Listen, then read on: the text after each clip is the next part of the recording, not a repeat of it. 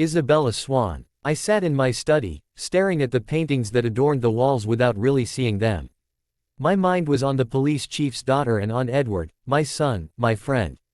And my first real companion in this life.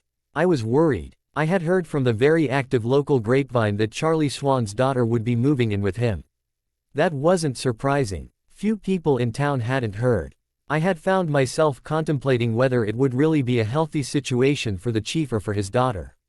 I knew nothing of her, of course, but I was quite familiar with Charlie. He was a reclusive man, rough in manner and somewhat short-tempered. He was effective in his position on the police force, but he had seen a life of violence both as a child and now as an adult working in law enforcement. My mind had briefly flitted across contemplations on the cycle of abuse, a thought that seemed almost ironic to me now. Ironic because I had worried over the safety of the girl. I should have been worried about the damage she could do to my family. Isabella Swan. No more than a child, but hazardous nonetheless. A few days ago, Edward had come home more distraught than I had seen him in decades, bringing the tale of the new girl in school in her compelling scent. Though I had never experienced it myself, I had often heard tales of the rare but extraordinary chemical reaction that a member of our species occasionally had to a seemingly random human scent. Even my own Emmett had experienced the phenomenon twice.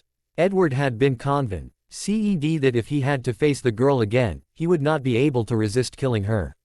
He had fled, taking Esme with him, and leaving me feeling wrong-footed. It had been a very long time since I had been without his company. And I didn't care for it.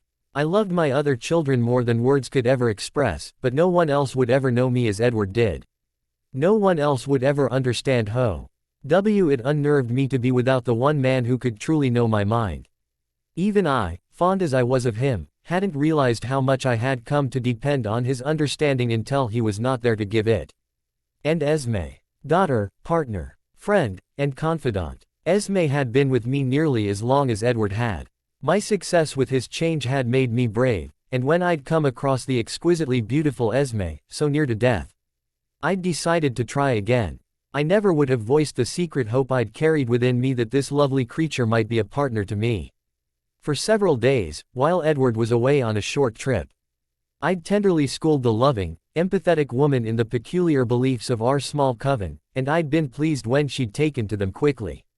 My hope had grown. Then Edward had returned and my newfound sense of comfort and family had slipped away from me. The moment the two of them saw one another, the world had moved for them. Of course, I tried not to begrudge my dearest friend and this new gentle woman the happiness that they had found with one another, but the feeling of belonging I had cherished so much with Edward could never be completely re-established. It had been even harder knowing that he'd been witness to every moment of my bitterness, something that I never would have allowed him to see had I been at liberty to hide it. We had never spoken of my feelings. Edward had tried once to apologize for the way things had happened, but I wouldn't hear it. He had done nothing wrong and, given the option, he would not have cultivated anything more than a friendship with Esme. Sometimes, for our kind, there simply wasn't a choice. I was long over the bitterness now, though, and felt only love for Edward and Esme. Given Esme's apparent age, she often posed as my wife in public, which had resulted in a friendship nearly as intimate as the one I enjoyed with Edward. When the two of them had left, they'd removed my strongest supports. I felt unstable without them. It was a relief when Edward had called me to tell me that they were coming home. Enough that I did not advise them to stay in Alaska with our cousins, though perhaps I should have. As I pondered the situation now, I wondered if my selfishness in the matter would cause problems for us. Esme had suggested that Edward cultivate a friendship with the Swan girl in the hopes that fondness for her would strengthen his resolve not to harm her. It was exactly the method I had used to convince each of my children to eschew the natural diet of our kind. I urged them to hang on to their humanity and to think of humans not as prey but as family, friends, and neighbors. It was an effective tactic, and Esme had high hopes for Edward's self-control. I hoped my own reservations wouldn't weaken his resolve. If only I could hide them from him and let him believe I had nothing but confidence in him. If only I could really have such confidence, the way Esme did. My son had never accidentally killed. Had never tasted human blood without deliberately choosing to do so. But would dangling such exquisite temptation in front of him, day after day, really be wise? Was there a way warn the police chief of the danger to his daughter without endangering my own family? And so I sat, alone in my study, searching for ways to avert disaster. Bella Swan's point of view. There was something very strange about the Cullen family.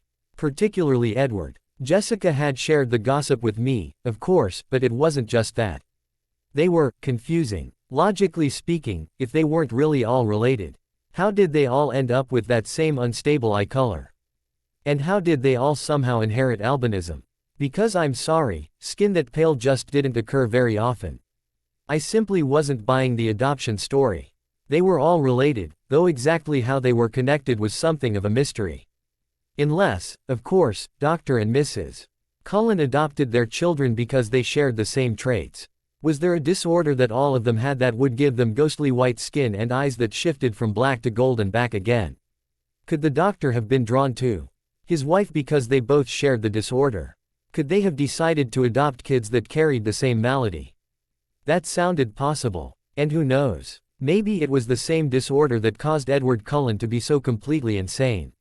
Maybe it was a disease that affected the brain. My first day at Forks High School, I thought Edward was going to kill me. I had no idea what I had done to earn such animosity from him. And it was like a kick to the gut to be hated so fiercely for no apparent reason. He had left me so miserable that I couldn't stop shaking the rest of the day. And if that hadn't been bad enough, after that he'd simply disappeared. He was gone for days, and now suddenly he was back, acting like nothing had passed between us at all. When I'd walked into class today, he'd see MPLY apologized for not having had the chance to introduce himself previously, as though I might have forgotten what had actually happened, and then he'd started asking one question after another. He seemed wonderful, actually.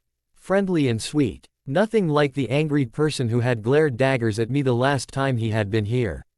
I frowned as he asked me why I had moved to Forks, making up my mind to let bygones be bygones. We all had bad days, right? Maybe somebody had run over his puppy. My mom got remarried, I told him, answering his question. And you don't like him? Not particularly, no, I said. More sharply than I had intended to. Edward raised an eyebrow. Sorry, I muttered. No need to apologize. Why don't you like him? He messed everything up, I said, trying not to sound too bitter. Mom and I were doing fine on our own. Better than we ever did with a man around. His eyebrow raised again. Not a fan of men, then. Not the ones who marry my mother. She has bad taste. You could say that. I was beyond ready to change the subject. But you never actually told me what it is you didn't like about him, Edward pointed out. He seemed very amused. No, I didn't. I hoped my glare made it clear that I didn't intend to. I could forgive him and all, but there were just some things we didn't need to discuss. All right. He let it go. So how do you like Forks so far? I sighed to myself, wishing I could muster up more enthusiasm for his home. It hasn't been too bad yet. Are you expecting it to be? I drummed my fingers on the table. Yeah, kind of. Why? Because every time I've been here before, it has been. You've lived here before. For a couple of years as a baby and for a month every summer since then. Custody arrangement with your parents. He guessed. I gave him a nod, pressing my lips into a thin line. It's the way the modern American family works. He smiled that sexy, crooked grin of his, and I wondered why the students here didn't warm to him more easily. Oh, right. Because he was crazy. What about you? I asked. You've only been here a couple of years, right? How do you like Forks? I like it very much. But then, I suppose I don't have high standards. I'm generally happy to be wherever my family is. His words sent a little stab of pain through my heart. Must be nice, I mumbled. Not close to your family. How had he turned this around on me again? Not really. What do you guys do for fun around here? He smiled sheepishly. I'm embarrassed to say I don't really know. My family and I, we do a lot of hiking, some occasional hunting. But we don't really hang out with the other students much. Outsiders. That was something I understood at least. What do you hunt? He shrugged, glancing away. The usual. Deer, elk, the occasional moose. Are you any good at it? He turned his golden eyes back to me, looking amused. We're very good at it. His smile brought one of my own. If you do say so yourself. Well, yes. He smirked. I tried to come up with a new question to keep the focus off of me, but he got there first. So, did you have a boyfriend in Phoenix? I looked away quickly. His was another subject I didn't want to talk about. No. He raised that inquisitive eyebrow again. Girlfriend? No. What about you? Are you seeing anyone? Yes, he said hesitantly. You seem a little reluctant to admit that. He dropped his eyes, giving a little self-effacing grin. I suppose I'm a little bit private about my relationship. I glanced around the room. Would I have met her yet? He gave me a lopsided smile. She doesn't go to school here. Oh, la push. He shook his head. No, she's already graduated. Ooh, an older woman, I teased. Very hot. Well, yes. He laughed softly, looking bashful. She's the most beautiful woman I've ever met. Oh my gosh, you're adorable. I grinned, making him laugh in response. Why, thank you. He fixed me with a speculative look. What? I asked, wondering if I had made him uncomfortable. I didn't want him to think I was coming on to him or anything. I find you very difficult to read, he murmured. I looked down, trying to avoid his scrutiny. There are more interesting things to read. Like that. He nodded toward my tattered copy of Pride and Prejudice. Sure. I shrugged. Just about anything, really. You don't think you're interesting. How did we end up talking about me again? Comparatively speaking, not really. Are you comparing yourself to late 18th century literature? Or to the people around you? Take your pick. Well, he said with an irresistible little smile, I'd rather talk to you than your friend Mike Newton over there. And I'd rather talk to you than read Jane Austen novels. So far, I think you're comparing well. I felt myself blushing. That's very flattering, I said, trying to sound casual. Speaking of Mike Newton, he smiled suggestively. There's someone you're interested in these days. I shook my head quickly. Why not? He asked, leaning toward me. No particular reason. I'm just not. Small-town guys aren't really your type. I licked my lips nervously. Nobody's really my type. He raised that curious eyebrow of his again. Never been in love. I blushed again and shook my head, staring at my hands. Why not? I shrugged. I don't know. I've never really related well to people, I guess. Well, Bella Swan, he said with a smile, maybe you've just never met anyone quite special enough. Carlisle Cullen's point of view. When I arrived home from work after Edward's first day back at school, he was standing on the front porch looking disturbed. Perhaps it was paranoia, but I immediately started wondering how much damage control would be needed. Edward raised an eyebrow, a sardonic smile coming to his face. Don't you have any faith in me? He asked as I climbed out of my car. I sighed in relief. What's wrong? I asked him, striding up to the porch and leaning my shoulder against the wall near him. He automatically adjusted so he was leaning as well, taking a habitually human pose in response to my own. I wondered if he was aware that he did it. I tended to strike such poses without giving them any thought at all, and Edward was the only one of my children who would shift his stance to match mine when we were at home. I can't hear her, he said, pushing his hands into his pockets.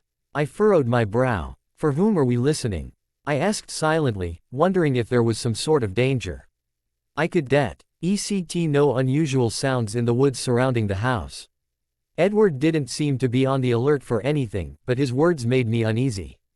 Bella Swan. I've spent the day listening for her thoughts. She's silent. Did you hear her before you left for Alaska? I was too busy planning ways to kill her to notice, he admitted. I frowned. That's inconvenient. Being unable to read her intentions will make it more difficult for you to step carefully in her presence. Why, though? Why can't I hear her? I puzzled over it for a moment. Have you ever come across anyone else you couldn't hear? Not to my recollection, he said. And I couldn't help but smile a little in his choice of phrases. His recollection, of course, was perfect. It was simply a human way of phrasing things, and I was pleased he did it so naturally. Anyone you've had difficulty reading? No one who wasn't intentionally trying to keep me out, he said with a pointed look. My smile widened a little. I had been guilty of doing that on occasion. Particularly when I had been struggling over my feelings about his mating with Esme. I assume you can detect no distracting countermeasures from her, then. He shook his head. Nothing. It's as though she has no thoughts at all. I brushed my thumb over my lip thoughtfully, a fidget I had picked up from a former colleague and added to my repertoire when a patient of MI. Nay had told me I tended to go very still when I was concentrating. Perhaps her mind works differently than the majority of the population, I suggested. Or perhaps she thinks simultaneously with her speech. So her mental voice is obscured. Does she seem careless or excessively talkative? He shook his head. On the contrary, she seems very careful about what she allows to be spoken aloud. And it's not only conversation. I see no visual thoughts from her either. Interesting, I murmured. Have you noticed any other abnormalities?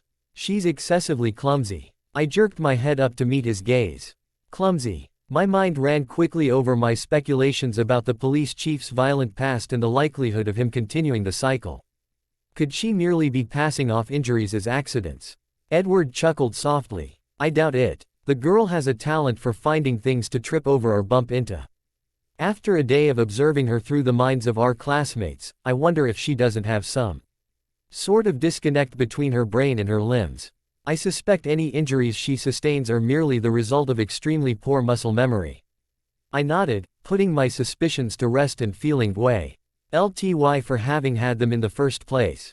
I liked Charlie Swan. On the occasions that I had worked with him I had appreciated his honesty and thoroughness.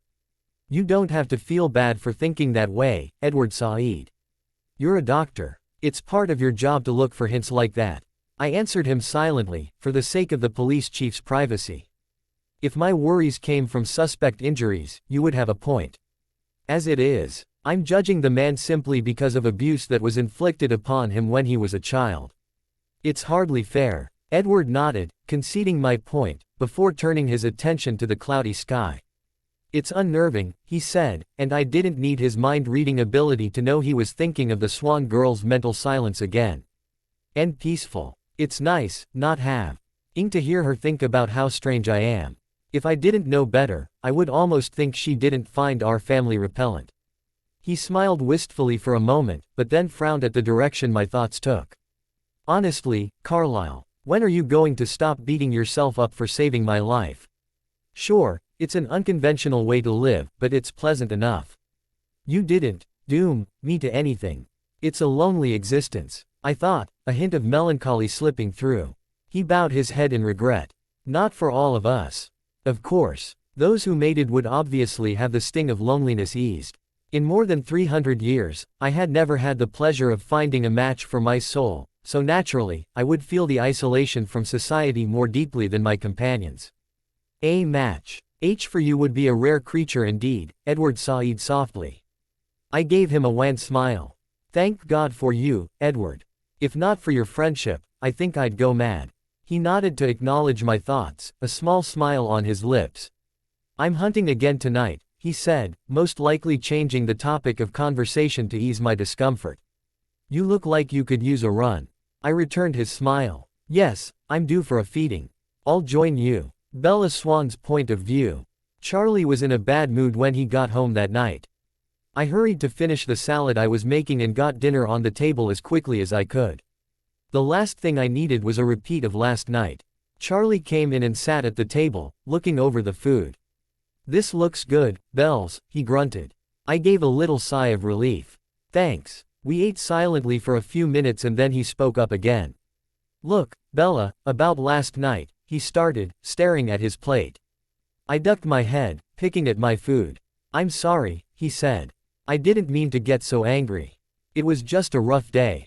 No, it's fine, I said quickly. No, he broke off. I wanted to make it up to you. So I got you something. He reached into his pocket and pulled out a set of keys. It's not new, but it runs well and it's solid. I stared at the keys.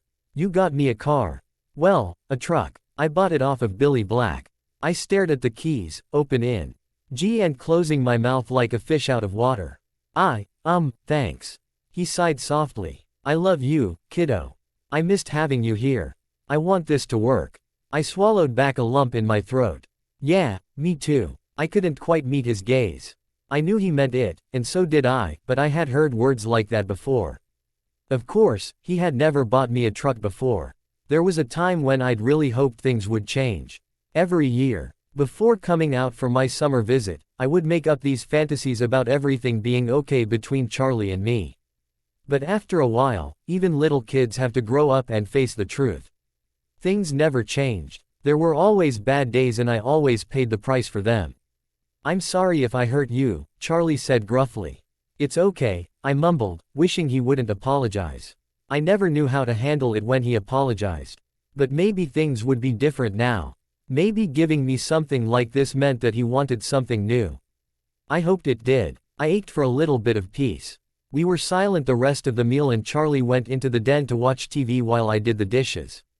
I didn't like dishes. I didn't care about the chore, exactly. It was just that it left my mind too free to wander. My mind wandering was never a good idea these days, because invariably it settled on. "This is a non-stick pan. Scrub it with a plastic brush." I tried to focus my energies on getting the pan clean and undamaged, but it just wasn't enough. "Pretty little thing." The words rose unbidden to my mind, and I shuddered. 1, 2, 3, 4, 5, 6, 7, 8, 9, 10. 1, 2, 3, 4, 5, 6, 7, 8, 9, 10. 2, 1, 2, 3, 4, 5, 6, 7, 8, 9, 10.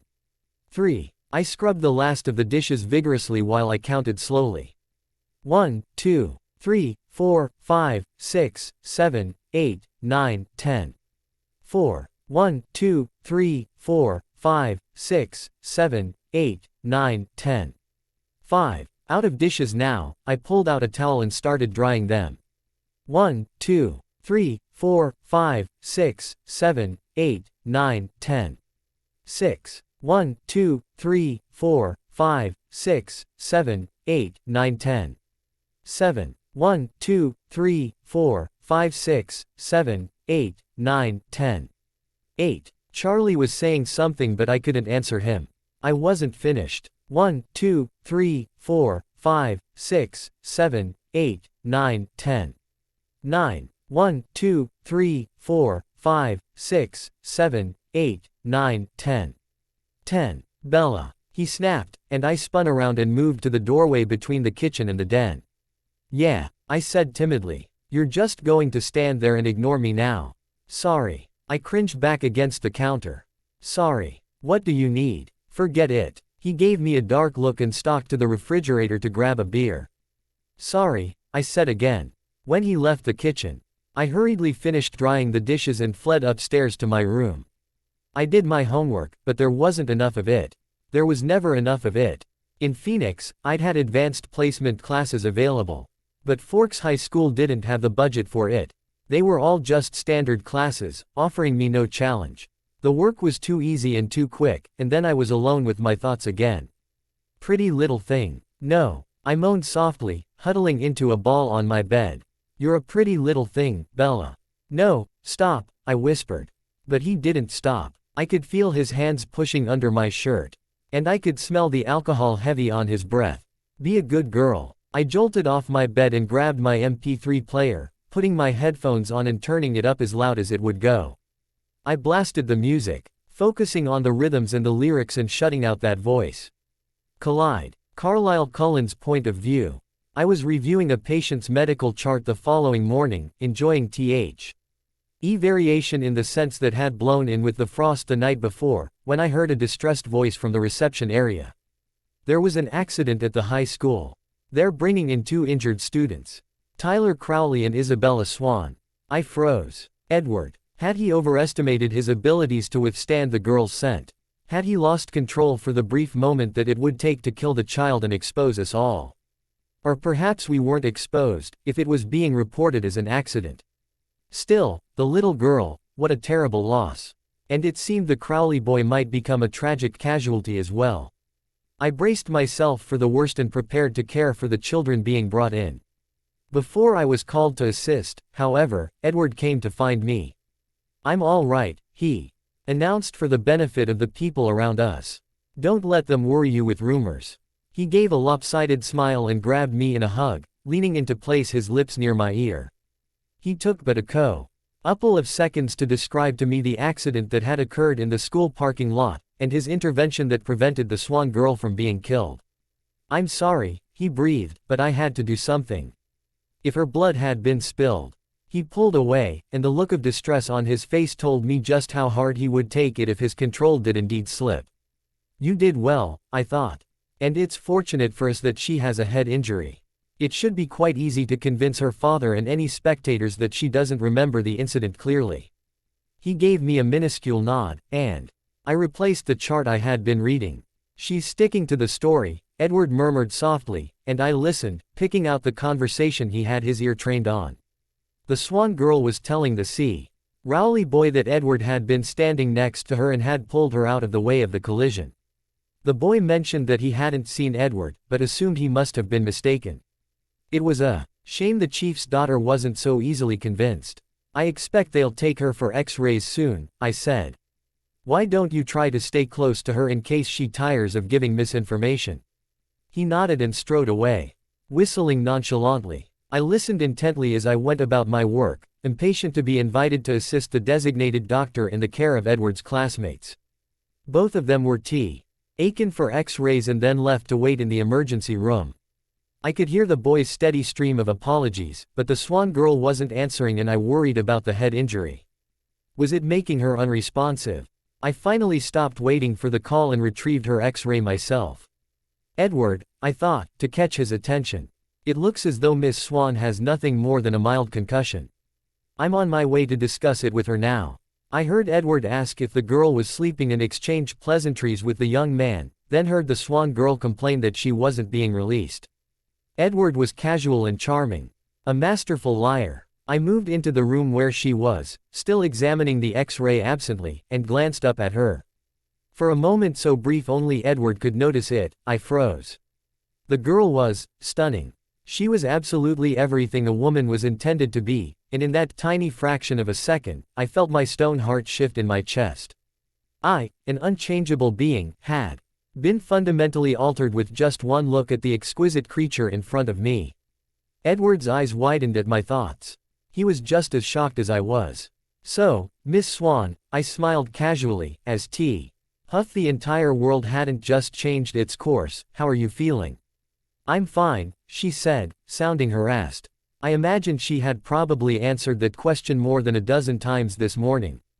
Is it possible? Edward's whisper was so faint that the two humans with us wouldn't be able to hear it. Have you ever heard of one of our kind mating with a human? I gave an imperceptible ache of my head as I unnecessarily placed Isabella Swan's X-ray on the lightboard. I took a moment to gather my scattered faculties. Your X-rays look good, I said, turning back to the girl and moving to her side. It was all I could do not to take her in my arms and breathe in her delicious scent. But I had to be professional. Does your head hurt? Edward Said, you hit it pretty hard. It's fine, she sighed, scowling at Edward. I was irrationally bothered that her attention was on him instead of me, and Edward laughed silently at my petty jealousy. I ignored him and used Isabella's head injury to my full advantage.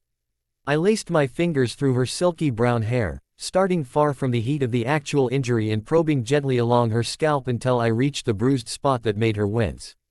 Tender? I asked her, basking in the warmth that emanated from her smooth skin. Not really. Her denial saddened me. I wanted her to let me comfort her and ease her pain. I had visions of taking her into my arms while she wept onto my shoulder, working out her fears. Edward's patronizing chuckle was audible to human ears this time, and Isabella narrowed her eyes at him, assuming it was directed at her. It was time to end this before I lost control of myself. Well, your father is in the waiting room, I told her. You can go home with him now. But come back if you feel dizzy or have trouble with your eyesight at all. It was thoroughly improper for a physician to hope that his patient suffered from vertigo and vision loss. Nevertheless, I hoped. Despite her previous impatience, she seemed less than eager to be discharged now. Can't I go back to school? Her heart rate picked up and there was a tension behind her eyes. I frowned, wondering vaguely why she would prefer school to home. Weren't children in the habit of feigning illnesses to avoid school? Maybe you should take it easy today, I advised her. Her attention, frustratingly, returned to Edward.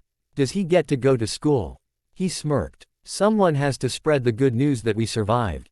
But I doubted that the high school would be very well attended today, judging by the babble of voices just inside the front doors of the hospital.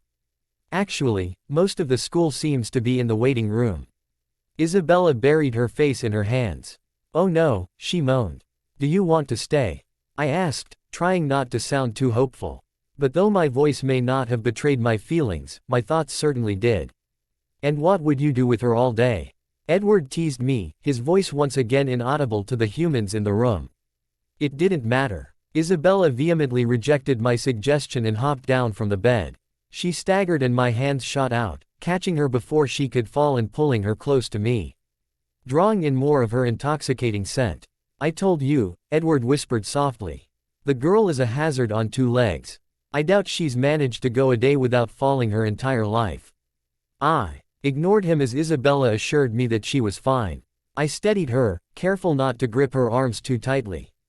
I was used to holding back my strength with humans, of course, but this girl seemed particularly delicate. It didn't help that she was so thin and prone to accidents.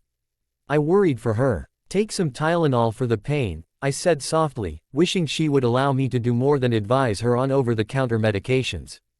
"It doesn't hurt that bad," she mumbled. After making sure she was steady on her feet, I released her. Clearly she was in a hurry to leave. Of course she would be unnerved being this close to Edward and me. Her natural instincts would be telling her to flee. That thought left a dull ache in my chest. I stepped back, giving her space to make her more comfortable, and picked up her chart. "It sounds like you were extremely lucky," I said as I signed it.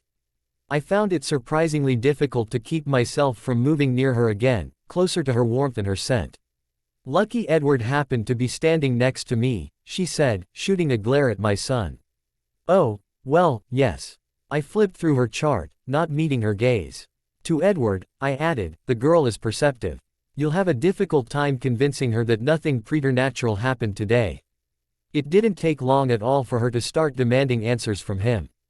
As soon as I turned my attention to Tyler, Isabella was requesting that Edward step into the hall to speak with her.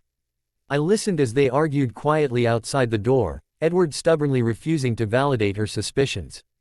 I didn't envy my son. The young woman was difficult to dissuade, and I couldn't help the admiration that was growing in my chest. There was clearly more to delicate little Isabella Swan than met the eye. Crazy. Bella Swan's point of view. Something was up with Edward Cullen. Something huge. And I couldn't even think about it because every time I thought the name Cullen, my mind filled with images of his father. Good Lord, Drive. Carlisle Cullen was a beautiful man. If I hadn't been sitting down when he'd walked into the room, I probably would have fallen over. As it was, I'd barely kept myself on the table, I had not managed to keep my jaw from falling open. And, oh, the way he smelled. It was like cedar with just a hint of cloves, and his scent had absolutely overtaken my senses.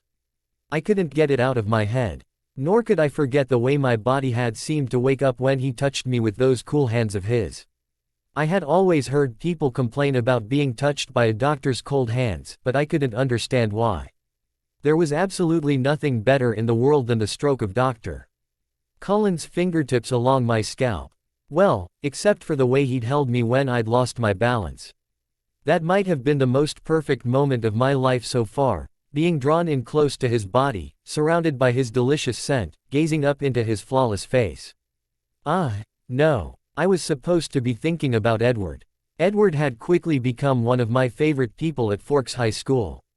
For some reason, he had apparently decided that I was worthy of his attention while paying very little heed to the other students in the school. And he was gorgeous. Not as flawless as his father, perhaps, with that honey-colored hair that matched his golden eyes so beautifully. No, Edward Cullen was quite attractive. So it was flattering that he would pay such close attention to me. I still wondered why he did it. He had seemed satisfied, even blissful, when he talked about his girlfriend. So it wasn't likely that he was interested in me romantically. Maybe he was just trying to make up for that first day. But even at the hospital, where I had met Drive Cullen and had felt his cool fingers threading through my hair. Stop it, Bella. Focus. While at the hospital, even as Edward had stubbornly refused to answer my questions, he had been warm and friendly to me while completely ignoring the other students. And that brought me back to the big question. I knew that Edward hadn't been close to me when Tyler's van skidded out of control. I had seen exactly where he was, because I had been considering approaching him to say hello.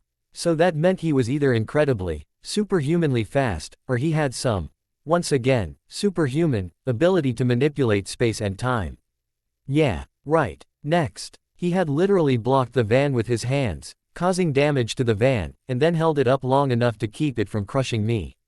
Which meant he was Hulk strong, and, oh yeah, made entirely of adamantium. I mean, come on. Even Wolverine would end up with a few cuts and bruises if he got hit by a car, right? Something that would, conveniently, heal right away. But not Edward. Edward Cullen, son of the godlike Drive. Carlisle Cullen with his long, tapered fingers that I just wanted to suck. Damn it. Edward Cullen hadn't gotten a scratch. So what did that mean? I was drawing a blank.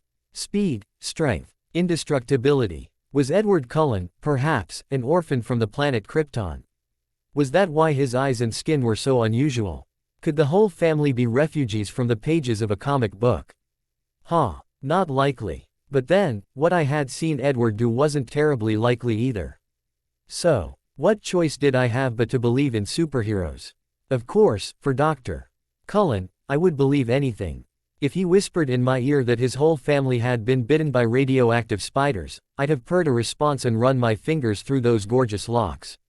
And while I was there I might take the liberty of tasting his skin, flicking out my tongue to caress his earlobe before drawing it into my mouth. Was it sick to fantasize about your classmate's father? It was, right. An older man. I had been with older men before, of course. In fact, most of the men I had been with were at least a handful of years older than me. But somehow, it didn't seem so bad when it was Dr. Cullen who was running his fingers through my hair. He was wiser, more experienced, but it was more than that. Of everything, what got me about Dr. Cullen was how perfectly composed he was. He didn't seem like a man to let his emotions get the better of him. He didn't seem like someone who would lose his temper and leave bruises and welts, or like someone who would creep into your room at night. Pretty little thing. No, I shoved the voice from my mind, refusing to let it taint my thoughts of Dr. Cullen. He was above that. He would never hurt anyone that way. Right. I mean, there were men out there who didn't hurt their daughters or their stepdaughters. Weren't there? Were there any Brady Bunch families left in the world? Were there fathers like Mike who disciplined with stern words, rather than pummeling fists? Were there girls who didn't plan the clothes they put on each morning around the bruises they had to cover? They had to exist, and Carlisle Cullen had to be one of them. He just had to be. I couldn't live in a world where that beautiful man hid a monster behind his mask. Carlisle Cullen's point of view. Edward was waiting for me on the porch again that night, already in a strikingly human pose. He was sitting on the railing, leaning back against a post with one leg swinging casually. He grinned at me as I drove up. Please tell me you haven't been spreading gossip around to the family. I thought, praying he had kept my day's excitement to himself. Edward tended to allow people their privacy, but with an event this significant I didn't know if he would have shared it with everyone else. He shook his head. No one knows. I asked hopefully. He grinned and pointed upwards.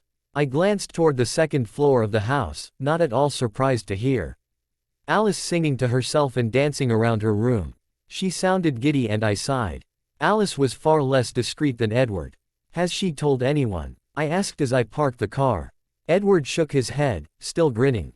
I got out of the car, not surprised that Alice had joined Edward on the porch by the time I closed the car door. Carlisle, I'm so happy for you. She squealed, darting across the RT distance between us and throwing herself into my arms. The rest of the family joined us on the porch, eyeing Alice and me curiously. What's she all worked up about? Emmett asked, absently stroking Rosalie's hair. I shook my head, suppressing exasperation. Nothing worth speaking of. Alice gasped and stepped back. Nothing worth speaking of. Carlisle, this is huge. Monumental. I looked at her sadly. I'm afraid it's not, Alice. Nothing will change. Her jaw dropped. What? How can you say that? This changes everything. Enough with the secrecy, Rosalie said impatiently. What are you talking about? Edward was looking at me expectantly, and I sighed. Go ahead. Carlisle's found his mate. He grinned. Carlisle. Rosalie closed the distance between us in a flash, hugging me just as enthusiastically as Alice had. And Emmett and Jasper moved forward to clap me on the back and congratulate me. Esme waited until everyone else had stepped back before approaching me and kissing me warmly on the cheek. I knew there was someone out there for you, she breathed. Jasper looked guarded. I wasn't aware of any others in our area. Who is it? I resigned myself to the necessity of a conversation. Come, I said to my family. Heading into the kitchen, I took my place at the head of the table and my children gathered around it, waiting eagerly for the tale. Only Edward and Alice seemed to know the details. And Alice was practically bouncing in her eagerness to hear me tell the story. It's an unusual circumstance, I told my family when we were all seated. I was unaware that it was even possible. But it seems that the mating instinct has initialized with a human. My family all went very still around me, excepting Alice, of course, which was the reaction I had expected. When surprised, we instinctively stilled ourselves to gather sensory data. We listened, inhaled, watched for signs of danger.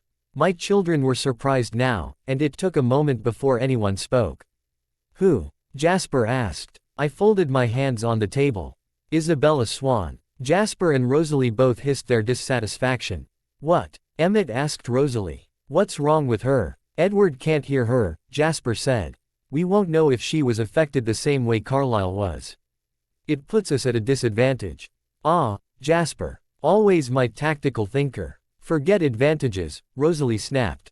She's a little girl, Carlisle. How could you even consider pursuing her? I'm not, I said softly. What? Alice gasped. You can't be serious. I sat back in my chair. I am quite serious, Alice.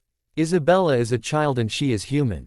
Our society would not allow a man of my apparent age to court a teenage girl, and my conscience will not allow me to place her in the danger she would be in were she to grow too close to our family. As I said, nothing will change. Oh, yes it will, Alice said. Something has started that you can't stop, Carlisle.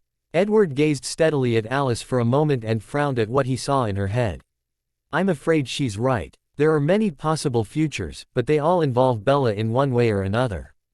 I will, of course, be involved in the girl's life, I told them, knowing it would be impossible for me to stay away from her. I intend to befriend her father and I'll look after her as much as propriety allows. But I will not take her for a mate and I will not disclose our secrets to her. She deserves a real life, and I'll not be the one to take it from her. We can't stay here forever, Emmett pointed out. What happens when we have to leave? That was a thought that had nagged at me all day. There was no pleasant answer, but really, there was no choice. For me, there was only Isabella. I will stay, I said softly. I'll make myself invisible to society and I will watch over her. Everyone stilled this time, including Alice. No, Esme whispered. A feeling of despondency radiated from Jasper. You would leave us? He asked quietly. I nodded. As you would leave for Alice, I told him. Then turned my eyes on Esme, and as you would leave for Edward. Edward reached out and placed his hand over mine. Carlisle, are you sure you want to do this? It's been 300 years. I haven't forgotten, I told him, warning him silently to keep my loneliness to himself. It wasn't something I cared to have the family speculating on. There's no evidence to suggest it could ever happen again. That won't matter. If I didn't make a decision as to how I would end my life, I hoped that I could keep Alice in the dark as to my intentions. But Edward would know, and he would understand. Edward could see more than just my words, he could see the impetus behind them. If a man must surrender his privacy, it was a mercy that it could be surrendered so completely. It could happen again, Rosalie said defensively. There's only one way to find out, I told her, smiling softly. Alice started to speak, but Edward cleared his throat quietly. We'll discuss it tonight, he told her. You're going hunting with me. Hunting every night, Edward? I asked curiously. I'll have to. He smiled gently. I won't gamble with Bella's life now, Carlisle. She's yours. A fiercely possessive feeling washed over me at his words. Yes, she was mine. Though I could not have her in the ways that I longed to, still I would care for her. I would watch over her the way no parent, no lover, ever could. Regardless of where her life took her, I would always belong to her and she would always be mine. Bella Swan's point of view. I walked into biology the next day and set my books down. Fixing Edward with a challenging stare. Are you still lying to me? Most likely. He smirked. I didn't miss that he scooted his chair back to the far side of the table as he leaned back and folded his hands in his lap. Okay. Now, apparently, he didn't want to sit close to me.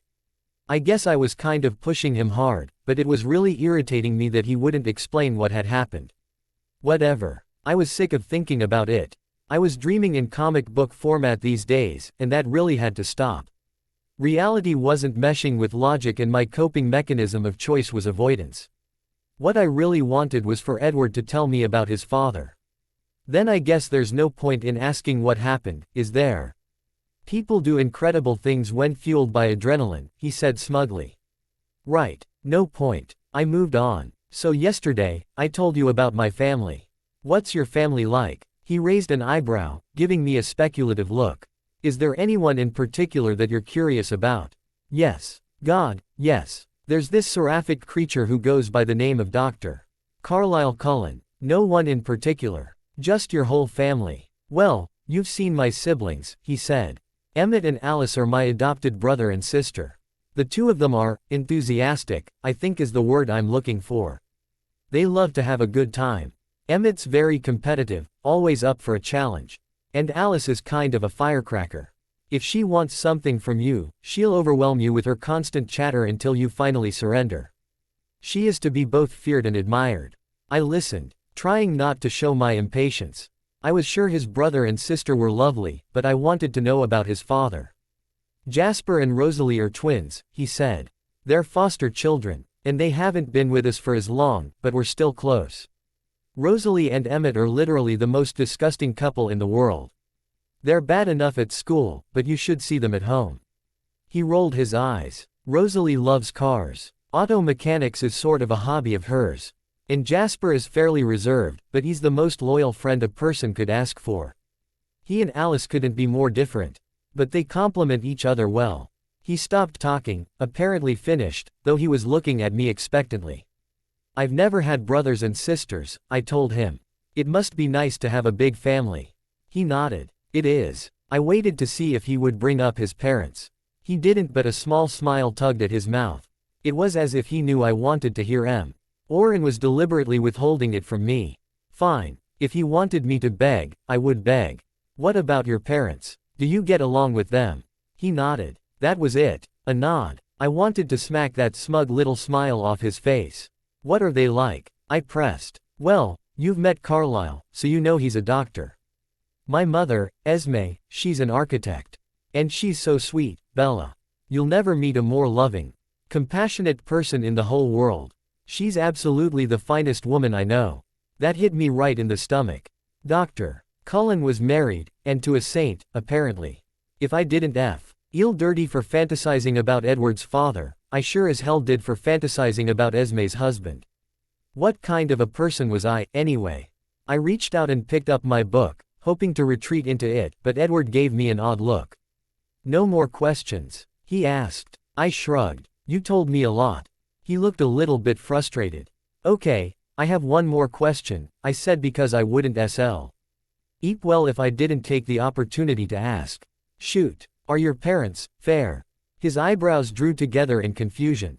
Are they fair? Yeah, it even sounded stupid to my ears. I shrugged. Never mind. No, you mean like, as disciplinarians or something? I nodded. Yeah, sure, I think they are. They have pretty high expectations, but they're not extreme or anything. Okay, I said, trying to make it seem like I didn't care all that much. Why do you ask? I just shrugged. No, come on, tell me. I mean, it's kind of a strange question. What makes you ask it? Nothing, really, I said, scrambling for a believable lie. It just seems like you'd need somebody really fair to handle a big family like yours. He didn't seem entirely convinced by my lame excuse, but he relented. They do pretty well. I nodded. Maybe there really was a Mike Brady or two left in the world. I spent the rest of the day wondering what it would be like to have had a father like Carlisle, but as I angled my truck toward home, it suddenly hit me that this new fantasy was even more messed up than the ones before. Now I was panting over Edward's father / Esme's husband / my father. No, no, no, no, no. This had to stop. I got home and threw some dinner together, then put it in the oven to cook while I did my homework. It was, as always, too easy. Not enough to keep my mind occupied. But these days my mind slid easily to Dr. Cullen, and I was working up a new fantasy about a late encounter in a quiet hospital. The thump of the closing front door jolted me out of my thoughts just as Dr. Cullen's cool fingers were exploring under my hospital gown. It was a very good thing my father couldn't read my mind because I was fairly sure that little mental image would have made him go ballistic. I jumped up and started setting dinner out on the table as he headed into the kitchen. He sat down and patiently watched me work. He seemed to be in a good mood. "How was your day?" I asked him. "It was good. Quiet," I nodded, pulling the casserole from the oven and placing it on the table. "Ah, how was yours?" Charlie asked awkwardly. "It was good." I cast around for something else to say. "We had a pop quiz on A Tale of Two Cities and I got 100%. Charlie grunted his approval. Conversation wasn't really our forte. "Are you making friends okay?" he asked after an awkward pause. Yeah, I guess. Edward Cullen is really nice." He frowned. "That's the kid who was driving the van." "No, Edward's the one who pulled me out of the way." He nodded. We ate quiet for a few minutes before the phone rang. Charlie put down his fork and stood, frowning. "Hello," he answered gruffly. His eyebrows raised slightly in surprise. "I'm fine, Drive. Cullen, how are you?" Immediately my senses were on high alert. I wished I could hear the other end of the conversation, wished there was an extension I could pick up and listen in. I wanted to hear the doctor's warm, honeyed voice. "She's fine," he said after a moment. No dizziness." Dr. Cullen was asking about me. He'd called to check on me. My pulse picked up, and my mind drifted back to that fantasy and Dr. Cullen's cool fingers. Charlie grunted. "No, I'm sorry, I'm afraid we can't." Can't what? What was Dr. Cullen asking him to do? "Yeah, maybe," he grumbled, then said goodbye and hung up. "What was that?" I asked as he took his place at the table again. "Dr. Cullen called to make sure you were feeling all right," he said, not looking terribly happy about it. "What did you say you couldn't do?" He asked us over for dinner this Saturday. My eyes widened. Dinner with the godlike Drive. Carlisle Cullen. And Charlie had declined. "Why did you say no?" I asked him, trying not to sound as horrified as I felt. "I'm fishing with Harry this weekend." "All the better. I could go alone." "Oh, God, I wished I could go alone." I wanted to snatch the phone up and call him back to accept the invitation for one. Which was totally inappropriate. I knew, but what else was new? I was obsessing over the man. I had never had a crush before. Was this what it was like? Did it feel like the only thing that mattered in the world was him? I must have been frowning because Charlie noticed. "You want to come fishing with us?" he asked. I shook my head quickly. "No, I'll just stay home and get ahead on my homework." "All right," he grunted. Stupid Harry. Stupid fish. Carlisle Cullen's point of view. There was a soft knock at my study door and I raised my eyes from the medical journal I was reading. "Come in, Jasper." He opened the door and clasped his hands behind his back. "What can I help you with?" "I was thinking of going for a run," he said softly. "I wondered if you'd like to come keep me company." I smiled. It seemed Jasper wanted to have what privacy he could get in a family such as ours. "That sounds delightful," I said, rising from my desk. I followed him down the stairs and out the back door. And we ran for several minutes without stopping, taking us miles from the house and far away from listening ears and minds. Eventually, Jasper slowed and then stopped. He turned his back to a tree. His posture stiff and his hands clasped behind him. I sat on a large rock nearby and waited patiently for him to speak. "You're the hub, Carlisle," he drawled softly. "The rest of us, we all rotate around you." I raised my eyebrows in surprise. I wasn't sure what I had expected from him, but it certainly had not been this. I sat silently and waited for him to continue. "If you leave, when you leave, this family will drift apart." I frowned. "Jasper, surely the six of you could stay together for a few decades while." "We could," he interrupted. "And we would if we thought you were coming back." I closed my eyes for a moment. I wasn't ready for this conversation. "Alice?" I asked him. "No, sir," he said softly. Whatever games you're playing in that mind of yours have kept her from seeing your plans. But Edward knows your mind, and he's devastated.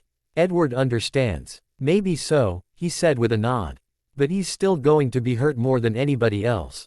His words left a hollow ache in my chest. Edward, my dearest friend, I know it ain't exactly proper to go around comparing, Jasper said, his voice even softer than before, but he loves you more than any of the rest of us do. He smiled slightly. And you and I both know what he means to you.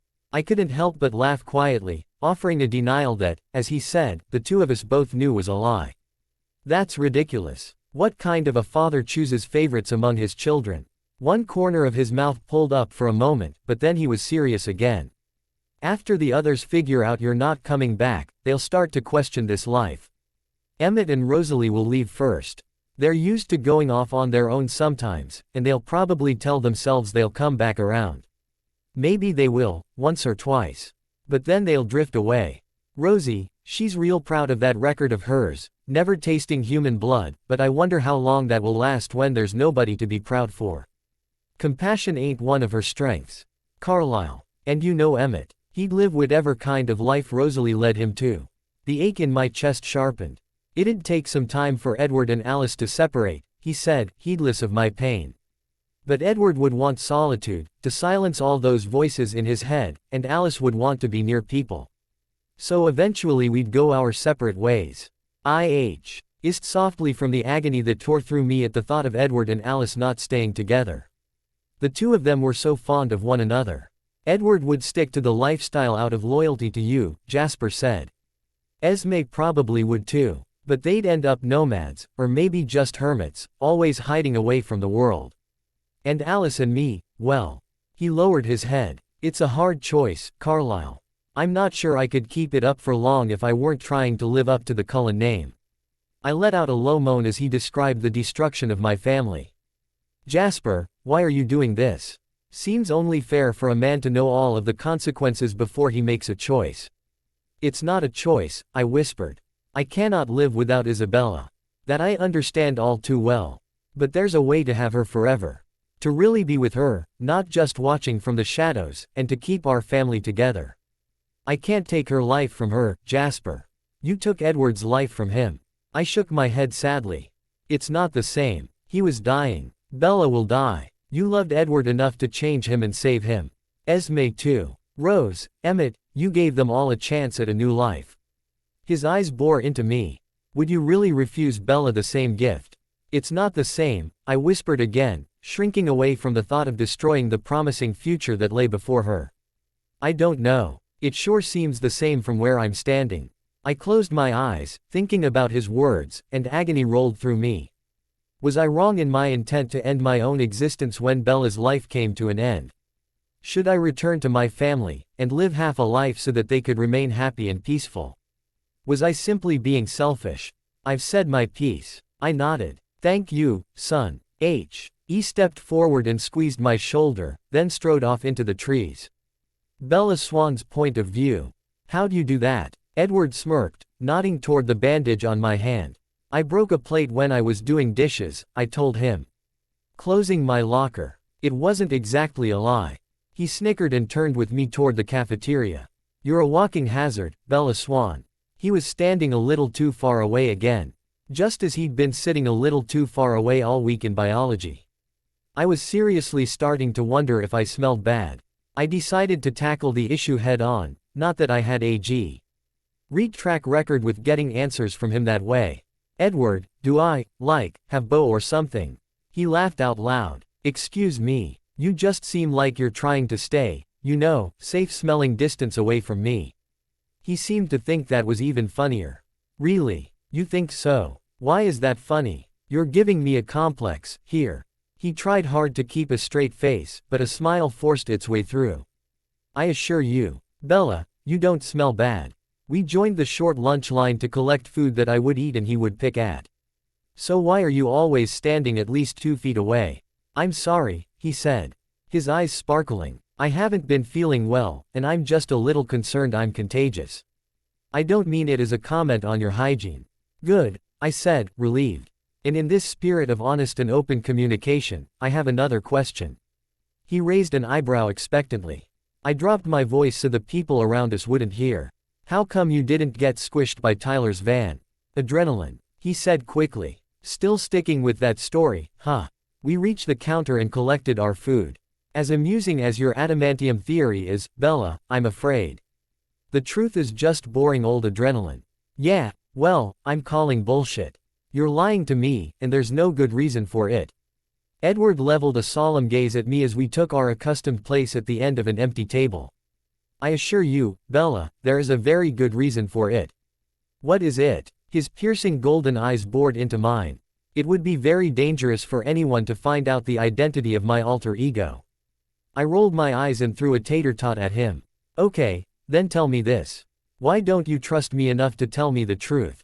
He frowned. It's not a matter of trust. He looked like he was about to go on. But a high, trilling voice interrupted us. Do you mind if we join you? His sister Alice asked, moving behind Edward and plopping down at the table next to him. A tray appeared beside mine. And Jasper settled beside me, giving me a warm smile. And I mean warm. Just looking at his face made me feel fuzzy all over. He was definitely charming, and I found myself smiling stupidly back at him. I don't mind at all. I meant it for both of them, but I was still smiling at Jasper. How was the whole family this beautiful? If they were really drive Cullen's kids, I could blame it on an exquisite gene pool. But as it was, there didn't seem to be a natural explanation for it. Unless, once again, Carlisle and Renesmee Cullen had only been willing to adopt very attractive children.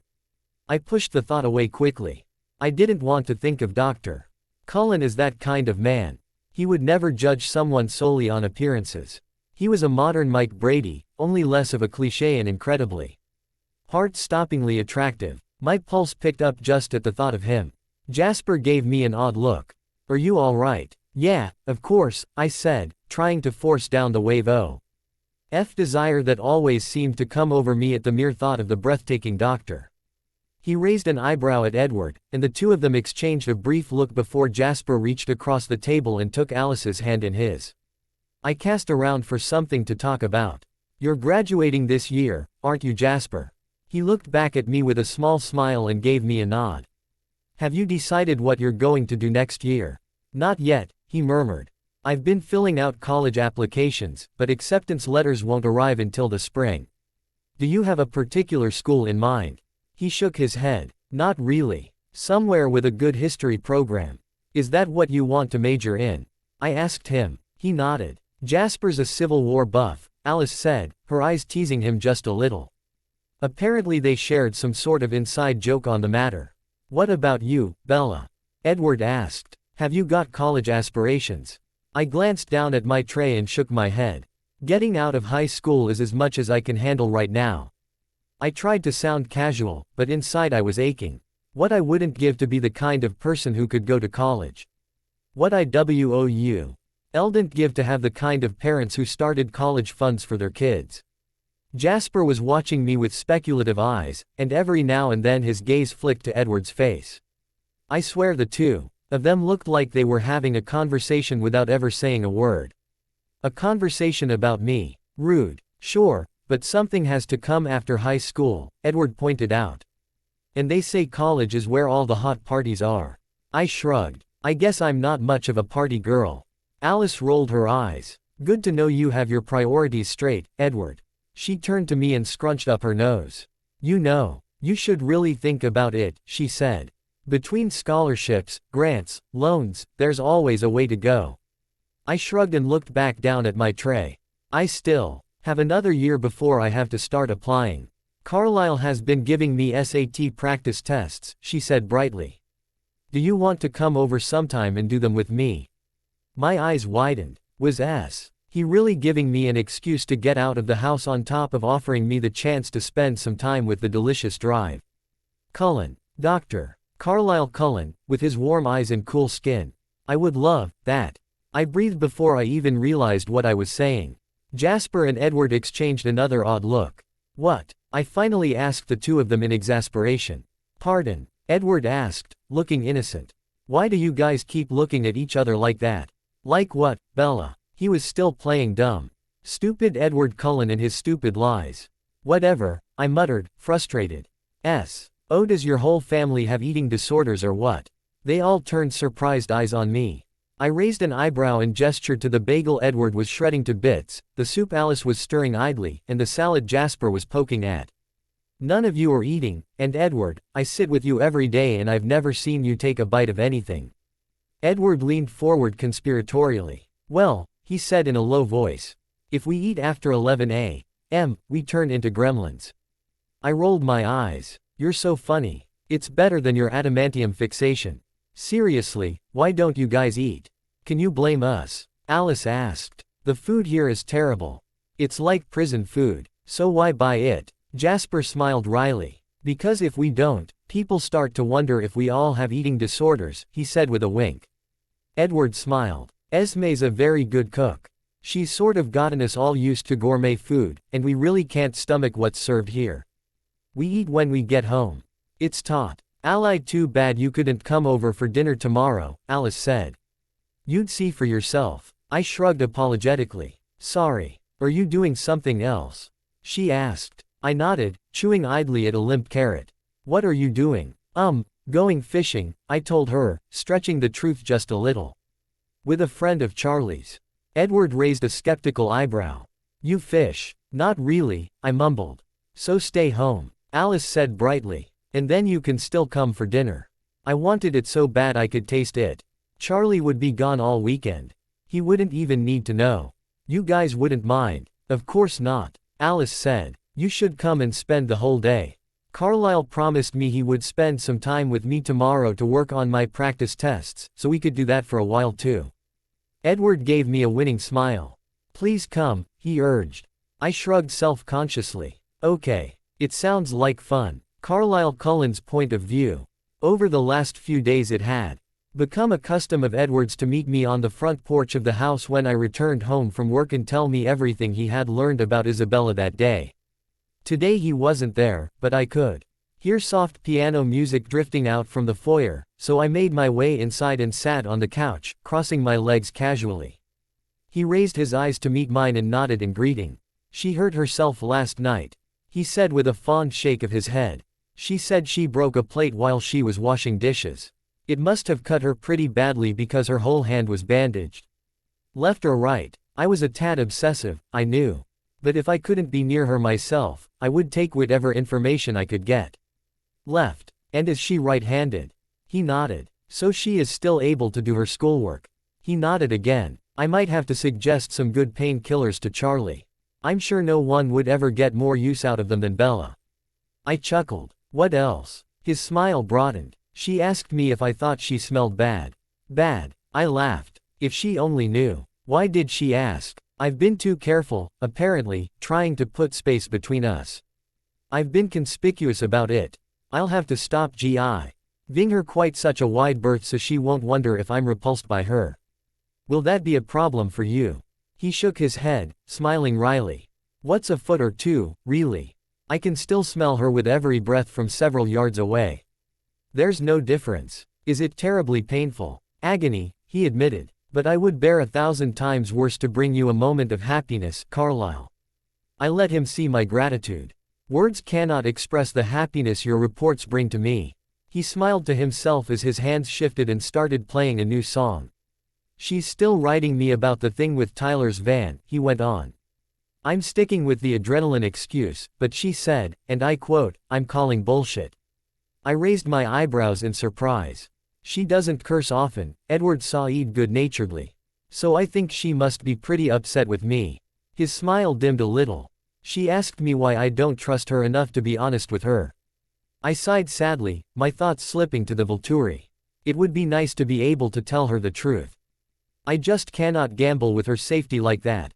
I know, Edward said. I wouldn't expose her to that either, and I'm only speaking as a friend.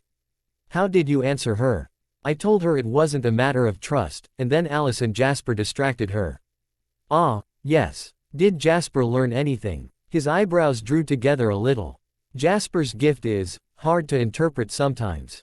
He hedged. Please explain. He sat down next to her and introduced himself, he said, and of course he gave her a little dose of warm feelings so she wouldn't be too nervous being close to him.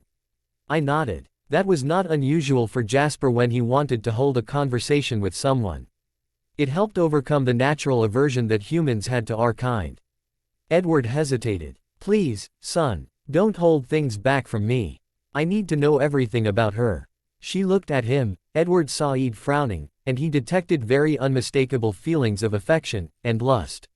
I stilled for a moment, closing my eyes against the intensity of the rage and jealousy that flared in me for the briefest moment. Jasper's voice drifted down from upstairs. Try not to forget that she's a teenage girl. With the state of her hormones, lust will frequently flare over very minor stimuli, and sometimes for no apparent reason. I feel it all day long, every single day. Edward nodded his agreement. She later reacted the same way when Alice was asking her some questions. I furrowed my brow. You're right, of course, I said aloud for Jasper's sake. It is a bit of a puzzle, though. Sadly, Edward saw Ed. We still have no idea how she feels about you. Disappointment pulled at my thoughts. We did learn something else that was rather interesting, he continued. I let him feel my curiosity. Jasper worried that he might have overdone it a little with the emotion control, Edward explained, so he pulled it back. He didn't influence her at all. And, she wasn't uncomfortable. I wondered if he had determined that by reading physical reactions like her heart rate and sweat production. That, he answered my unformed question, and Jasper's reading. He didn't pick up any fear or anxiety. Fascinating, I murmured. I wonder if she has always felt that way, or if it's a recent development because of her interaction with you. Or possibly as a result of the initialization of the mating instinct. Hope tinged my thoughts, despite my decision not to pursue the girl. That's more along the lines of what I was thinking. Edward smiled. It's a shame we didn't have Jasper reading her all along. Tell me, Jasper, what sorts of emotions did you pick up from her? Depression, Jasper said from upstairs. The girl's very unhappy, Carlisle.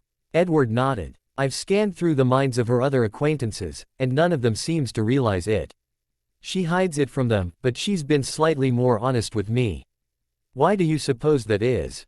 He smiled wryly. Possibly because I've annoyed her into it. I've been questioning her incessantly since I got back from Alaska. She likes you, Edward, Jasper drawled. She trusts you. What sorts of things has she told you?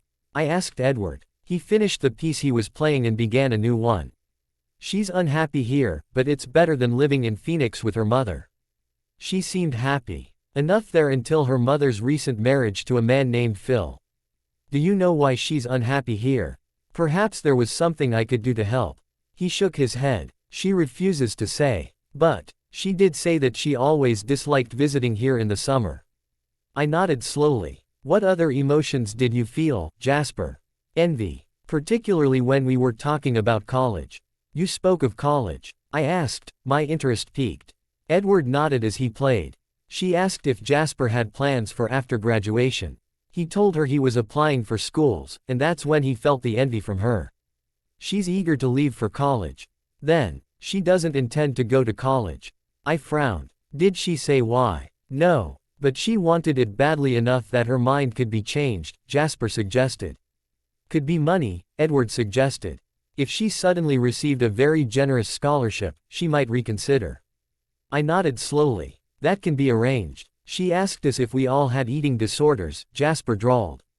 Amusement in his voice. She noticed you weren't eating. Edward smiled. We told her it's because we have a taste for better food. I laughed out loud. Well, if we ever get her and her father over, we'll have to see to it that the meal is somewhat sophisticated.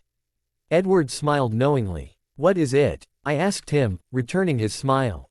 I'm not allowed to say. His words pained me. You wouldn't hold anything back, Edward. Not for long, but I promised I would let Alice tell you. Where is she? I believe she's buying you some new clothes. Our girl loves clothes, doesn't she? I said, smiling at the thought of the way Alice showed her affection for our family.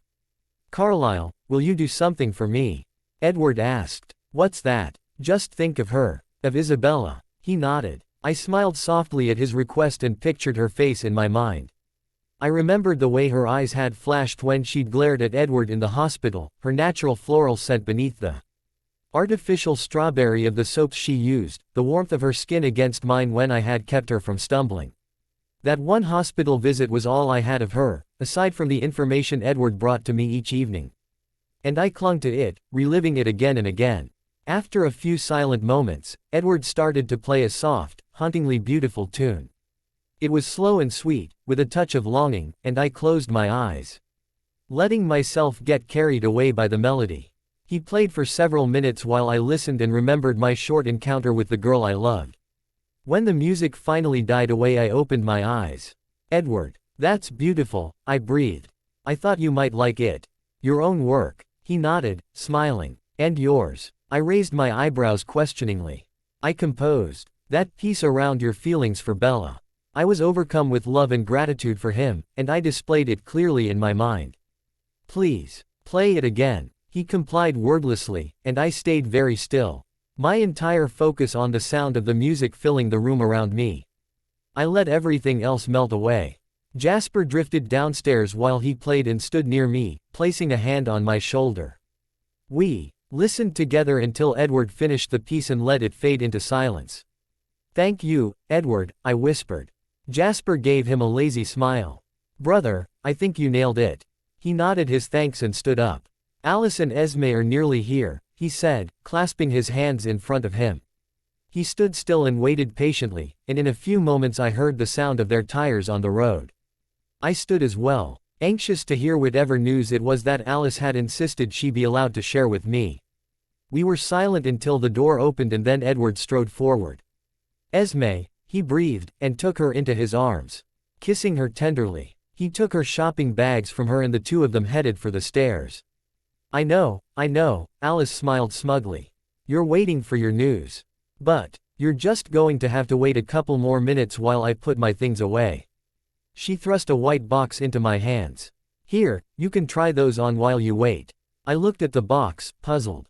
It was certainly not unusual for her to have bought me something, but the fact that she only gave me one box surprised me.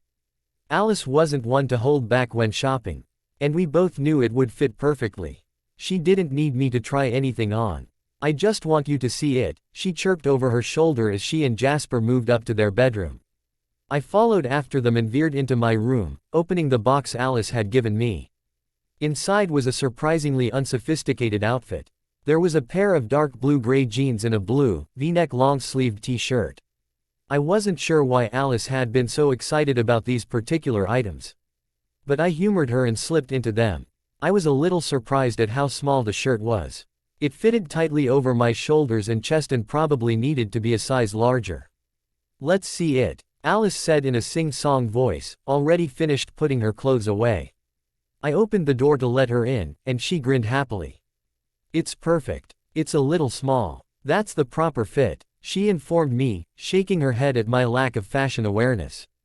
"We're updating your look. The sweater vests really have to go." "Plenty of men still wear sweater vests," I said, slightly miffed. "I like them. Old men wear sweater vests. You're only 30 years old as far as the good people of Forks know, remember? You can dress all stuffy at work, but at home you have to dress your age."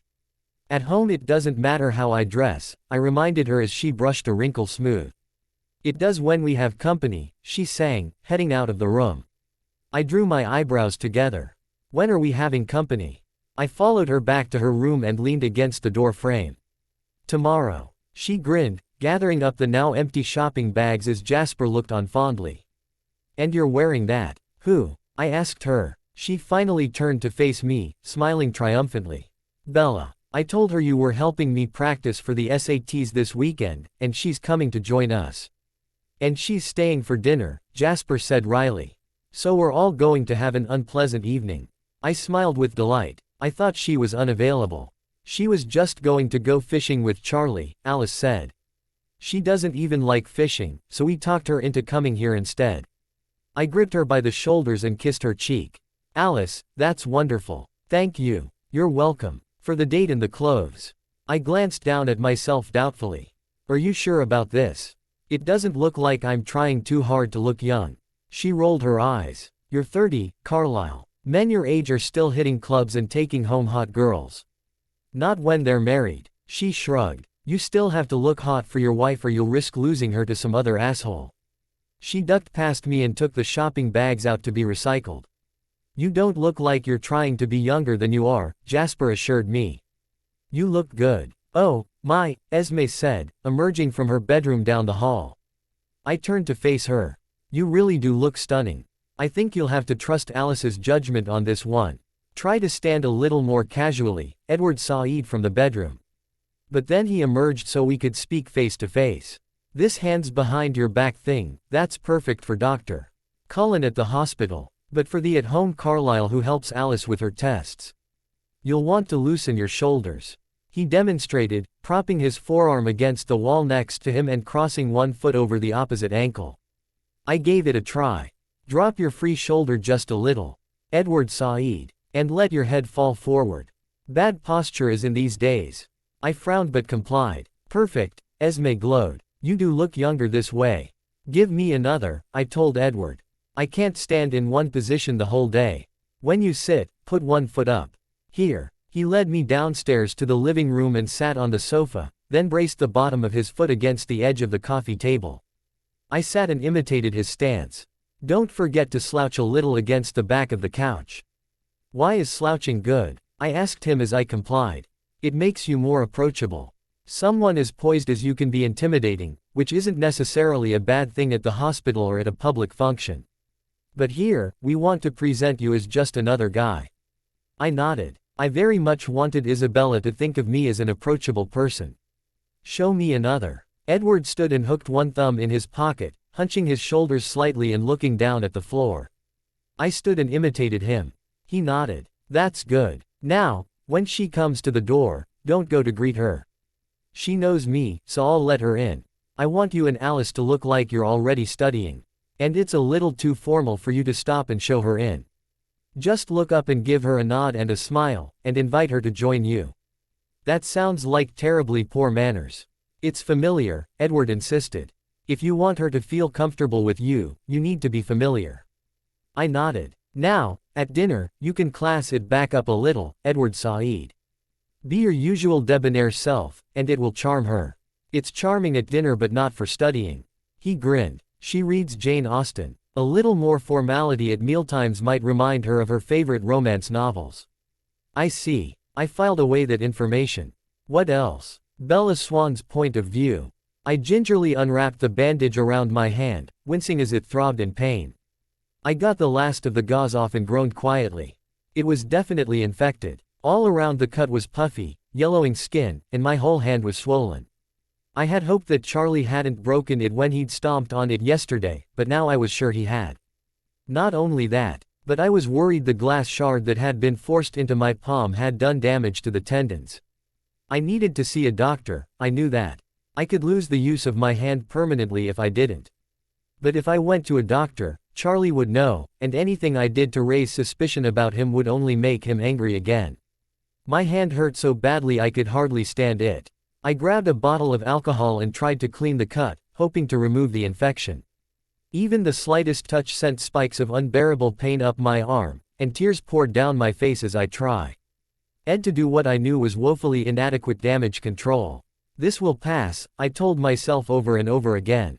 Infections go away. Bones heal. But they didn't always heal right, which I knew from experience. I would never quite have the full range of motion back in my right leg since I'd fallen down the stairs after Phil first moved in with Mom and me. Since he'd pushed me, I was fairly sure I had broken something in my hip. And since then I hadn't been quite steady on my feet. Sometimes something just seemed to give out and I would find myself sprawled on the floor.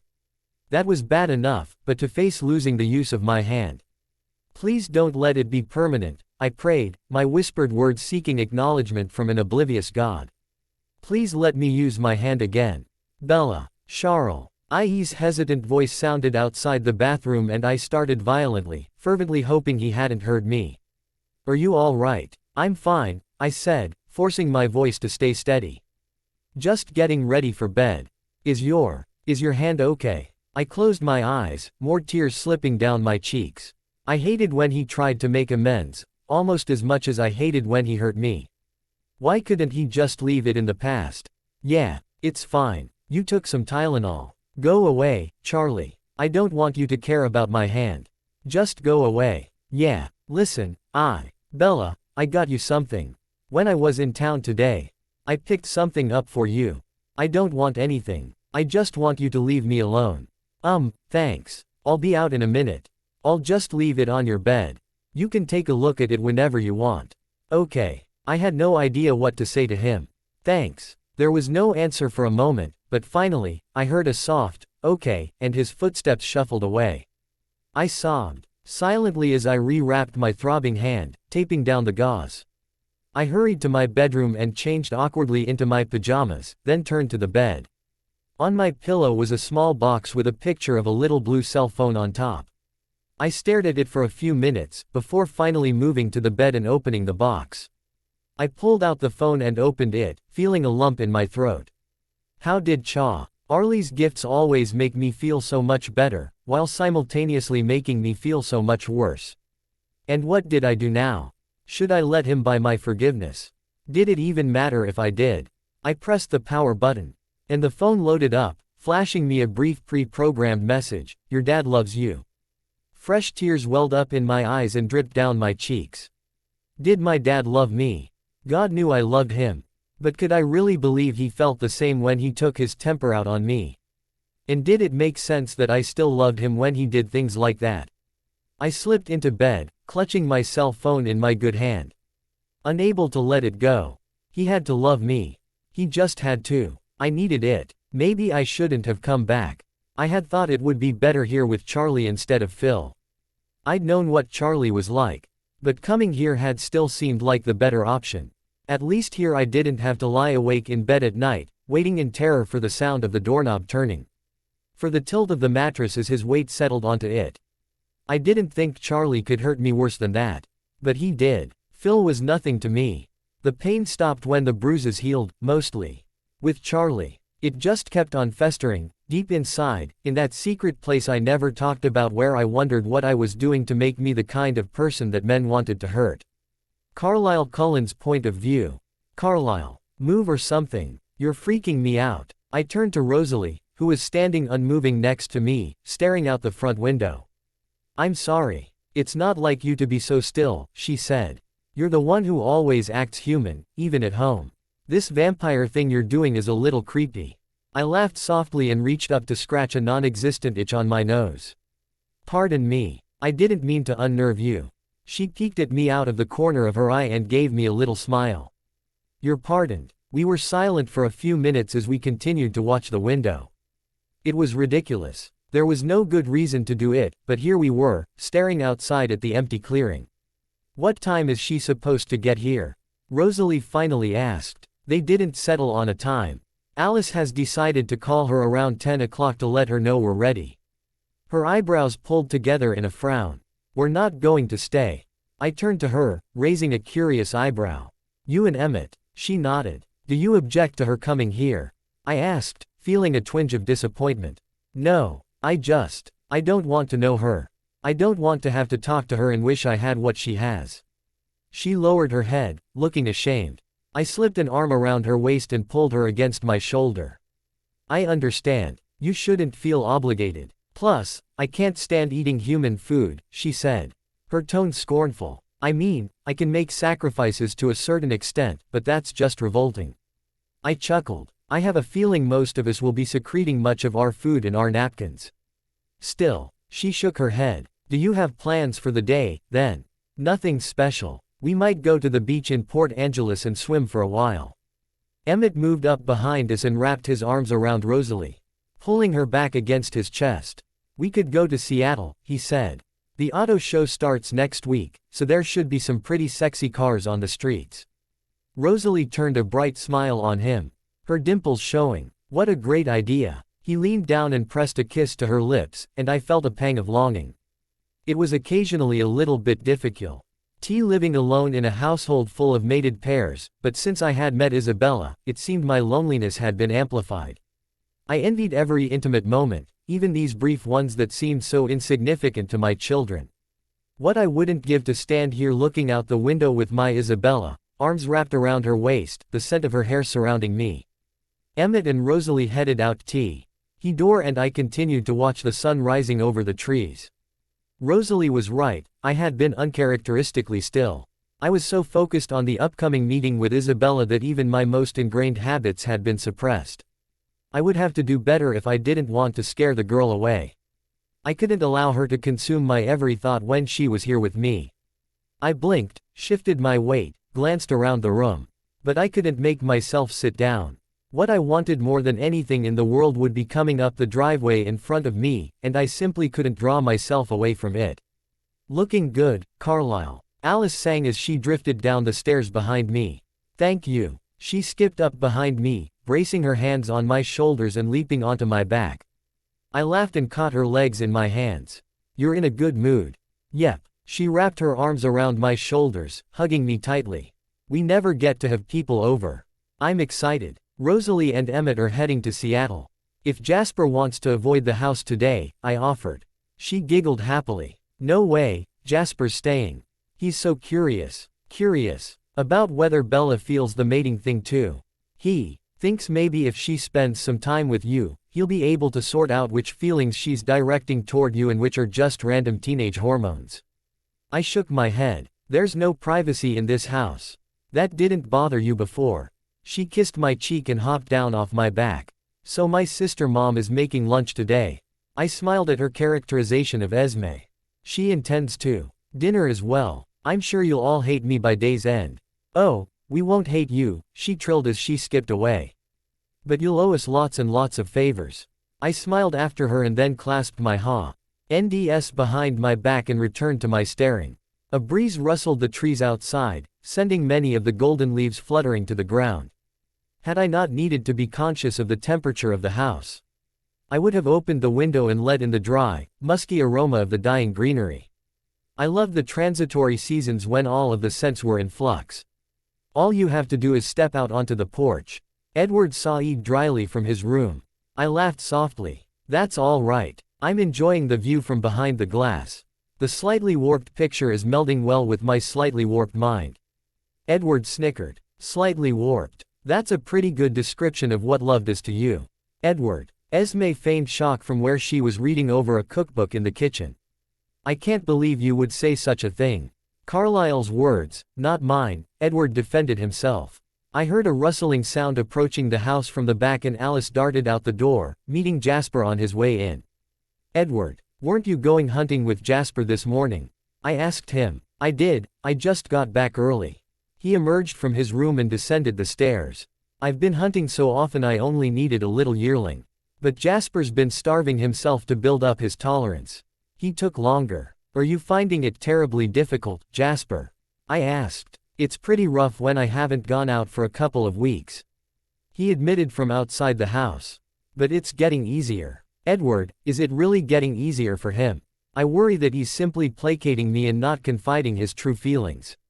He strode up to stand beside the window, clasping his hands behind his back to mimic my stance. "You worry too much, old man." "While that's probably true, I won't apologize for it." Rode bumped his shoulder against mine affectionately and stared out the window with me. "So are you going to stay here all morning?" "I expect I am, yes." I smiled. I knew exactly how ridiculous I was being, which meant Edward did too. And he seemed to be enjoying it thoroughly. "The view is better from the top of that tree," he said, nodding toward the tallest one close to the road. "You could see her coming from further away." "I'm just fine here, thank you." "Or you could always run out to her place. That way you could watch her all morning. Plus that truck of hers is so slow, you could watch drive away and still be back here at the window to see her pull up." "You're very amusing. Seriously, why are you so fascinated by this window?" "I can read your mind, Carlisle, and even I don't understand it." "There's nothing to understand. I'm merely waiting for the day to start." He laughed, giving up his teasing game. "She likes lilacs." "Lilacs. That's almost unfortunate, they bloom so fleetingly." Hardly realizing what I was doing, I started making plans to plant lilac bushes around the house. Edward and Alice both laughed. "They'll be so pretty in a few years," Alice said from the backyard. "A few years? That wouldn't do. I would need them blooming as soon as possible. Perhaps I would transplant a mature bush." "Okay, this spring, then," Alice giggled. That was better. I only had a very brief time to give my Isabella as much happiness as possible. She was like my own lilac bloom, with me so fleetingly. It doesn't have to be that way, Edward sighed softly. It does, Edward. I will not end her life. He fell silent and stood with me, staring out the window. I expected him to tire of it and drift away as the others had, but I should have known better. This was Edward, the man who had stood beside me without uttering a word for a full cycle of the moon, ignoring his own physical needs and desires in order to show me support while I mourned the passing of Ephraim Black. He offered me the same solace now, while I mourned for my future. I'm rethinking the spinach ravioli, Esme fretted from the kitchen. Edward laughed. Darling, Bella loves Italian food. Yes, but it's not special enough, she said, making her way into the living room. You promised her gourmet meals, and pasta is comfort food. Edward turned toward her. Esme, sweetheart, you could turn a hot dog into gourmet food. I have full confidence in you. She laughed and kissed his cheek. And how would you know? Don't forget, I've read the minds of many of the people you've cooked for. That's practically first-hand knowledge. Esme was unconvinced. No, I'm going to have to make something else. I'm going to the market. Edward shook his head, chuckling silently. We stood together staring out the wind. Down for another half hour before Alice moved up behind us and bumped Edward to the side with her hip so she could take his place beside me. It's 9:58. Can I call her now? I smiled and nodded. I would like it very much if you would. She clapped excitedly, bouncing on her toes for a moment, then ran to her bedroom and dialed her cell phone. The house fell silent as we all listened in. Hello. Isabella's soft voice was music even over the telephone. Hey, Bella, it's Alice. Oh, hey. There was a quiver in her voice. Was she crying? How's it going? Good. Carlisle and I are about ready to start on a practice test. Can you come over now? Yeah, totally. I'll be there in a few minutes. Oh, I'll come and get you, Alice offered. It's kind of hard to find our house. You're just off the old highway, aren't you? She asked. So it was true, she had been here enough before to be familiar with the town. Yeah, that's right, but the turnoff is hard to find. I'll wait for her at the road, Edward offered. Oh, Edward's so sweet. He said he was going to head up to the mailbox anyway, so he'll wait for you at the road and show you where to turn. Yeah, that should work. Tell him thanks. Her voice still shook lightly. Was it nerves? Did Edward make her nervous? I think everyone makes her nervous, he murmured softly to me. She's shy. Perhaps I should be the one. She knows me, he assured me. She'll be all right. Just take your place in the living room and remember to try out the relaxed stances we went over. I nodded, feeling the nervous energy rise inside of me as Alice said goodbye to Isabella. It was an unusual sensation and Edward laughed. It's about time you cared enough about something to get nervous. He moved to the coat closet and donned a prop. A waterproof Gore-Tex hiking jacket that would keep the light, drizzling rain off of his skin. You're going already? Alice asked, strolling out of her room. You'll be able to hear her truck coming before she's halfway here. I'll need to have enough rain on my coat to make it look like I walked to the road. Good point. Alice moved to the living room and started scattering test preparation books and papers around the furniture. Jasper came in from the backyard, drops of rain sparkling in his hair, and moved upstairs to change clothes. Blood had spattered on his shirt, and he brought it downstairs and dropped it on the fire Emmett had set blazing in the hearth earlier. A fire was romantic, he had told me with a grin, particularly with the weather turning colder. It certainly did produce a delightful scent. With the chilling air outside and the fire crackling inside, the whole room was alive with inviting aromas. Isabella's own scent was just the addition it needed to make it complete. I waited. Before long I heard the rumble of her tired truck coming down the old highway. As it approached our turn-off it slowed, pulling onto the gravel path, and I listened as the gears shifted into park. A door opened. Hey, Bella, Edward's voice said brightly. Hey. I could hear the nervous smile in the way she formed the word.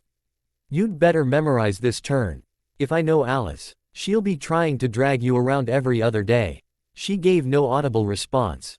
How's your dad doing? Edward asked amiably. He's fine. Edward laughed playfully. Bella, you're not nervous about coming to our house. Are you? I heard her soft exhale. It's just, you said your family doesn't really hang out with people from school. Not usually, no. But we wouldn't have asked if we didn't want you to come. Why did you? Why ask me when you don't ask anyone else? Edward gave a wry laugh. Good question. I guess because you're interesting. I like talking to you, and Alice thinks the two of you are destined to be the next Thelma and Louise. There was a pause, and then Bella said hesitantly, don't they drive off a cliff at the end of the movie? Yeah, well, maybe.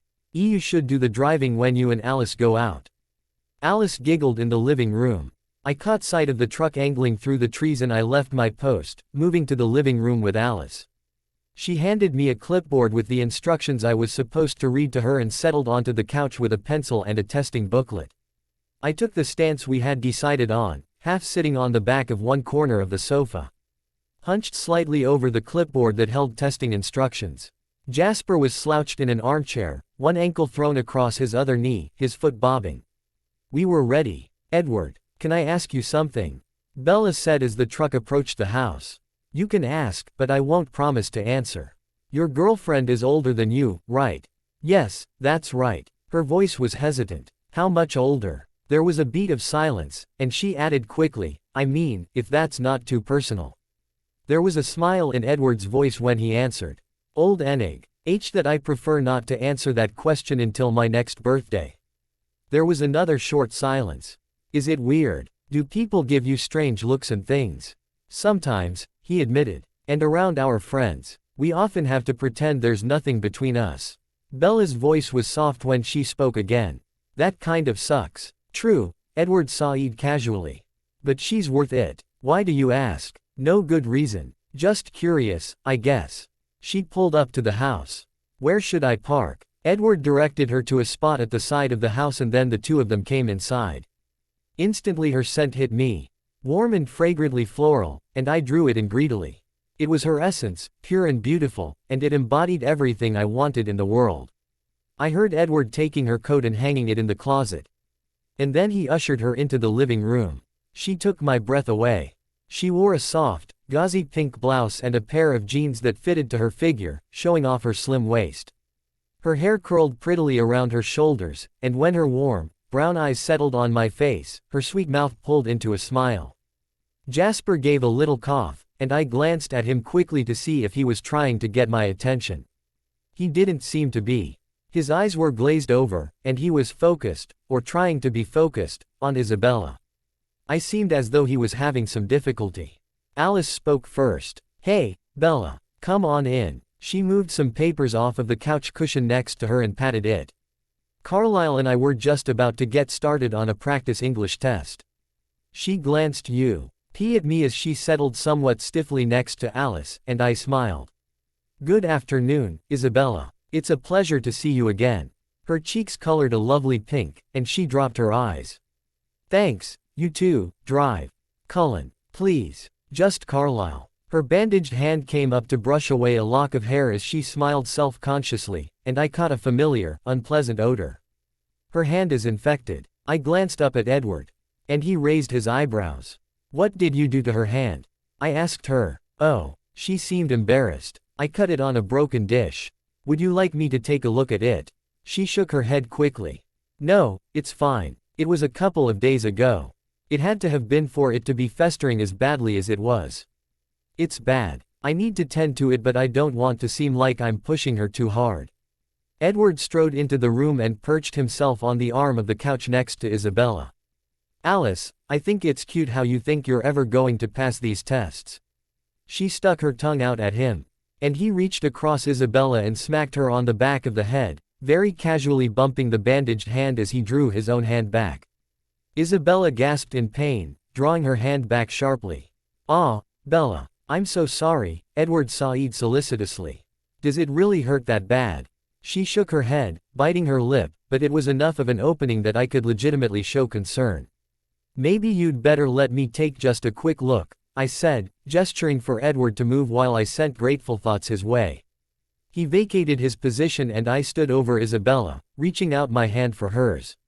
Her lovely eyes met mine, and she tentatively held out her bandaged hand, palm up. Behind me, Jasper stood quickly. Edward, you want to go throw the football around? He asked. Edward nodded, feigning nonchalance. And the two of them disappeared out the back door. I heard them take off into the trees, putting as much distance as they could between themselves and Isabella's injury. I carefully removed the tape and unwrapped the gauze from her hand. I frowned when I pulled back the last layer and displayed the laceration, surrounded in yellow pus with red streaks radiating out around it. No blood. Alice started breathing again beside me. I put my hand under Isabella's, holding it gently, and heard the distinct sound of bone rubbing against splintered bone. From the sound of it, there were several breaks. I frowned deeply. I was going to have to get an X-ray. This is a pretty serious injury. I'm afraid we need to get you to the hospital. She pulled her hand away quickly. No, it's getting better, she said, looking away. Alice, why don't you go join the boys, I said. I'm afraid it will be a little while before we can get to the tests. She stood up, looking unsure. Okay, call me when you're ready. She headed out the back door. Isabella, I looked at her intently, your hand is broken. Can you tell me how you hurt it? She licked her lips anxiously. I dropped a plate while I was doing dishes, she said. When I went to clean it up I slipped on some water and fell on a shard of glass. She was either very nervous or she was lying. Well, I'm sorry, but we'll need to get your hand X-rayed and get that infection cleaned up. Come, I'll drive you to the hospital. She shook her head quickly. No, I'll have Charlie take me. Isn't he away today? She looked down, holding her hand gingerly. When he gets back. I sat down on the coffee table in front of her. Why don't you want to go to the hospital? She hesitated, biting at her lip so hard I decided it was probably a good idea that I had sent Alice after the boys. I reached up and caressed her lip with my thumb, easing it out from between her teeth. Charlie would get mad if I went without telling him, she finally said. Why didn't he take you to the hospital when you first cut it? I asked gently, my old suspicions about her father settling in again. I didn't tell him. It still upset him if he believes you hurt yourself while you were here. She looked up at me, anxiety and hope in her eyes. Maybe not. I tucked a lock of hair behind her ear. Why don't I call him and tell him you were playing football with the boys and fell, I said softly, and that my insurance will cover the claim. Tears welled up in her eyes, but she fought them back and nodded. All right. I stood and helped her to her feet, retrieving her coat for her and donning one of my own. I led her to my Mercedes and helped her inside, but Jasper appeared around the back of the house before I could get in myself. Carlisle, he called. I glanced up at his expectant expression and gestured for Isabella to wait while I went to speak with him. Jasper put a hand on my shoulder and closed his eyes. And suddenly a feeling of intense desire slammed into me so forcefully that my stomach clenched. I found myself grunting, merely as a way of releasing some of the tension that grabbed me. Jasper kept it up for a few seconds, then pulled it back, leaving me panting. He smiled, looking very pleased with himself. That's what Bella hit me with as soon as she walked into the room and saw you today. That's not human hormones, Carlisle, that's vampire caliber. I think it's safe to say your girl is affected just as strongly as you are. His information left me reeling, even more so than the feelings he had passed on to me. He smiled over my shoulder and raised his hand in a wave to Bella, then turned and headed off into the trees again. I took a deep breath to compose myself, then returned to the car and got in. One look at Isabella, knowing that she felt about me the way I felt about her, had my thoughts scattering again. I gave her a small smile and tried to collect myself as I directed the car toward the hospital. She was silent on the ride and I wondered if I should try to engage her in conversation or leave her to her thoughts. It was pleasant, being able to watch her face. To let my eyes trace over her profile as she stared out the window. She glanced at me once, then looked away again when our eyes met. I wanted badly for her to look at me again. I had never in my life been so consumed by my feelings. The urge to touch her was easily as strong as the desire for blood had been in the early months after my change. I thought it might drive me mad to be this close to her. Feeling the warmth drifting off of her skin, smelling her intoxicating scent, and yet being unable to take her in my arms and press her lips to mine. It was a good thing I had so much practice denying myself. When we got to the hospital I helped her out of the car and ushered her directly to my office, exchanging pleasantries with a few of my colleagues on the way. I wouldn't be treating her as a normal patient. I guided her to a chair by my desk and pulled over a small work table. Wait right here while I gather some supplies, I told her. I left and collected what I needed from the supply closet, then returned to her. I scrubbed and sanitized the surface of the table, then prepared a needle. Focus on the clock, I advised her. The anesthetic burns going in, but by the time a minute is up, your hand will be completely numb. She nodded, biting her lip again, and the sight sent my mind wandering down a path that involved my tongue sweeping across her soft, pink mouth. I halted the fantasy in its tracks and pressed the needle into her swollen hand, injecting the anesthesia to take away her pain. Once she was no longer hurting, I cleaned her cut as carefully as I could, picking out 2 slivers of thin ceramic that were still embedded in the soft tissue. With that finished, I guided her to an X-ray room and took some pictures. The breaks weren't bad and wouldn't require surgery to set right. Isabella, close your eyes, I said softly. She complied without question, and I swiftly jerked the bones into place. I got another X-ray to make sure I had it right, and then guided her back to my office. I quickly stitched up the cut and bandaged her hand. Unfortunately, I told her, the state of that cut means I won't be able to put your hand in plaster. I'll need to be able to clean it again tomorrow. So for now, we'll use this brace. But please, I looked at her intently, do not remove this. It's the only thing holding the bones in your hand in place. She nodded her understanding. I fitted the removable brace over her hand, tightening it securely, and then offered her a hand to help her up. We left the hospital, stopping at the pharmacy on the way out to get prescriptions for antibiotics and painkillers filled, and I drove her back home again. As I turned onto the gravel drive, my phone buzzed in my pocket. I pulled it out and answered. Should we leave? Is there blood? Edward asked. No, it's fine. Has Esme finished lunch? She's keeping it warm for us, Edward sighed, and I could hear his grimace. I laughed softly. Well, good. We're just pulling into the driveway now. Edward disconnected, and after a moment I heard the sounds of the piano drifting from the house. I smiled to myself when I recognized Obsession from Jekyll and Hyde. Very funny, Edward. Bella Swan's point of view. I was so nervous I couldn't even speak. I had hardly said a word to Carlisle since we'd left his house. It was just so overwhelming being with him in his car, with smelling better than any man should have a right to smell, close enough to accidentally brush his arm. I was very careful not to accidentally brush his arm. Now, on the way back to his house, my mind lingered on the hospital. I couldn't stop thinking of the way he had cradled my hand in his, or how he had guided me through doorways with his hand on the small of my back. Once he'd tucked a lock of hair behind my ear, his hand resting for a moment on the side of my head, and when he'd looked at me my imagination had conjured up fondness in his eyes. I felt like I was being rude, sitting here not saying anything. Carlisle was doing me a huge favor. I had dreaded the possibility of losing the use of my hand, and he was saving me from that while feeding a lie to Charlie. It made me feel warm inside to have him taking care of me. I had never had a man take care of me when he hadn't hurt me first. This wasn't Carlisle's responsibility, but he was stepping up anyway. It made me feel important. Valuable. Not that he cared at all for me. He was a doctor, and doctors had a sense of responsibility about these things. Still, it was awfully nice to imagine that the tenderness in his touch was the result of something more than an excellent bedside manner. I was fascinated by his hands. As he'd carefully cleaned and stitched my cut, I had stared at them, nimble and cool with long, tapered fingers. I tried not to imagine those gorgeous fingers touching me in other places, at least not yet. That was a thought I would save for a more private moment. He'd watched me a lot, particularly while in the car, which made me nervous. I was afraid that he would find out what had happened with Charlie. I didn't want him to think too hard, and if I had been able to reason clearly I would have tried to distract him with conversation. But I didn't have the first idea what to say.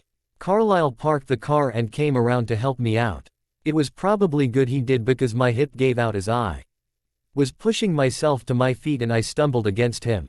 His arms shot around me, keeping me from falling, and I once again found myself wrapped in his embrace due to my own clumsiness.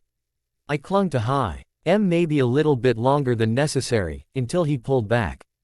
Are you all right? He asked gently. I nodded, blushing. Yeah, I'm just being my usual klutzy self. He smiled warmly and tucked my hand in the crook of his arm. escorting me to the house. I could hear the piano playing as we approached the door, and when Carlisle pushed it open I saw that it was Edward playing, with Esme seated on the bench next to him.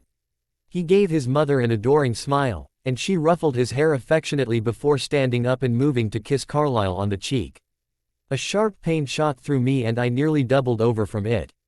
I held myself in check fairly well, only displaying a minor flinch which no one seemed to notice.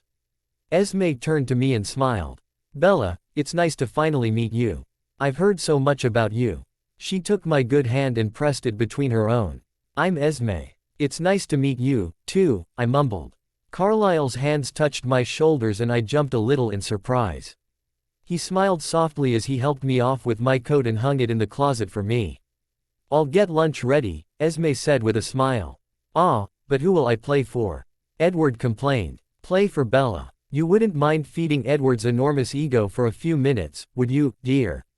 Edward grinned at me and patted the piano bench next to him, so I stepped self-consciously to his side and settled next to him. "Do you like piano music?" he asked. "I like pretty much any music." Carlisle moved to the side of the piano, leaning casually against it and watching Edward speculatively. Edward grinned. Ed started playing a piece I had never heard before. It was stunning, haunting and wistful, and it burrowed into my chest, taking hold of my heart. "That's beautiful," I whispered. "What is it?" Edward was smiling crookedly at Carlisle, who was frowning at him in disapproval. "It's mine," he said. "I haven't named it yet. Maybe, a lilac bloom." He smirked at Carlisle, and it was clear there was some sort of inside joke between them, one that Edward thought was much funnier than Carlisle did. "So, Carlisle and I have been having this argument," Edward sighed casually, changing the subject. I glanced up at Carlisle but looked away when I saw his eyes on me. This seemed like a private conversation and I wasn't sure why Edward was telling me about it. "See, he's made this decision," he went on, ignoring my discomfort. "And I disagree with it." "Edward," Carlisle said, his voice low with warning. He just smiled blandly and continued. "It's not really my place to say whether his decision is right or wrong." He paused in his playing and fixed his gaze on his father. "But it is wrong." He resumed his music. "And even though everyone agrees with me." "Edward," Carlisle said again, more sharply. "All right, fine. Everyone except Rosalie, who, by the way, is even more wrong than you are. Anyway, even though most of them agree with me, it's not really their place to question it either." "That's right," Carlisle said softly. "It's not." Edward smiled at me and played for a few moments. I had almost started to hope he was going to drop the subject when he spoke again. "No, my problem with it is that he acts like there's nobody else who should have a say in the decision." "Do you want me to give you guys a minute?" I asked hesitantly. "Oh, no," Edward sighed, shaking his head. Carlisle has all kind of unpleasant words he wants to say to me that he would never utter in front of a lady." He grinned at me. "Your presence is saving me from a very severe tongue lashing. Anyway, as I was saying, he seems to think this is his decision alone." I felt a sinking in my stomach. If Edward had to use me as a buffer for his father's anger, maybe Carlisle Cullen wasn't the perfect TV land father I had hoped he was. It was a lot more disappointing than it should have been, and I swallowed against the sudden thickness in my throat. "Edward," Carlisle said firmly, "it is my decision alone." "No." Edward stared straight into Carlisle's eyes. "There is one other person who is directly affected by it, Carlisle." "Affected, we now know, exactly as much as you are." I ducked my head, wishing they wouldn't talk about this in front of me. I didn't want to be a witness to their family's secrets, particularly if they were anything like my family's secrets. "Enough," Carlisle said with an air of finality. He looked intently at Edward, an eyebrow raising as he stared him down. A slow smile spread across Edward's face. "Yes, sir." Esme pushed the kitchen door open then and announced that lunch was ready, and Edward stood. "I'll let Alice and Jasper know." Carlisle moved to my side, offering me his arm once more, and led me to the table in the dining room. He took his place at the head of the table after helping me into a chair next to his. Esme sat on his other side, across from me, and reached out to squeeze his hand. The gesture made me ache inside. After a moment we were joined by the other three. Edward took a seat next to Esme and Alice plopped down beside me. How's your hand? I held up the black brace that now held it immobile. Broken, apparently, I said with a rueful smile. I'm even clumsier than I thought. Alice giggled. Only you, Bella. Jasper settled into the seat next to her and reached out to capture her hand in his. He leaned forward enough to nod an acknowledgement to me around her. And I gave him a smile. Esme took the lead and started serving a thick soup from the dish at the center of the table while Carlisle passed around a plate of warm bread. Esme smiled at me. I hope you like lobster bisque. I smiled back, torn between wanting to hate her and wanting to be her, but finding myself just liking her. I've heard rumors about your amazing cooking. She smiled sweetly. The kids are too kind.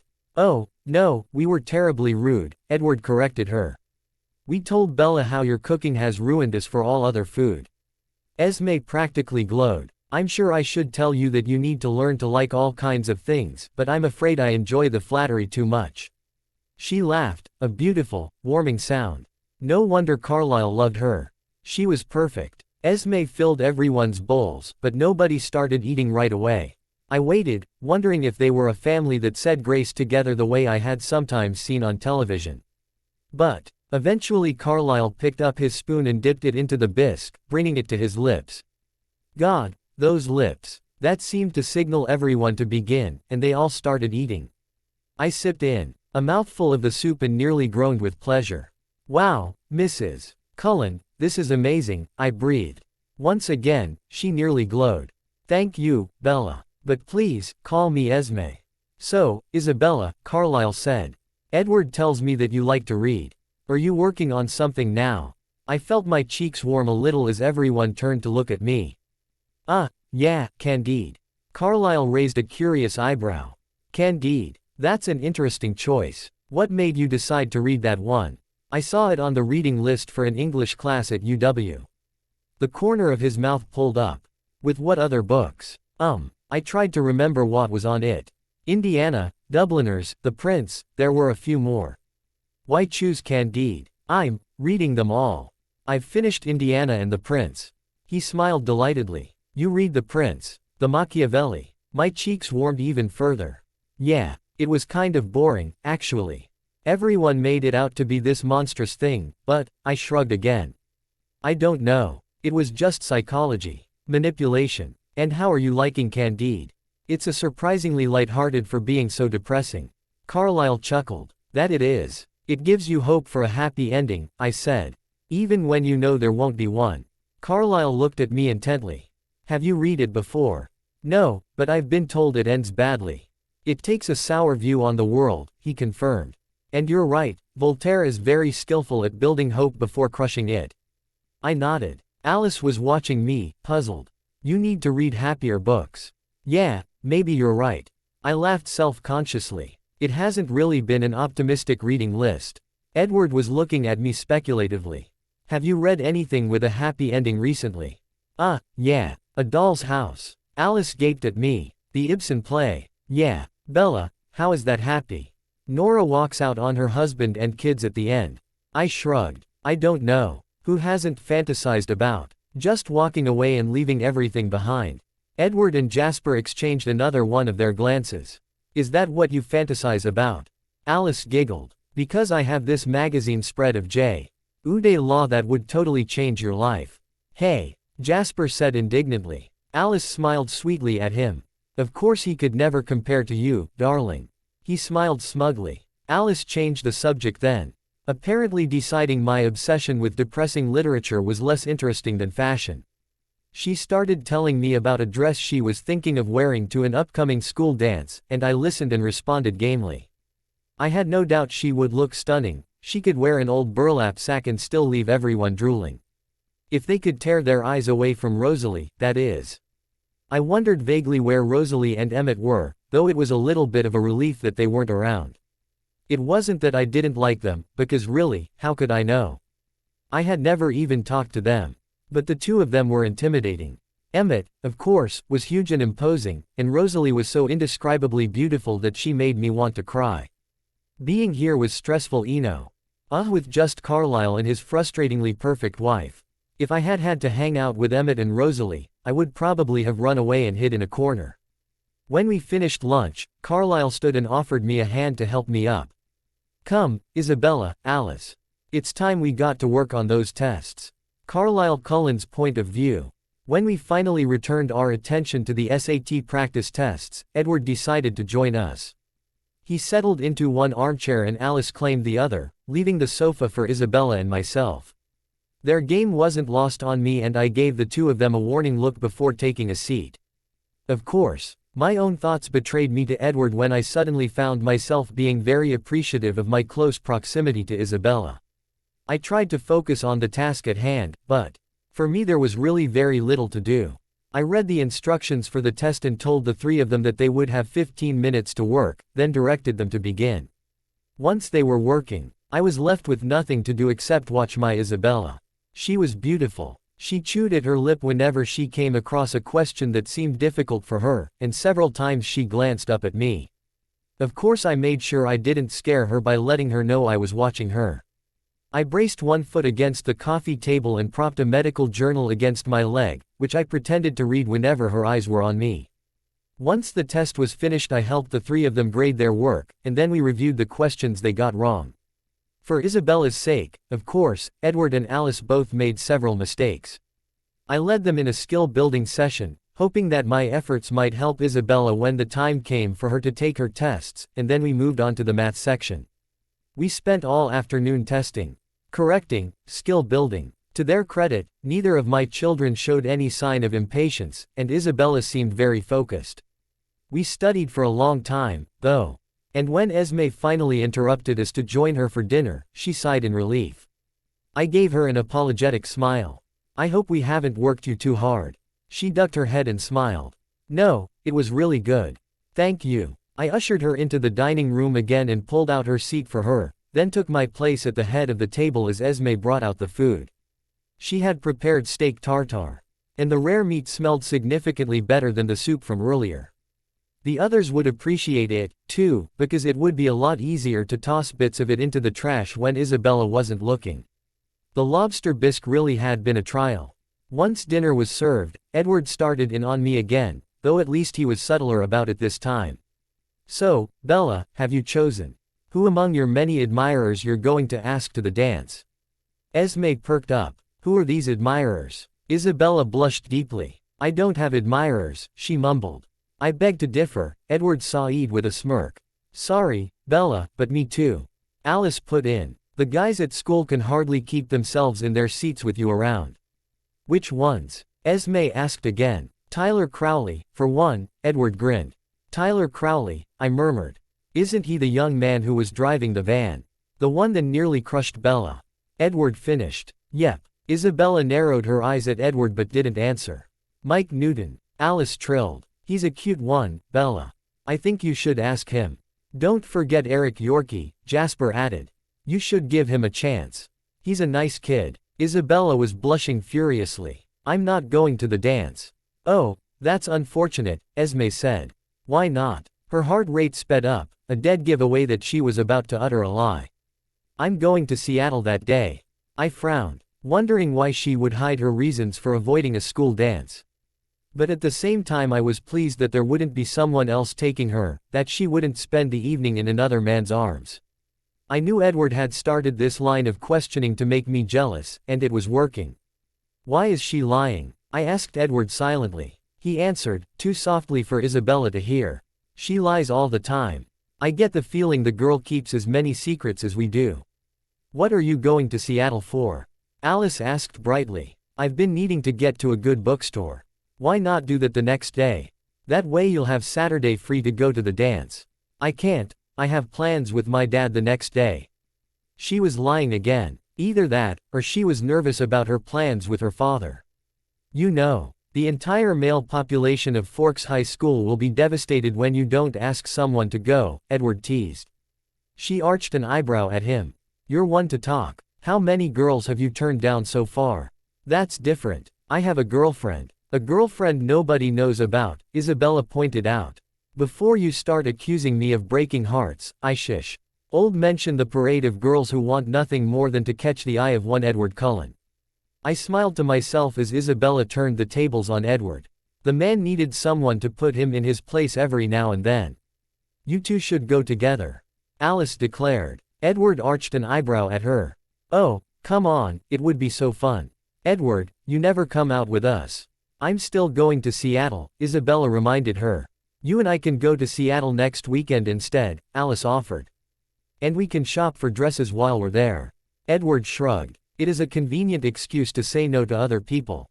He smiled. What do you say? What about your girlfriend? You don't think it would bother her? Edward shook his head. I don't think she would mind a bit, Esme assured her. Edward's girlfriend might actually appreciate it if some of Edward's classmates got the idea that he was taken. She winked. Isabella was starting to look slightly panicked. I'm really not much of a dancer. That's because you haven't danced with me, Edward sighed with a smile. Trust me, Bella, I'll keep you on your feet. Please say yes, Alice begged. We can double, you and Edward, me and Jasper. Please. Okay, she gave in, looking slightly appalled with herself for doing so. It sounds fun. Edward laughed. That wasn't very convincing, but don't worry, we'll make sure you have a good time. We finished dinner, and Edward and Alice walked Isabella out to her car to say goodbye. I got started on washing the dishes Esme had used, filling the sink and scrubbing them at a habitually human pace as my mind wandered back over the day. Edward joined me after he finished seeing Isabella off, drying the dishes as I washed them and replacing them in the cabinets. He was silent for a few minutes, just letting me remember little details, but eventually he couldn't help himself. So I'm taking your girl out, he said, his voice heavy with amusement. I sighed. Edward occasionally made a game of getting under someone's skin, but lately it had become incessant. I figure we'll make a pretty big deal out of it, what with Alice planning it and all. I mean, Bella will expect dinner, thou. I might save Alice and Jasper from that particular chore and just take her to Port Angeles alone. We'll find a nice quiet restaurant with low lighting, maybe some candles. He was digging at me and it was getting on my nerves. It bothered me because I knew exactly what he was doing, but I didn't like thinking about Isabella being with anyone else, even my dearest friend. Is renting a limo still something the kids do? Seems sort of cheesy. Maybe I'll just pull out the Vanquish.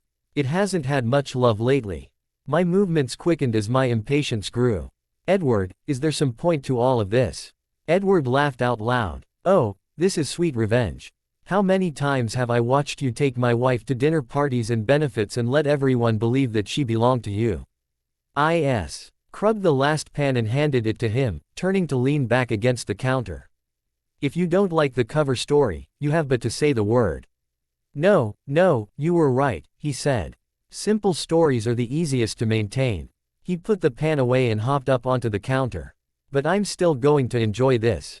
I glared at him furiously.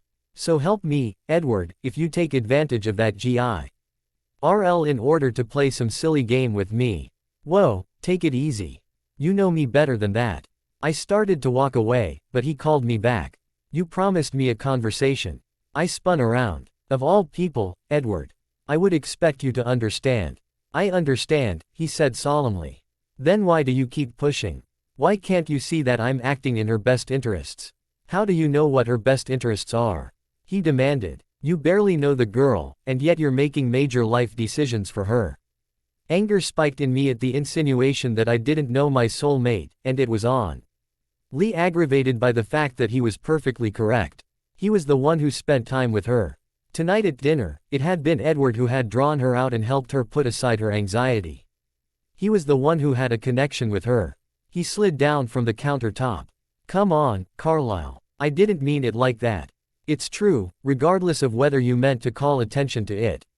My point is that maybe she deserves a chance to make the choice. And how would you orchestrate that? Would you tell her our secrets and leave her in fear the rest of her life when she chooses not to join us?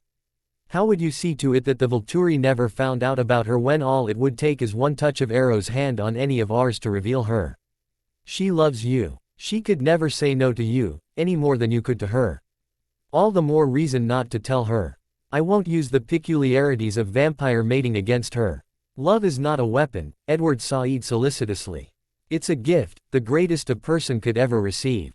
Don't deny her that. I rubbed my forehead, wearied by the arguments that waged war inside my mind. Please stop pushing this, I said.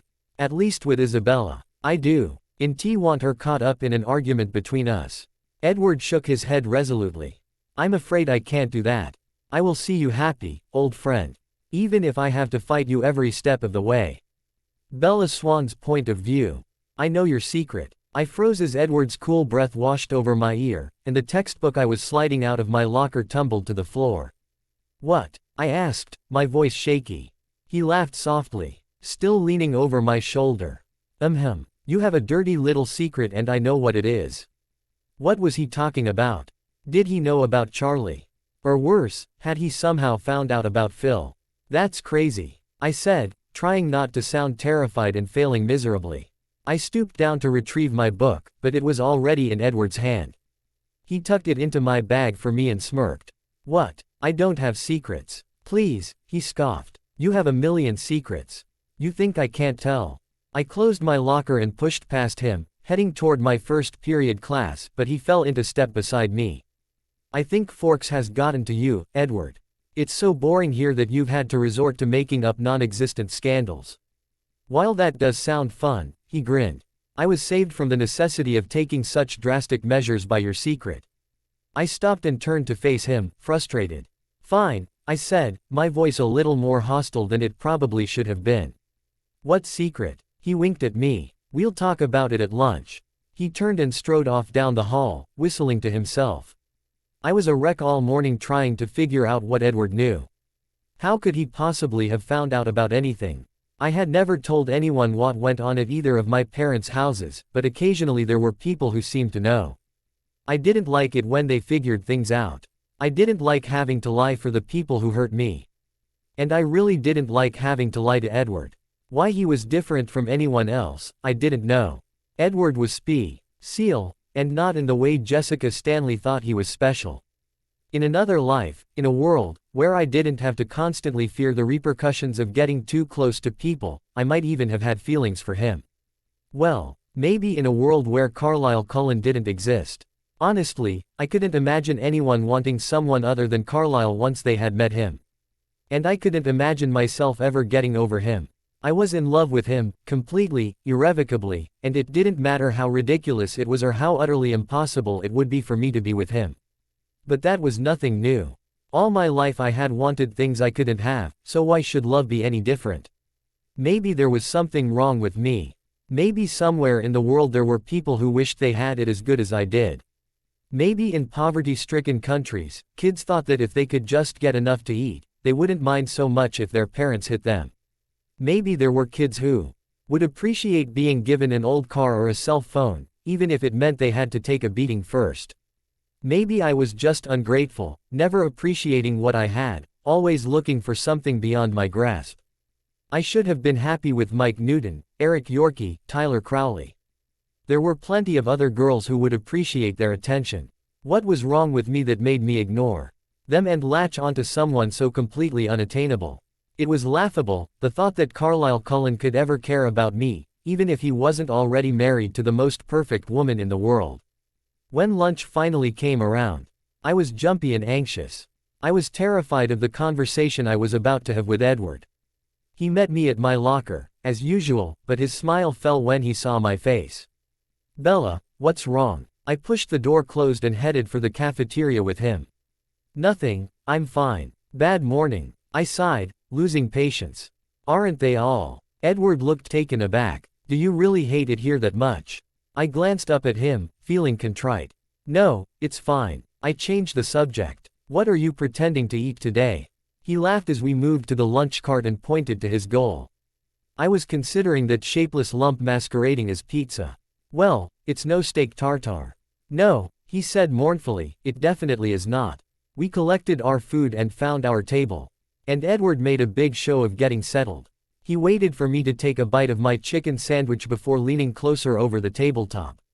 So, he said, let's talk about this secret of yours. It was harder to swallow my food than it should have been. I don't know what you're talking about, I mumbled. I don't have secrets. Denial was generally my coping mechanism of choice. Edward smirked. I think you do. But don't worry, I have a few of my own.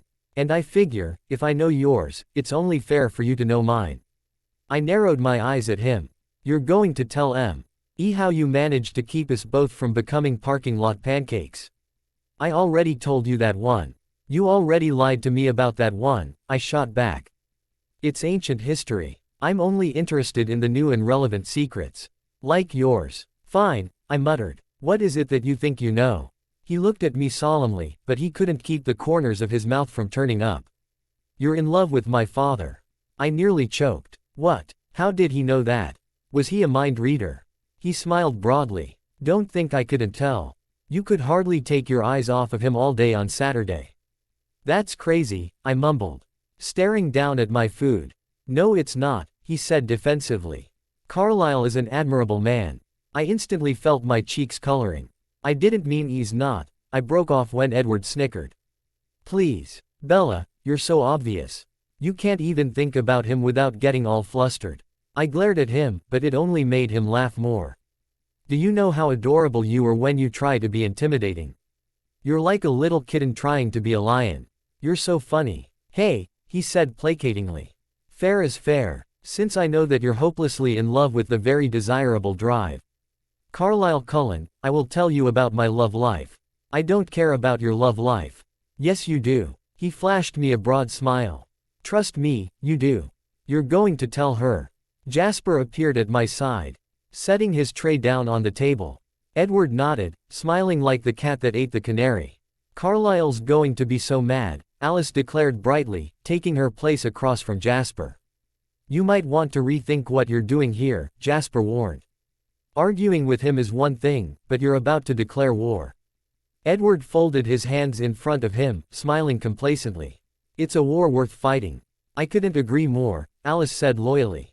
She waved her hand at him. So, go on, tell her. Edward smiled. So you know my girlfriend? He asked. The older woman. I nodded. It's Esme. My eyes widened as the shock hit, and the anger soon followed. How could he do that to Carlisle? How could he cheat on him with Esme? Esme, I demanded. As in, your mother. He gave me a small smile. I know, it's definitely unorthodox. That's why we tend to keep it quiet. Unorthodox. The anger was building. Edward, how could you do that to him? To who? Carlisle. He laughed out loud. I haven't done anything to him. He and Esme aren't married. I gaped at him. They're not. He shook his head. No, they're brother and sister. When they put their names on the adoption applications, everyone assumed they were a couple. Pretty soon they realized that was the only reason they were allowed to adopt us all, so ever since then they've just let everyone think they were married. I was having an unusually hard time understanding the words he was saying.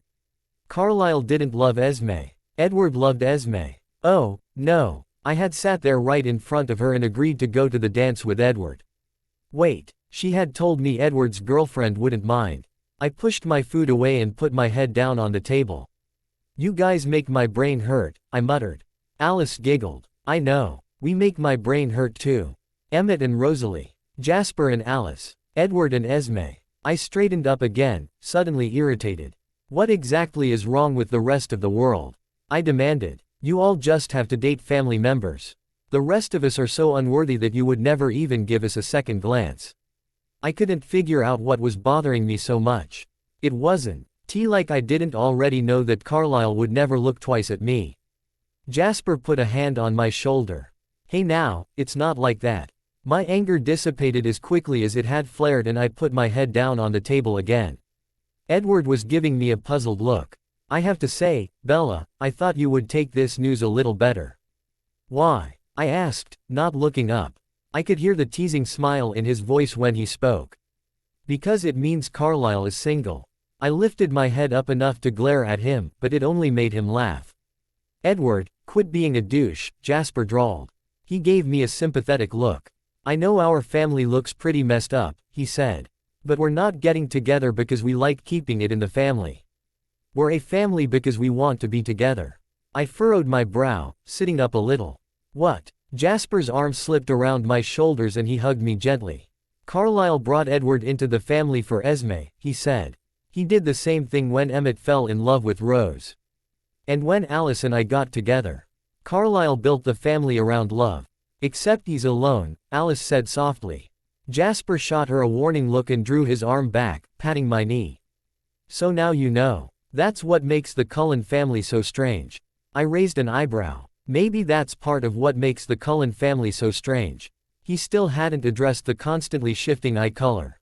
Or the pale skin, or the fact that Edward was somehow able to stop large vans from making roadkill out of me. Alice giggled. What, you think there's more? Feel like sharing? I challenged her. Edward leaned forward again. Only if you do. I sat back. I don't know what you're talking about. I'm not the one pushing vans off of people. Hey, he sniffed. I never let the van fall on you in the first place. Yeah, how do you manage that again? Adrenaline.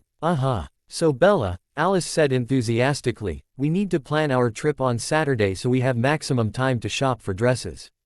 I frowned. Is this dance thing really a good idea? Edward looked offended. You're not going to stand me up, are you? Do you actually want to do this? Come on, Bella, help me out. He smiled. I never get to do stuff like school dances. I rolled my eyes. If you wanted to, you could go with one of the million other girls who are just dying to ask you. But then I'd be leading them on. You know about Esme and me, and I know that you're interested in someone else. He grinned at me. So this is perfect. I'm not interested in someone else, I protested weakly. Whatever, Bella, Alice said with a laugh. But seriously, we'll need lots of time for dress shopping, so we should leave early. How's 5? I licked my lips nervously. I didn't exactly tell Charlie about the trip. So we have to wait until he leaves. Well, what time does he leave? She demanded. Usually around 6. She sighed. Fine, 6, but we'll have to hurry at the bookstore. We could forget Seattle and just go to Port Angeles. She rolled her eyes. You can't get Vera Wang in Port Angeles. Oh, no, I'm not getting a designer dress. Yes you are, Alice declared. It'll be my gift to you for getting Edward to come with us. Just give in, Jasper advised. She won't be talked out of it. That's right, I won't, Alice said with an air of finality. So I will be at your house at 6 o'clock sharp on Saturday morning.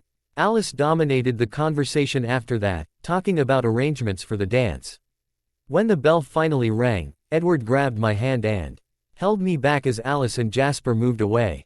He slipped something into my palm and then winked at me and strode after them. I glanced down to find a small wallet-sized photo of Carlisle. My chest clenched, partly with gratitude. And partly with pain. How much of this could I take? How long could I exist like this, completely in love with a man I could never have any hope of being with? I felt a tear slip down my cheek and I brushed it away quickly before anyone could see. I tucked the photograph into my purse and hurried back to my locker, knowing Edward would probably never know just how much I appreciated his gift. Carlisle Cullen's point of view. Hey Carlisle, let's go for a run. I looked up at Emmett as he strode toward the back door. Come on, he said. I want to have a talk with you and I don't need Edward interrupting. I smiled and rose, and the two of us headed outside into the dark of the evening. We ran for a while, just as I had done with Jasper, but instead of stopping. When we were out of range of Edward's extra sense, Emmett just kept running. So first of all, he said, Jasper is full of shit. How so? I asked him, keeping pace with him. Me and Rosie aren't going to fall off the wagon. Even if you do go off yourself. You know, Emmett, I've always admired the tact with which you address delicate matters. He snorted. Sure, but listen, he's right about one thing. If you're gone, we won't stay together. The thought of my family splitting up once again sent pain coursing through my chest. Still, Emmett went on, that shouldn't be what makes your decision for you. This is about you and Bella, and you need to do what you think is right for you and Bella. Thank you. So do you think you're doing right by her? His question caught me off guard. I believe I'm protecting her. That's not what I asked. He leapt onto a tree branch and swung himself up into the top of another tree, then started jumping from one tree to another in that playful way of his. Do you think you're making her happy? In fact, I did not. I was feeling rather fettered by convention. Under the circumstances, I'm finding it difficult to have much of an impact on her life as of yet. That's believable, he said. It's been almost a week since she came to see you, and she still seems depressed as hell every time I see her. Concern for Isabella spiked sharply. When do you see her? Mostly at lunch and after school. I don't get too close because of Rose, you know, but I still hear every word of her conversations with Edward. I frowned. Edward had become something of a thorn in my side. No matter how much I asked, he simply would not leave the matter alone. You heard him tell her about Esme? I asked, dissatisfaction coloring my voice. I was thoroughly irritated with him for revealing their relationship. He nodded. Yeah, that was a train wreck. He flipped from a branch and jumped down to land next to me, falling into step beside me again. Hey, Doc, let me ask you something. I nodded to him. Aren't you lonely? I sighed softly. Yes. How do you even stand it? I don't like it when Rose is gone for even a few days. How have you gone 300 years? I plucked a pine cone from a tree as I ran by, crushing it in my hand to release the dry, woodsy scent. It hasn't always been so bad. It's only since I've met Isabella that I've started to feel it very sharply. I opened my hand and let the crumbled bits of wood blow away as I ran. Well, I mean, don't you think she's feeling it too, then? His suggestion made me uncomfortable. ND wandered back to the visit I had paid her the day after she had come to our house. I'd needed to check on her cut to make sure the infection was subsiding, and I was pleased to find that she was home alone. She had invited me into the kitchen and we'd sat at the table while I'd removed her brace and bandage. The cut had been fine, but I'd cleaned it for good measure, and so I could have an excuse to hold her hand in mine. To brush my fingers over her smooth skin. The electricity between us had been palpable, and I'd found myself scooting close, leaning in more than I'd really needed to, just to enjoy the proximity to her. I had worried that I might be making her uncomfortable, but she'd responded in kind. I should have known. If she was feeling the way I was, we would both find it equally hard to be apart. She'd leaned close, and I'd heard her draw in a low breath through her nose, taking in my scent the way I so greedily took in hers. When I'd shifted away, she'd lifted her face to look up at me with her warm brown eyes full of longing, and my resolve had nearly crumbled. How could I ache so badly to have those soft, sweet lips brushing over my skin? How could every natural impulse in my body be pushing me to make her mine? Even remembering it now left me second-guessing myself. And now, with Emmett's question, was I really causing her the same pain by holding myself back from her? But if I gave in to my desires, what would that mean for her? She was 17 years old. What kind of a relationship could she have with a man like me? Even if legality weren't an issue, pressure from her family and friends would be. Her father would be appalled if I tried to be with her the way I wanted her, and her friends would be disgusted. Any relationship between us would have to be kept a secret, as though it were somehow shameful. How could I do that to her? Shall I take your silence as a yes? Emmett asked. Yes, I conceded. I imagine she feels lonely as well. So I don't get it. Why do you think it's better for her to be lonely and mortal than to be with you? She's a child, Emmett. She's exactly the same age Edward was when you changed him. Edward was dying. He had no future. So are you going to wait until Bella's dying before you change her? He asked. It wasn't a challenge, he merely sounded curious. I'm not going to change her. He stopped short. And I slowed and stopped a few yards away, turning back to look at him. Why not? I'm going to allow her to live a normal life. He shook his head. I hate to break it to you, Carlisle. But normal girls don't fall in love with 300-year-old vampires. He was right, but I couldn't help what had happened. I won't let it harm her. He sat down on the ground, crushing leaves and twigs underneath him. Why don't you like this life? I mean, I get why Rosalie doesn't. She wanted kids, grandkids, she lost that. But you, what did you lose, Carlisle? My chest clanked, head with a pain so old it was almost more instinct than memory. I lost my father, I murmured. My family, my friends, my community, my God. I looked him directly in the eye. I lost everything Isabella stands to lose. Emmett looked hurt. 300 years of life and a new family wasn't enough to compensate for that. I don't know, I said sadly. I try not to think too hard about what HT have been because it doesn't change anything. I think it's time you thought about it, Doc. I think it's time for you to decide if you really would have wanted your mortal life, even if it meant you had to give up your soulmate. Because that's what you're asking of Bella. Bruises. Bella Swan's point of view. I woke up on the bathroom floor with my whole body throbbing. I pushed myself up onto my right hand, since the left one was still wrapped in the brace, and moved to my knees, twisting my body experimentally. It didn't feel like anything was broken. I was just stiff and, I was sure, very bruised. Charlie had surprised me yesterday. He didn't usually hit me with things, other than his hands and, on rare occasions, his belt. When he had brought the kitchen chair down onto my back, I was so stunned I couldn't do anything more than collapse under its weight. But when he did it again, the pain spurred me into action, and I did something I had never done with Charlie before. I ran. I darted up the stairs and into the bathroom, and I had tried to slam the door closed, but Charlie shoved his booted foot in the way. It had been a mistake to run. It only made him that much angrier. I was sure Charlie had never hit me as hard as he did then. His fists pummeled mercilessly into my stomach, and when I collapsed again, my arms protecting my stomach, he started kicking my chest. I didn't remember how I got the throbbing bump on the back of my head. I didn't remember losing consciousness. I didn't know why I was still here on the floor in the bathroom. The door was open a crack and I pushed it closed and locked it. I fished my phone out of my pocket and checked the time. It was just after 2 in the morning. In less than 4 hours, Alice would be here to take me to Seattle. I stripped off my clothes, reluctant to look at myself but knowing I should probably assess the damage. I turned to face the full-length mirror on the door and shuddered. My stomach and chest were severe, in raised welts and deep purple bruises. I twisted, looking at my back, seeing more of the same. Thankfully, though, there was nothing that couldn't be hidden easily enough with just a t-shirt. I too RNED on the shower and stepped gingerly under the hot stream of water, letting it massage away some of the stiffness. I stared at the water puddling at my feet, and tried not to wonder what Charlie had been doing while I lay unconscious on the bathroom floor.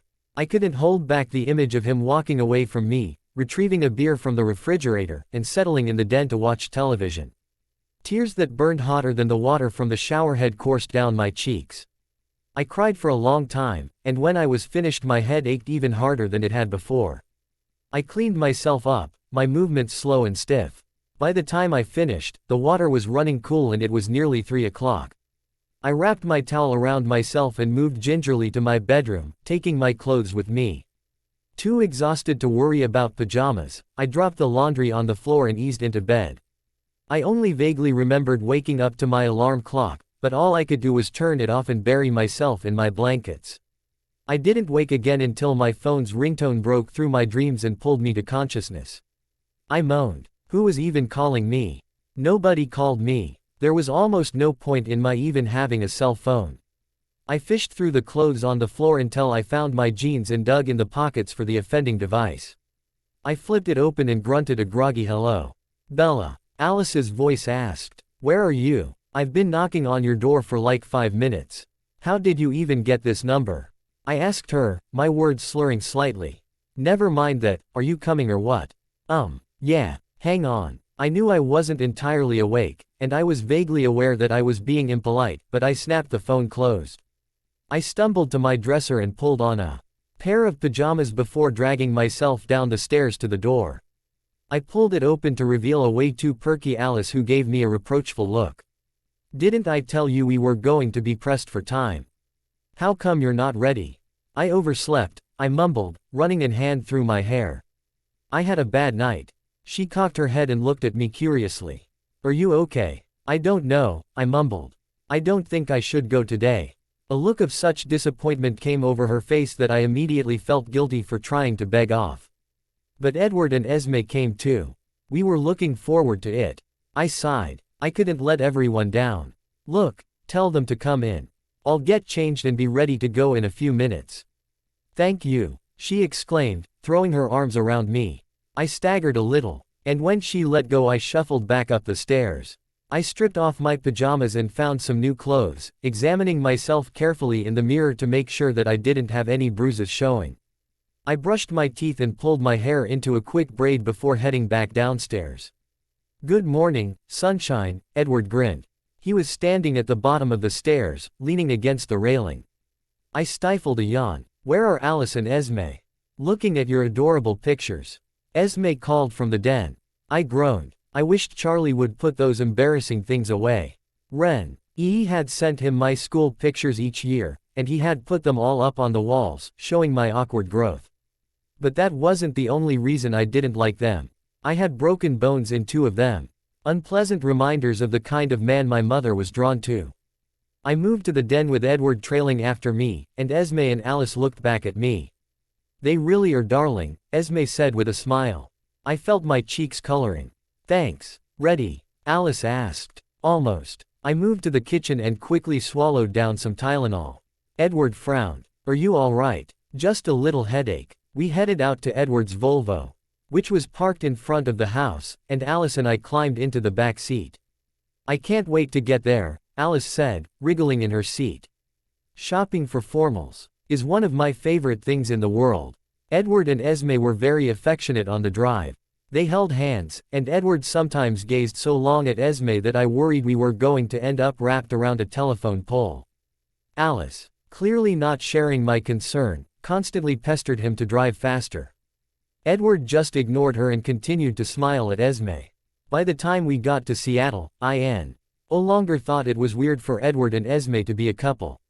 Seeing them together convinced me that they were perfect for one another. They just made each other so completely happy that it was impossible to dispute, they were in love. And I was crazy jealous. I wanted badly to have such an intimate relationship with Carlisle. When we finally reached Seattle, Alice started asking me about what bookstore I wanted to go to. I waved her off. The bookstore was just an excuse. "I don't really need to go." She smiled radiantly. "Really? So we can get right to the dress shopping." Esme laughed. "You've just made Alice's day." Alice ordered Edward to drive to a department store, and darted ahead of us as we hurried inside.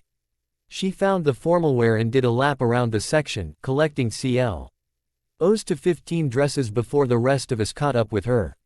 When she held them out to me, I suddenly realized I had a major problem. I couldn't even try on half of the dresses she was holding because the bruises on my back would show. I eyed the garments in her arms. "Nothing backless," I said. "Bella, come on, you would look so good in a backless dress." I shook my head stubbornly.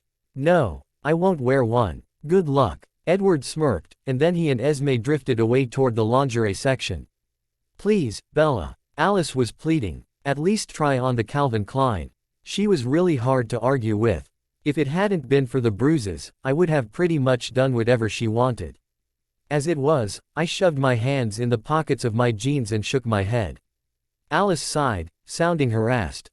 "All right, fine. Take these other ones and start trying them on while I go find some more." She started to turn, but then spun around again. "But I want to see every single one of them." I smiled, taking the dresses she handed me and heading toward the dressing rooms. It took hours. Honestly, I had no idea dress shopping could be so difficult. Alice dragged me to 6 different stores, probably forcing hundreds of dresses on me over the course of the day, and I doubted we would even have stopped for lunch had Esme not insisted. Every one of the dresses was gorgeous and would have been more than I could ever have imagined.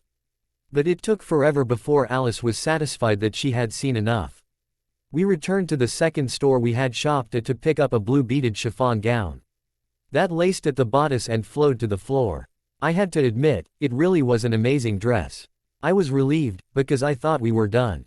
But then we spent another hour and a half looking for shoes and accessories. I tried to protest when Alice paid for it all, but not a single one of my companions paid any attention. It was dark by the time we got back to Forks, but I wasn't too worried. When Charlie went fishing with Harry, he usually didn't get back until after I was in bed, and sometimes he just stayed with him on the reservation, since they would be out fishing the following day as well. So it was a nasty surprise when Edward pulled up behind the police cruiser in front of my house. "Oh, no," I whispered.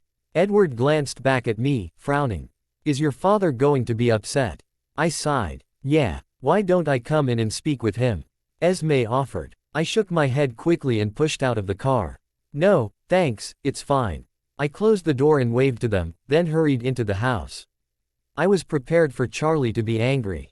I was prepared for him to yell, to hit me, to throw things around the room. I wasn't prepared to see him sitting on the stairs, crying.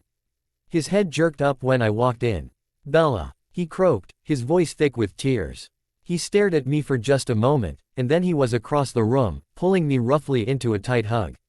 Bella, baby, where have you been? He asked, sobbing into the top of my head. It wasn't the angry demand I had expected. With a start, I realized Charlie had been worried. I hugged him tighter, ignoring the fact that his arms were digging into my bruises, ignoring the tears that pricked at my own eyes. I just went shopping with Alice, I told him. I didn't think you'd be back yet or I would have left a note. I wondered briefly why he hadn't called, but then I realized I had left my phone upstairs in my room. I'm sorry, Dad. I thought you were gone, he sobbed. I thought you went away, back to your mom. He broke down into tears, his weight falling on my shoulders. No, Dad, I want to be here. I'm so sorry, Bella. I love you so much, baby. I never wanted to hurt you. I never wanted to make you leave me. I didn't leave, I said, a tear slipping out and sliding down my cheek. My dad cared about me. I just went shopping, that's all. I'm so sorry, baby. So sorry. I was thrown by his reaction.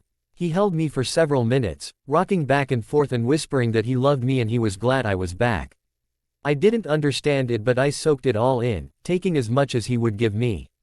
He loved me. He wanted me to be here with him. As far as I was concerned, that was worth any pain. When Charlie finally released me, I gestured awkwardly toward the kitchen. I'll heat up some leftovers for dinner. He nodded, wiping his red-rimmed eyes. That'd be nice. He pulled me into another quick hug, kissing my forehead, and then let me move away into the kitchen. Carlisle Cullen's point of view. Carlisle. I stood up from my desk, closing the book I had been reading at Edward's anxious summons. I stepped out of the room, closing the door behind me, and moved down the stairs, frowning as I saw Edward's concerned expression. What's wrong? Alice shrugged as she carried her shopping bags up the stairs. Edward, she's fine. He didn't even get mad at her. Edward still looked agitated. Something's off, he mumbled. He's not. He shook his head as though trying to clear it. He was drinking, but no. That's not it. Edward, what's wrong? I asked again. Is it something about Isabella? I can't get a good read on him, Edward sighed irritably. On whom? Charlie. He's there. I can get the general idea of what he's thinking about, but I don't know. It's like he's swallowing his words, making them disappear before I can quite catch them. I rubbed my thumb over my lips thoughtfully. Like Isabella? No. He shook his head. I can't hear Bella at all. She's completely silent. But whatever it is that blocks her from me seems to be blocking Charlie a little too. I said thoughtfully. Interesting. I watched as Edward's fingers twitched irritably. Are you really that bothered by it? I'm going to check on her, he said. He turned on his heel and headed out the door, and I followed after him. Edward, please. What's wrong? It had started to rain and the cold drops quickly soaked through our clothes as we ran through the forest, taking a roundabout route to the Swan home to keep under cover of the trees. She didn't tell Charlie she was coming with us, he said. She didn't think he'd be home when she got back, but he was. He was silent for just a moment. He was upset, but I don't think he was angry. He was sad, remorseful. Actually, he was regretting something, but I couldn't get what. And he was afraid she might have run away. I think. Run away? Are you sure? He ran a hand through his hair in frustration. No. Well, Edward, it's certainly understandable for a parent to worry about his child when he doesn't know where she is. Yes, but the regret, Carlisle. It was so strong. It was like he felt responsible for her leaving. What did you hear when she went inside? I asked. Was he angry with her? He didn't seem to be. He was just glad that she was home. Why are you so concerned about her? We slowed as we approached the house. Because she was scared. I mean, really scared. She didn't even take her bags, she just took off. I frowned. Perhaps someone should have gone in with her. Esme offered. But she said no. I nodded in acknowledgement and turned my attention to the house. It sounded like the two of them were eating in silence. After a moment I heard Charlie's gruff voice.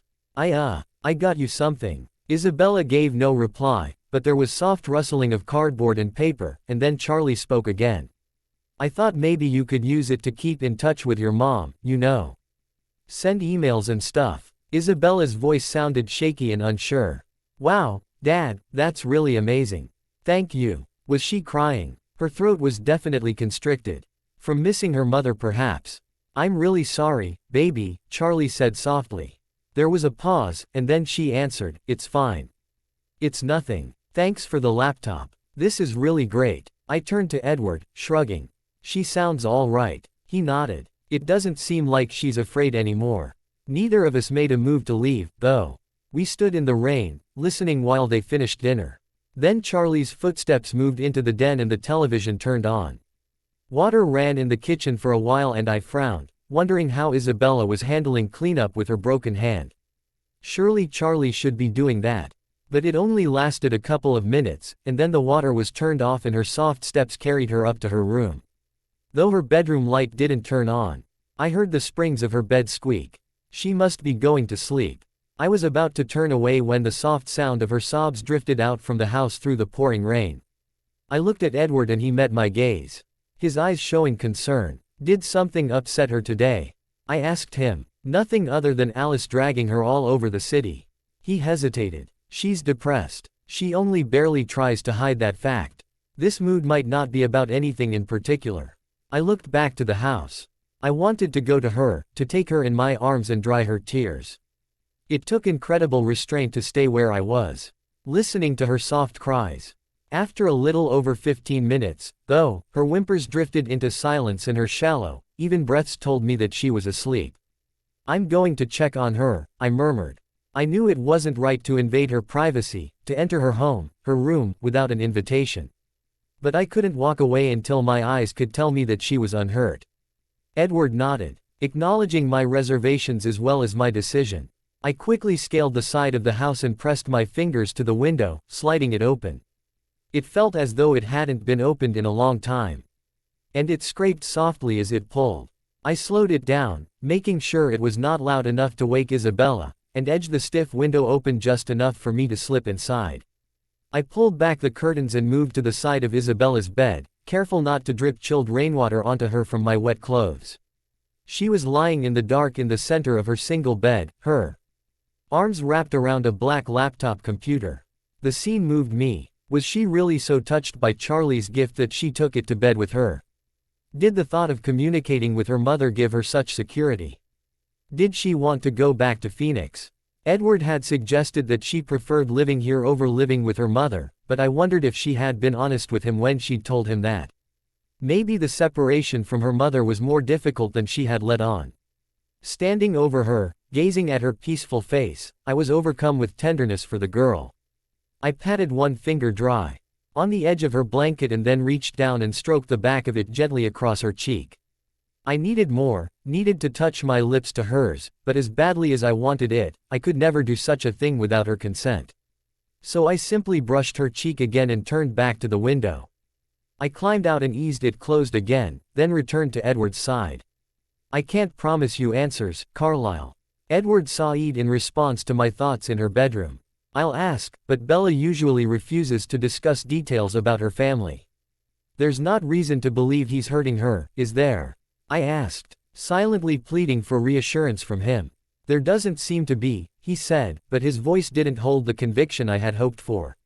He started to turn away but stopped when I didn't follow him. Are you coming? I shook my head. I think I'll stay tonight. Just in case. He turned back to me and took his place by my side, clasping his hands behind his back. The comfort I felt at his presence was impossible to describe and I closed my eyes, overwhelmed with gratitude. Thank you, Edward. Bella Swan's point of view. Edward met me in the parking lot before school the next morning and dropped a casual arm around my shoulders as we headed into the school. Was Charlie mad? He asked, looking concerned. No, actually. He was just a little worried. I'm sorry. We should have Ned Alice in a little and not taken quite so long. It's no big deal. You left your things in the car, he said.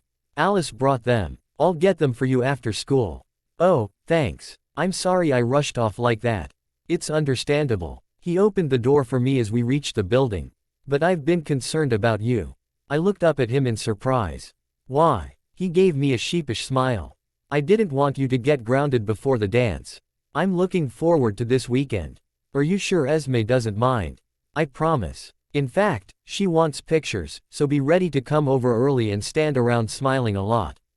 That was just so motherly. Wasn't this weird for Edward, essentially dating his mom? "You guys are such a strange family."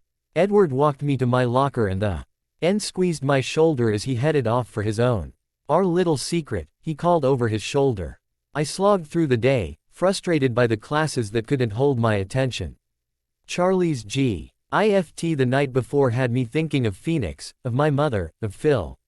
Pretty little thing. I shuddered as I took my seat in biology and buried my head in my arms.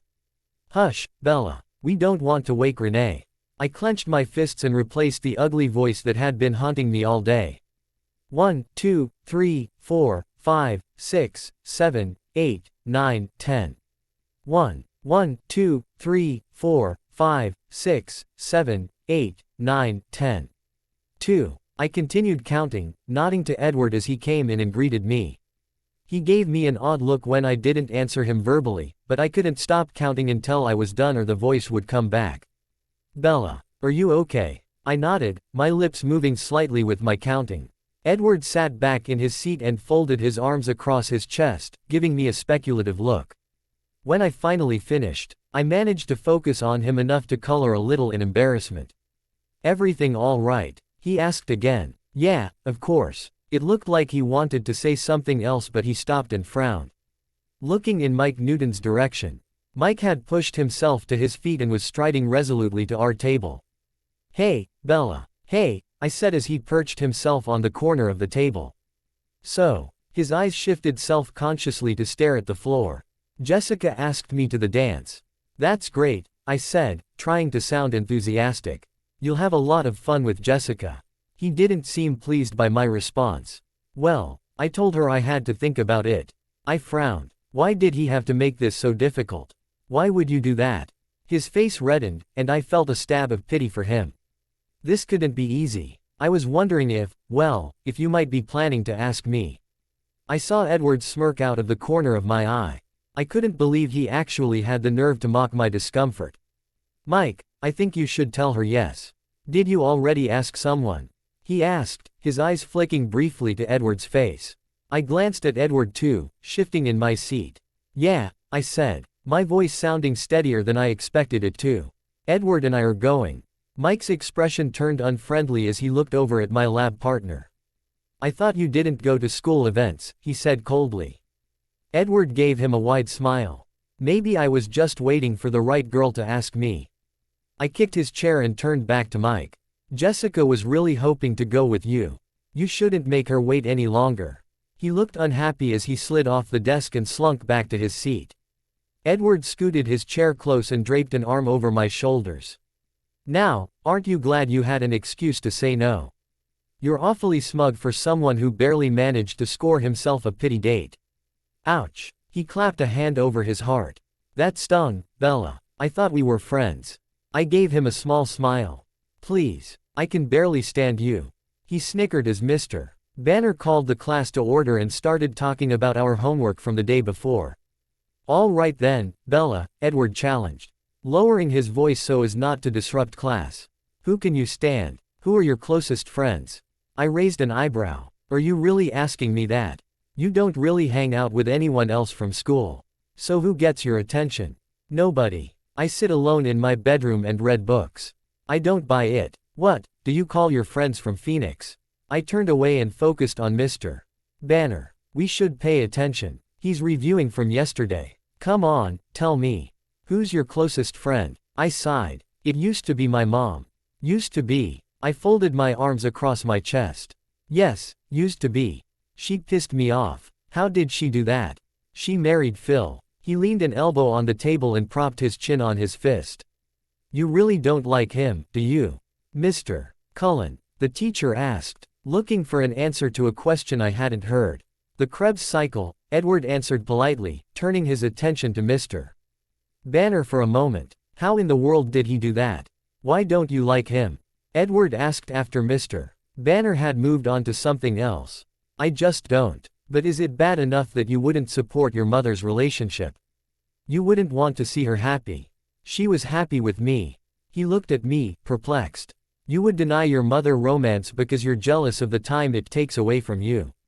That stung, but it wasn't like I could tell him what my real problem was with Phil. Something like that, I muttered. He eyed me suspiciously. I don't believe you. Okay. I'll make you a deal. You tell me why you don't like Phil.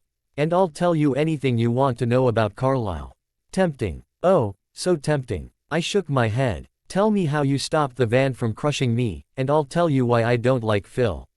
Adrenaline. I shrugged. Fine. I didn't like Phil because he wears socks with his sandals. Edward sighed. What kind of answer are you expecting from me, Bella?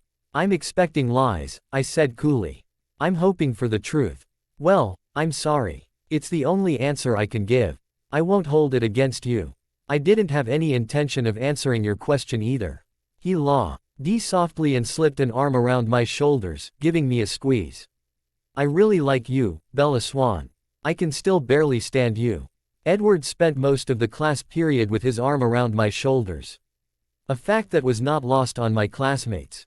How word spread as quickly as it did during the last 2 periods of the day was completely beyond my comprehension, but as I headed to my truck after school, Jessica and a few of her girlfriends caught up with me. Oh my God, Bella, are you really going to the dance with Edward Cullen? I smiled uncomfortably. Yeah. Angela looked at me in awe. How did you even get up the courage to ask him? I don't think I ever could have done it. I shrugged, shifting my bag on my shoulder. I don't know. We're lab partners, you know. We were talking in biology and we just kind of decided to go together. I can't believe he even pays attention to you, Lauren said. I mean, no offense, but you're not exactly in his league, you know. Right, I mumbled, extracting myself from the circle. None taken. I headed toward my truck, but Angela came after me. Bella, don't let Lauren bother you. She's just mad because Tyler turned her down when she asked him to the dance.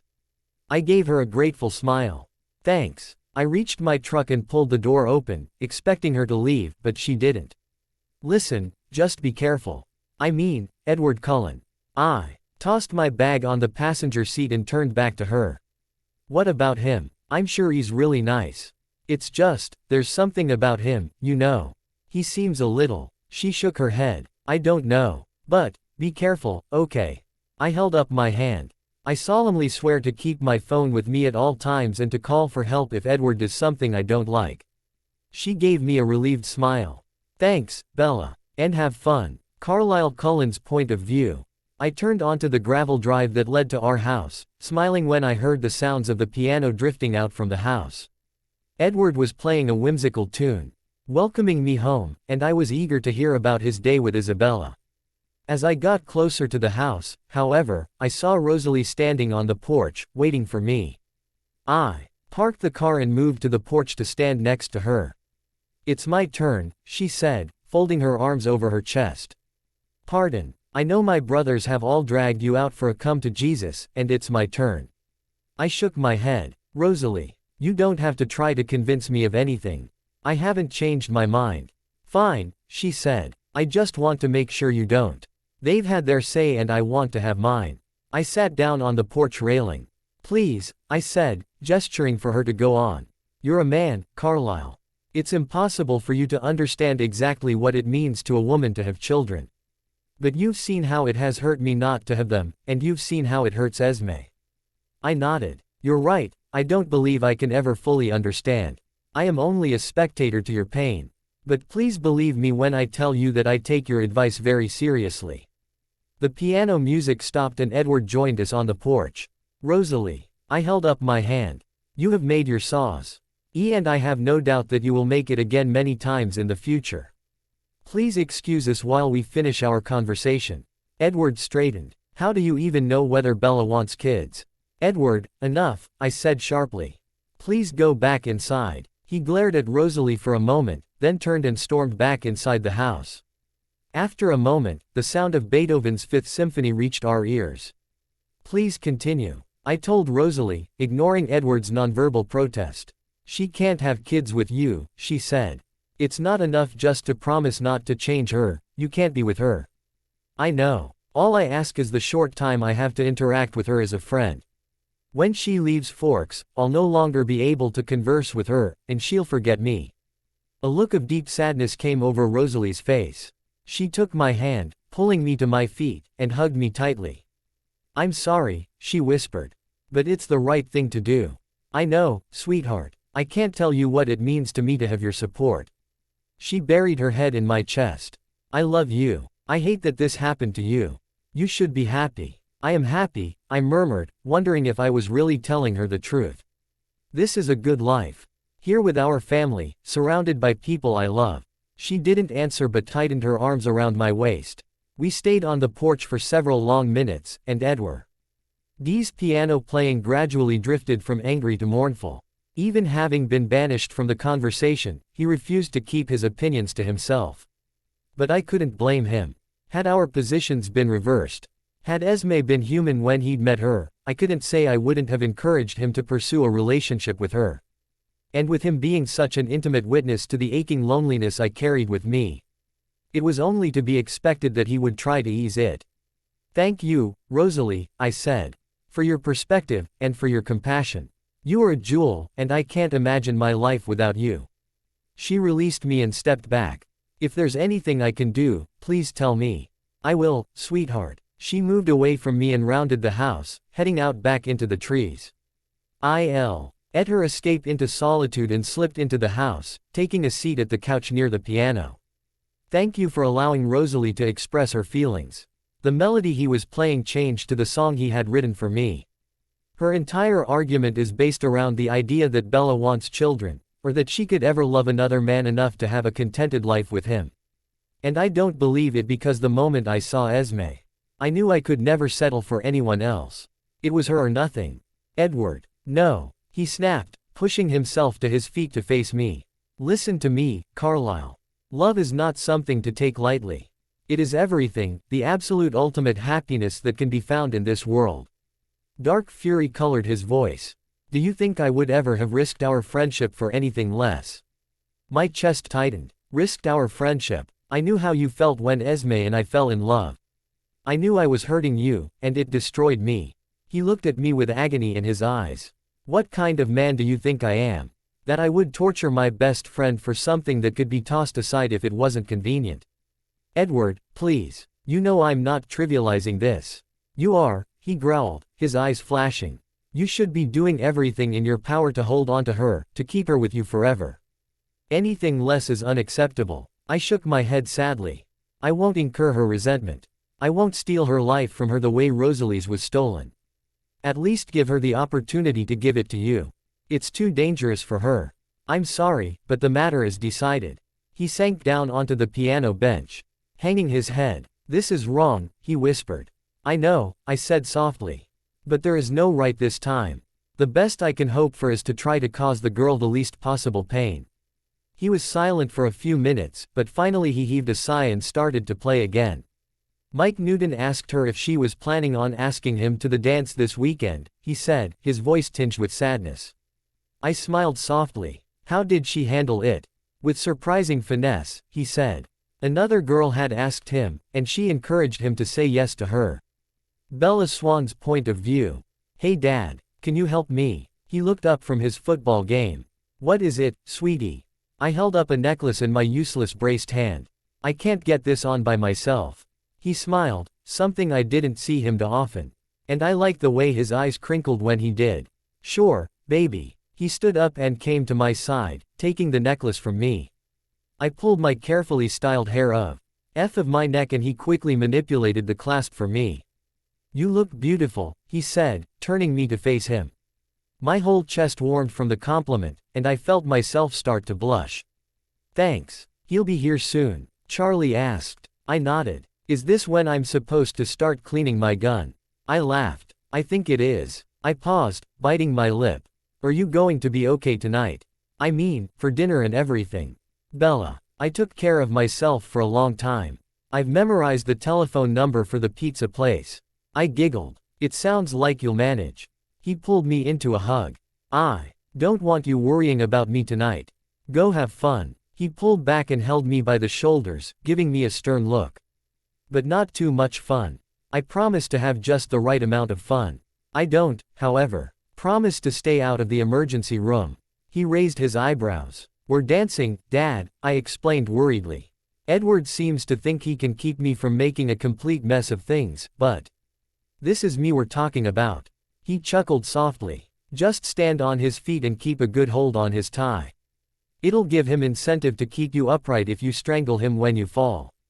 I giggled again. "I can't believe I'm old enough to be sending my baby girl off to a high school dance," he grumbled.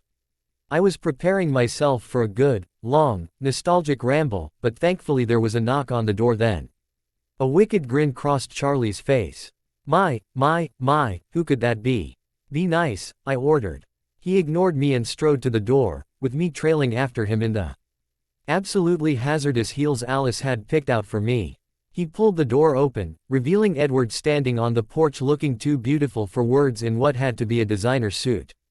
I caught my breath at the sight of him and he winked at me. "You must be Edward," Charlie said, overdoing his part and sizing Edward up. Edward gave him a charming smile. "I am. It's a pleasure to meet you, Chief Swan." Charlie took his outstretched hand briefly and stepped out of the doorway to let Edward in. I looked him over just as obviously as Charlie had. "You know, I was thinking I was pretty hot until you showed up looking all GQ. You're stunning," he said with a smile. "People will be wondering all night how I ever got a girl like you to go out with me." "Curfew's midnight," Charlie grunted. "I promised to have her back on time." Edward sighed solemnly. "Oh, and I promised my father I would pass along his regards. He said he would like very much to get together with you sometime soon." Charlie frowned. "Did he?" Friendly all of a sudden. Edward gave a little self-deprecating laugh. "Well, sir, I'm afraid that might be my doing. Bella and I have gotten to be fairly good friends and I talk about her a lot. I guess Carlisle just wants to make sure I'm hanging out with the right crowd." He grunted again. "I see. Well sure, have him give me a call sometime." Edward inclined his head to Charlie and offered me his arm. "Shall we?" I tucked my good hand in the crook of his elbow. "Let's." I stretched up to kiss Charlie on the cheek.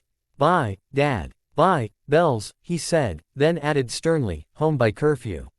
"I promise," I said over my shoulder as we headed outside. Edward laughed as he guided me to his car and opened my door for me. "What's so funny?" He shook his head and closed the door, rounding the car to get in behind the wheel. "What? Is your father always like that?" I cringed a little inside. "Not always, no. He's having a good day." "That's a good day," Edward teased, as he maneuvered the car toward his house. "Yes." Surprising, since I warned him we would probably finish off the night at the hospital. Edward looked confused. "Why would you say that?" I sighed. "I'm just not a dancer, Edward. I'm guaranteed to hurt myself, and if you stay too close you'll probably go down with me." He shook his head confidently. "Have a little faith in me. I won't let you get hurt." For a moment I almost believed him, but then I laughed at the sheer absurdity of anyone ever being able to keep a promise like that. "I might have more confidence in you if you told me how you am. A nag to keep us from getting smashed by Tyler's van. Are you still dwelling on that? I swear, you are the most tenacious girl I have ever met." "Oh, this is nothing. I'll pester you until the day you die, Edward Cullen. On your 96th birthday, I'll call you to wish you many happy returns, and I'll demand to know how you kept us alive our junior year of high school. And then you'll have to find your teeth and put them in so you can properly pronounce the word, adrenaline." Edward laughed out loud. "Well, just so long as you understand that my answer will be the same then as it is now. Of course. Because I may be tenacious, but you're stubborn as a mule." Edward grinned and fiddled with the radio, settling on a classical music station. We listened in a companionable silence the rest of the way back to his house. He pulled up in front and parked, coming around to open my door for me. "You're sure Esme's not going to rip my throat out the moment I walk in?" I asked him. "Well, I was sure. But with the way you look tonight, I wouldn't blame her for being jealous." A chill ran through me and I turned and tried to get back in the car. Edward laughed, holding my arms to keep me from retreating. "I'm kidding. Come on, Alice is dying to hear everyone compliment your dress." "Alice is?" I asked, confused. "She takes great pride in the clothes she picks out." He guided me to the door and pushed it open, revealing Alice and Esme standing inside. There was a camera flash, and I jumped a little. No fair with the candid shots, I protested. I'll look like an idiot. Esme smiled. You look lovely, Bella. I fidgeted nervously. Thanks, it's nice to see you again. This was so very awkward. Come stand in front of the piano, Esme said, gesturing for us to move. I let Edward lead me over and pull me close while we both smiled at the camera, but I couldn't help looking surreptitiously around the house. I spotted Jasper in the living room, tying his tie around his neck, but I didn't see Carlisle anywhere. I blushed involuntarily when Edward caught me looking around and gave me a knowing smile. Are Emmett and Rosalie going to the dance? I asked in a lame attempt to make it look like I was really searching for them. They left already, Alice said. She smoothed out a non-existent wrinkle in her black gown. We'll see them there, though. Edward leaned close and murmured. Carlisle is on his way home now. He should walk through that door any second. I looked away, still not quite ready to admit to him that his suspicions about my feelings for Carlisle were absolutely correct. He was right about when his father would get home, too. We had been posing for pictures for less than a minute when the front door opened and Carlisle entered. My eyes scanned him eagerly, taking in the Oxford shirt and tie he wore. He must be coming from the hospital. He smiled warmly when he saw us, setting his briefcase on the table next to the door. You two make quite the couple, he said genially. His eyes met Edward's and something passed between them before Edward grinned. Don't we? He said in what sounded very much like a taunt. Alice beckoned Jasper over. Esme, will you get a picture of the four of us? Of course, Esme smiled. Jasper joined us and she adjusted our positions, then stood back and snapped the picture. Oh, I want one with Carlisle. Alice said. He raised his eyebrows. Why would you want one with me? Because you're the best dad ever, she said brightly, tugging him in front of the piano. Esme gamely took a few shots of them. I should have seen it coming. Alice was meddlesome and manipulative, and if I had remembered that, I would have known that she had only asked for those pictures so that she would seem slightly less obvious when she said, "Okay, Bella. Now you come take some with Carlisle." Carlisle raised an eyebrow, but said nothing. He reached out a hand, beckoning me to join him, and I felt heat rising to my face. Of course Carlisle noticed it. He took my hand and drew me to his side, giving me a curious look. Is it too warm in here? He asked, his thumb brushing my reddened cheek. No, it's fine, I said quickly. I made the mistake of looking into his ochre eyes and suddenly I couldn't look away. He was gazing down at me, smiling softly, and it was like everything else in the world turned off. The only light was from his smile, his face, his warm, golden eyes. Then the flash of a camera startled me, reminding me that there were, in fact, other sources of light, and I dropped my eyes, wondering when we had moved so close together.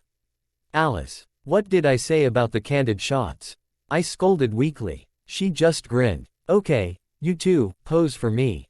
Carlisle gave me a sympathetic shrug, and we turned to face the camera. He slipped an arm around my waist, pulling me just a little bit closer to his body than I would have expected him to, and I reveled in the feeling. As was typical for him, he felt cold beneath his clothes.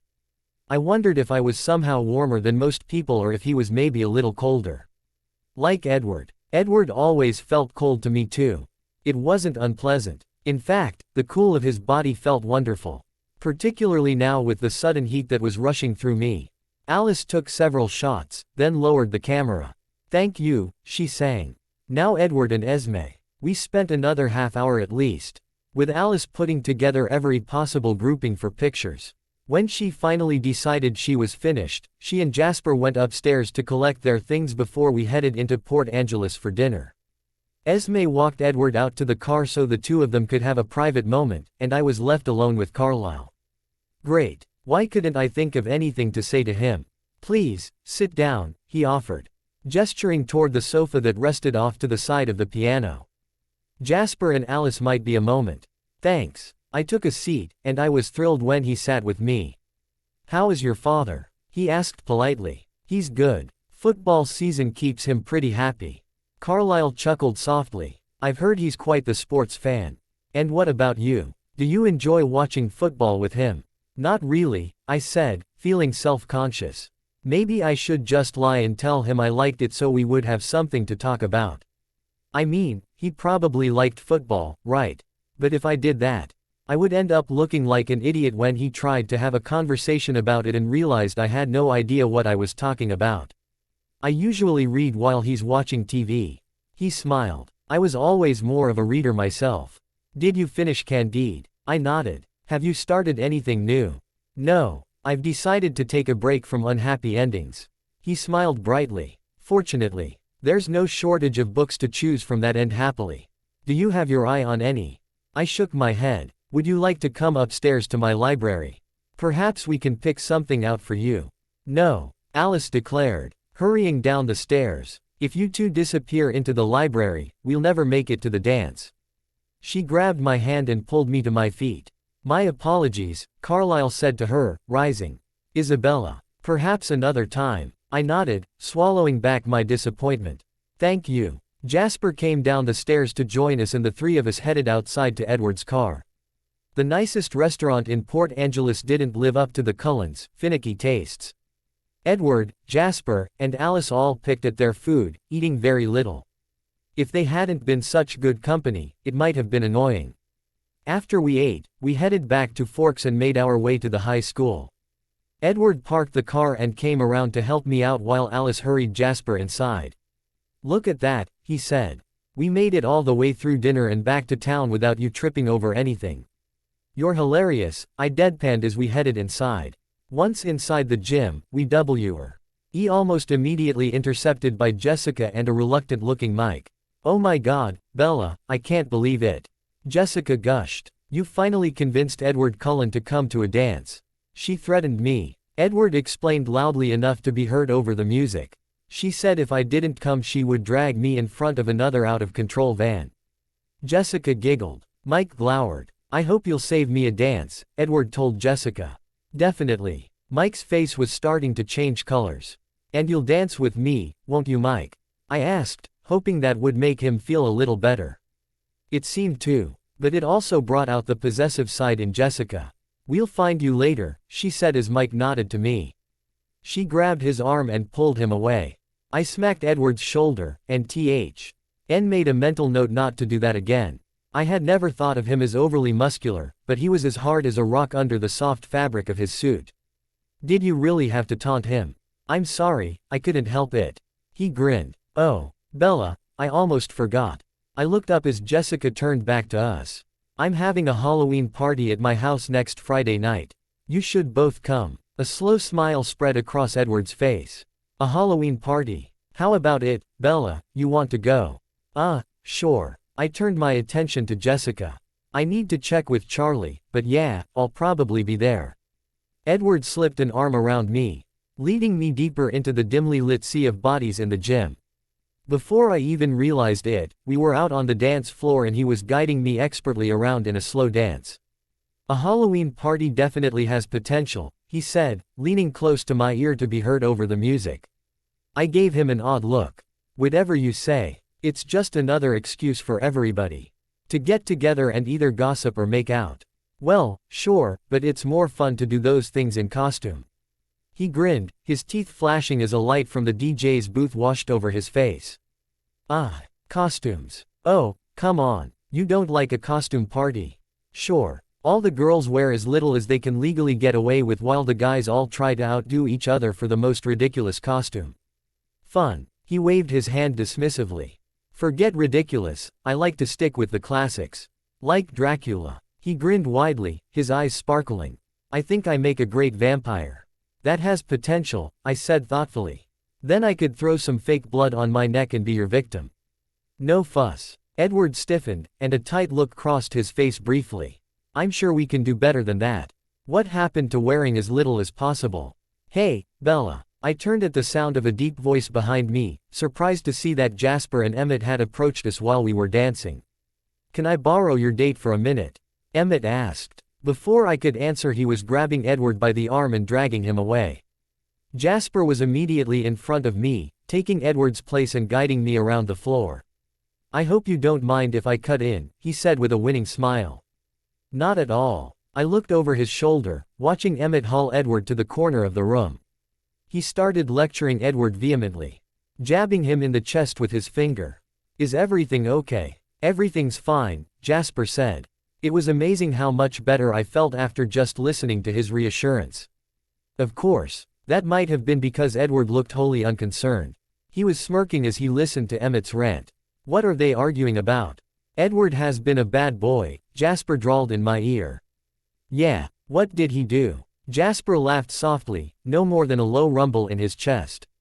He told you things Carlisle doesn't want you to know. I stiffened a little at Carlisle's name. Is he very angry? He's livid, Jasper said with a smile. Which was Edward's intention all along. The boy's been trying to provoke Carlisle for a while now. Why? Oh, they're having this little spat, he said dismissively. Nobody gets inside Carlisle's head like Edward does. They're close, but they drive each other up the wall sometimes. What are they fighting over? Jasper laughed quietly. You really are fascinated with my father, aren't you? Shoot, I was being too obvious.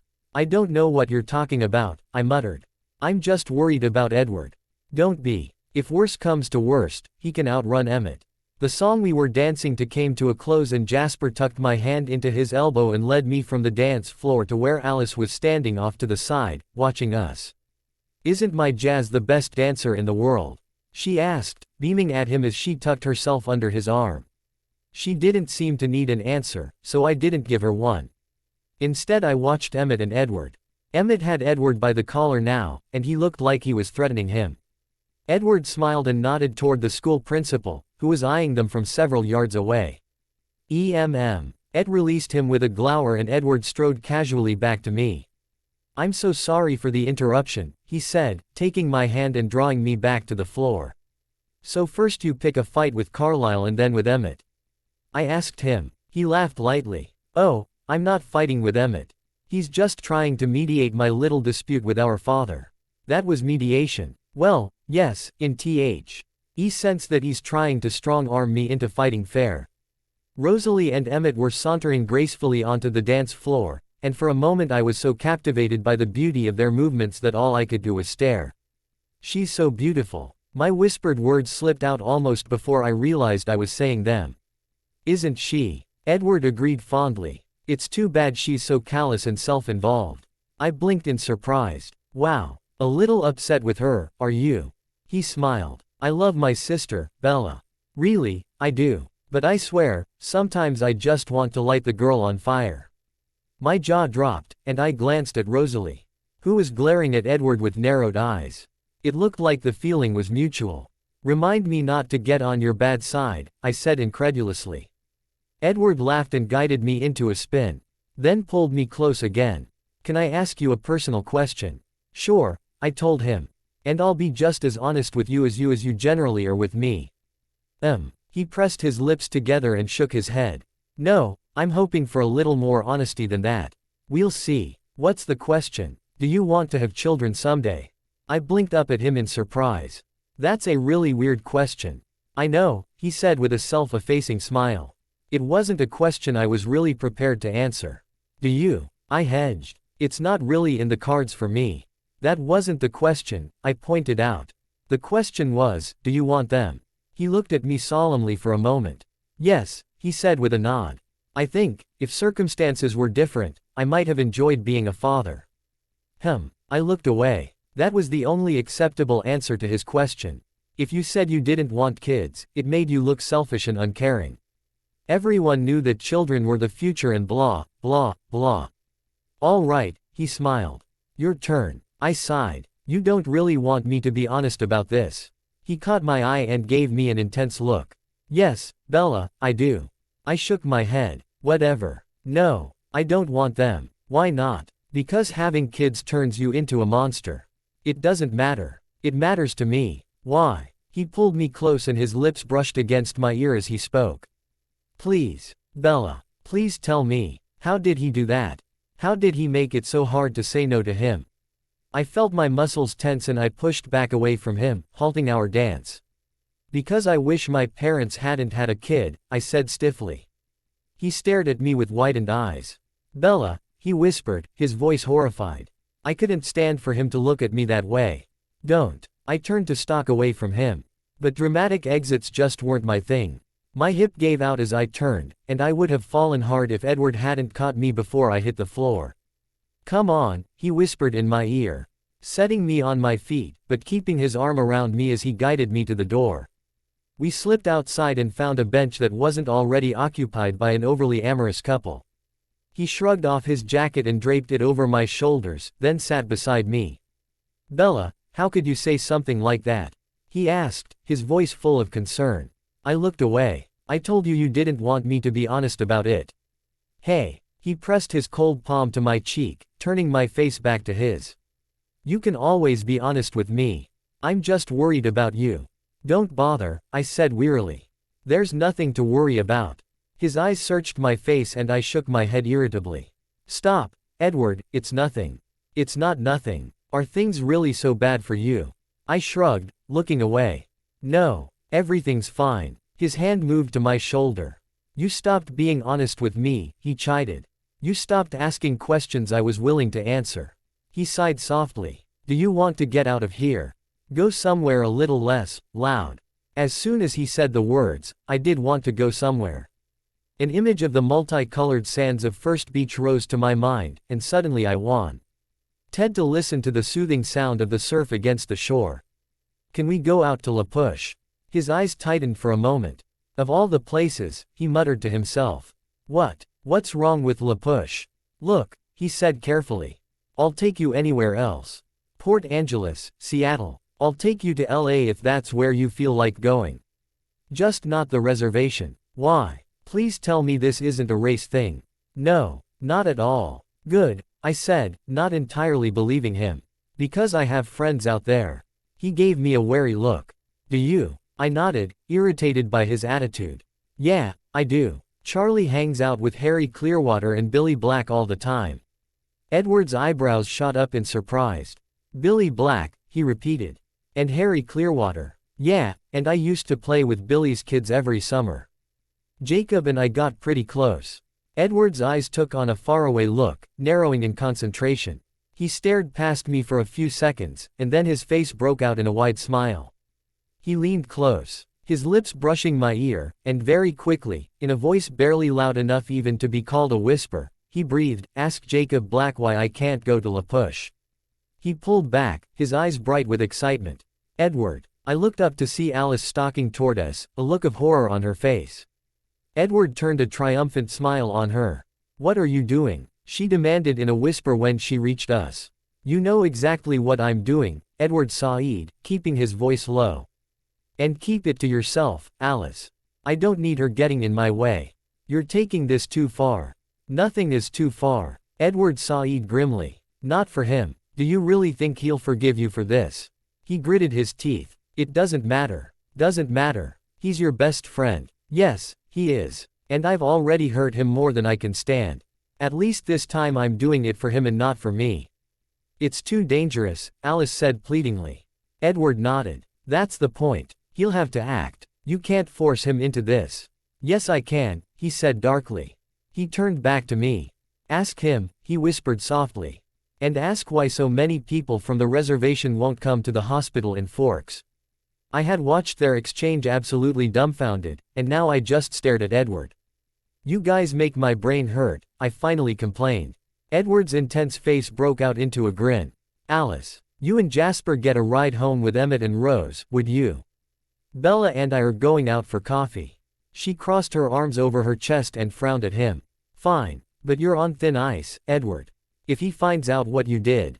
I know, Edward Said, rising and offering me his hand. Wrath of God. Believe me, I've seen it before. I took his hand and let him pull me away from Alice into his car. Who are you pissing off? I asked him. Carlisle. I stopped, pulling my hand away from him. He just laughed and grabbed it again. Don't worry, Bella, it's for his own good. Kids decide that for their parents now. I asked him as he opened my door for me. When their parents are as stubborn as Carlisle is. Yes. Carlisle Cullen's point of view. I was surprised to hear the sound of Edward's Volvo turning off of the old highway at only slightly after 11 o'clock that evening. I hadn't expected my children home so early. I was even more surprised to realize that Jasper and Alice weren't in the car. Edward was bringing my girl back to me. I moved to the window and looked out, watching the car drive too quickly up the gravel drive. He wasn't being discreet enough and I frowned in disapproval. My frown deepened when he helped Isabella out of the car and I saw that she was wearing his suit coat. Possessiveness flared inside of me. She belonged to me, not him. His clothes had no business being anywhere near her. Edward looked up and met my eyes as they moved toward the door. He smirked tauntingly. I closed my eyes, rallying patience, and turned toward the door when it opened. Edward, Isabella. I greeted them cordially. You're back early. I heard a rumor you promised Bella a look at your library, Edward explained.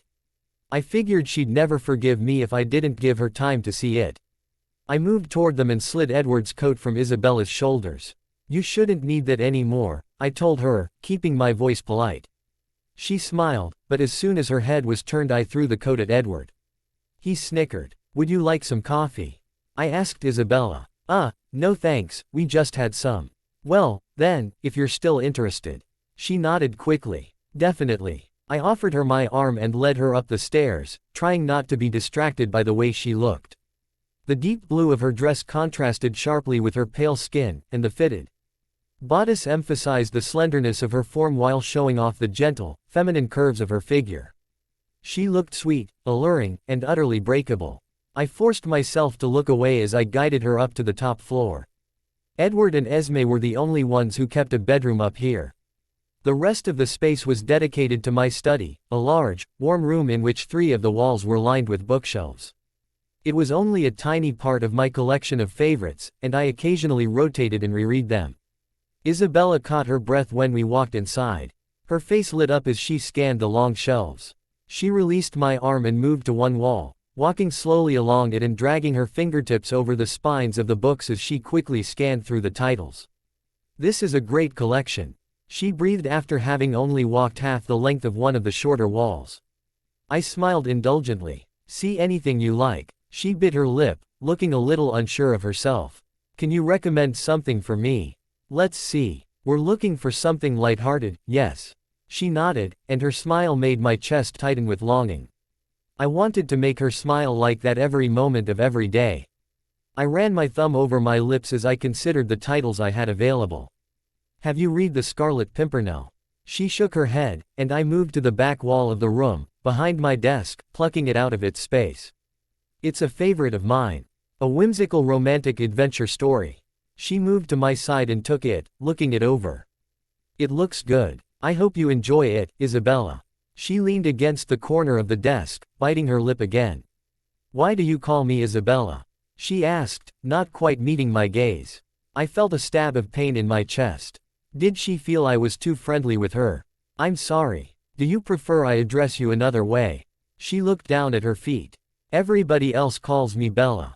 The pain turned into warmth and I smiled. Pardon me. I simply thought inappropriate for a gentleman to refer to a young lady by a familiar name without an invitation. She looked up at me in surprise and laughed a little. I'm inviting you. Please call me Bella. Of course. I heard Edward and Esme head out the door downstairs, graciously leaving me alone with Isabella. Bella, can I ask you something else? She asked, uncomfortable again. Certainly. What are you and Edward fighting about? Her eyes met mine, and this time it was I who looked away. Sweetheart, that's nothing for you to worry about. Do you argue often? I shook my head. Rarely. It's a little bit unnerving for me to find myself at odds with him. But you're still friends. I mean, Alice says you're friends. She looked so unsure of herself that I head out and put a comforting hand on her shoulder. I love Edward more than I could ever express. The 2 of us will always be friends. She looked relieved. Don't let him concern you with our little family squabble, I said lightly. Trying to relax her. There are much more interesting things to focus your attention on. Her eyes returned to the cover of the book, and she smiled. What made you start to enjoy reading so much? I asked her. She shrugged. I don't know. Mom dated a lot when I was younger, and it was easier if I just hung out in my room and avoided her and the guy of the week. Books were a nice escape. She had talked about that before when discussing A Doll's House. At 17 years old, a girl usually romanticized marriage and family, but Bella seemed to want to avoid them. It made me sad to think of it. Do you miss your mother? I asked, fishing for more information. She hugged the book to her chest and nodded. Have you visited her since you moved here? Her eyebrows pulled together in distress, and her heartbeat sped up. I'm supposed to go back for Christmas. Don't you want to? She nodded quickly and turned to the bookcase. Yeah, I do. I frowned. I could see why she had Edward so perplexed. She definitely kept secrets. She was tracing her fingers along the books again, examining the titles.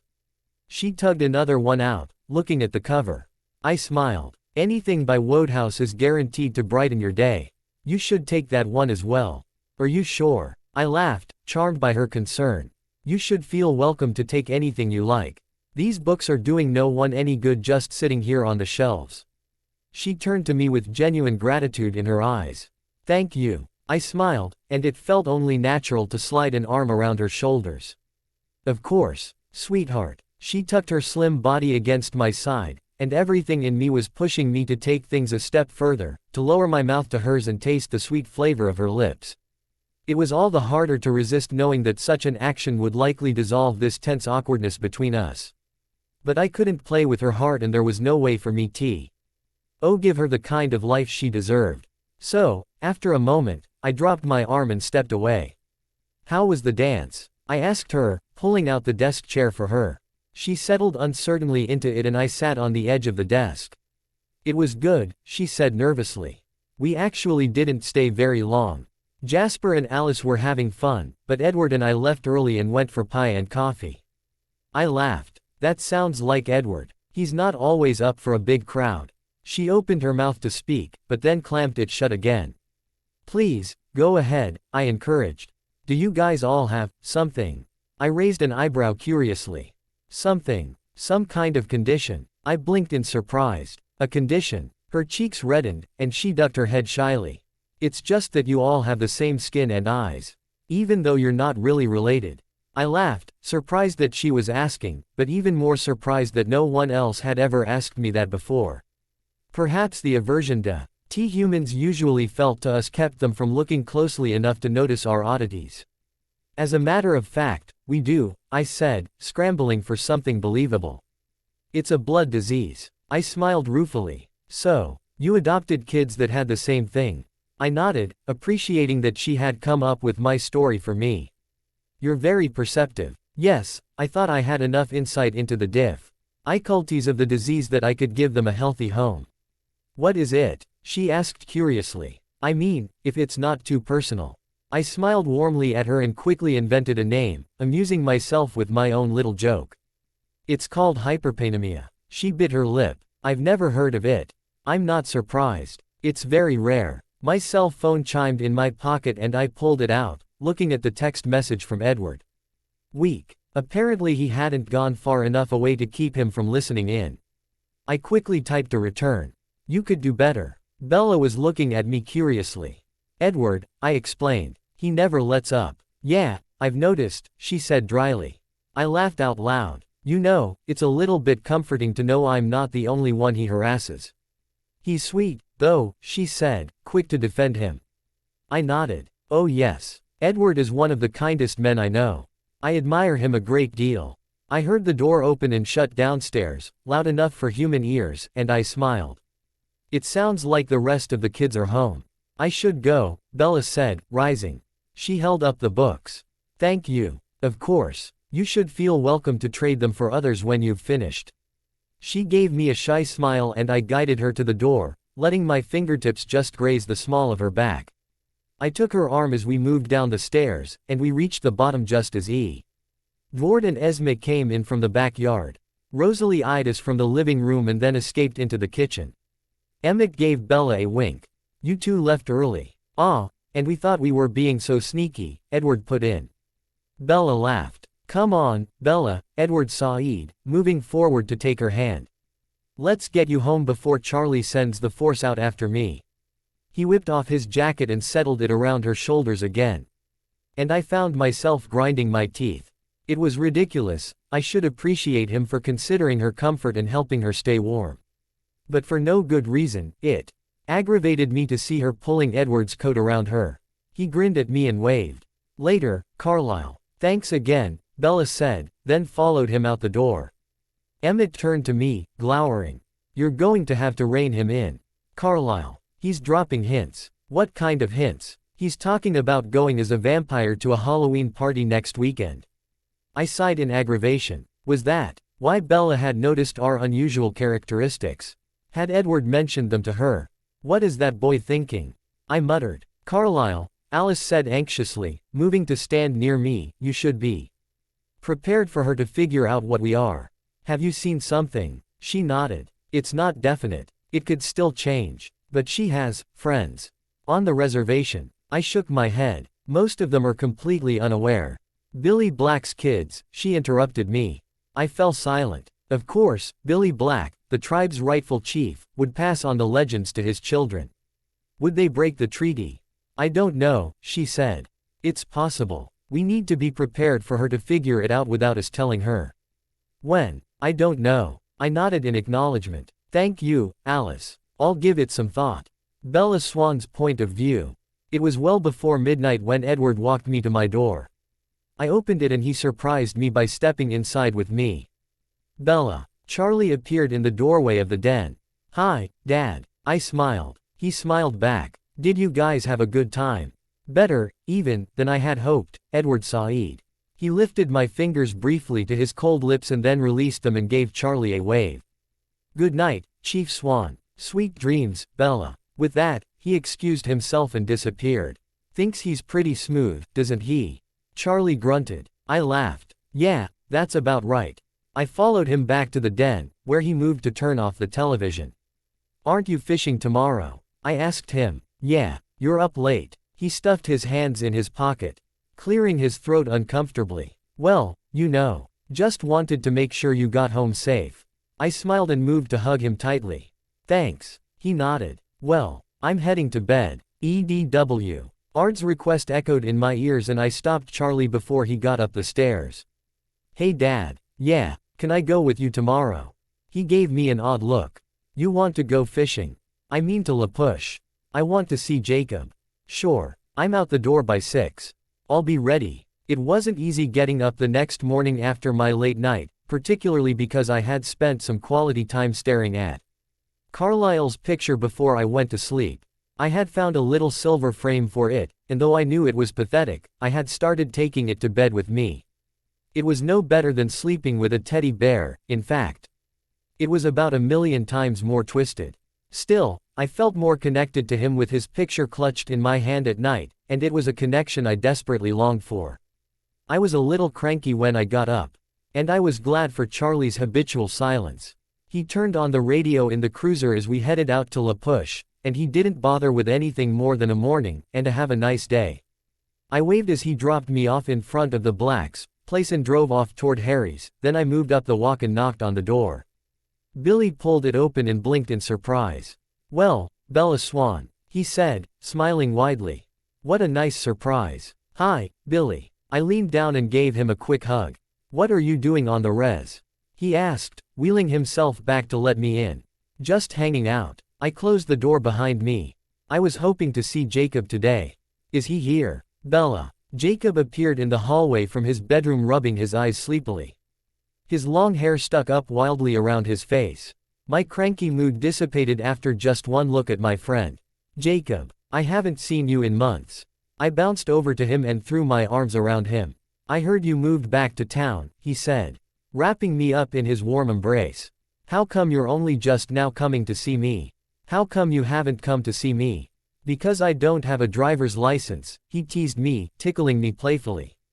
Or a car, now, since Dad sold the beast to Charlie.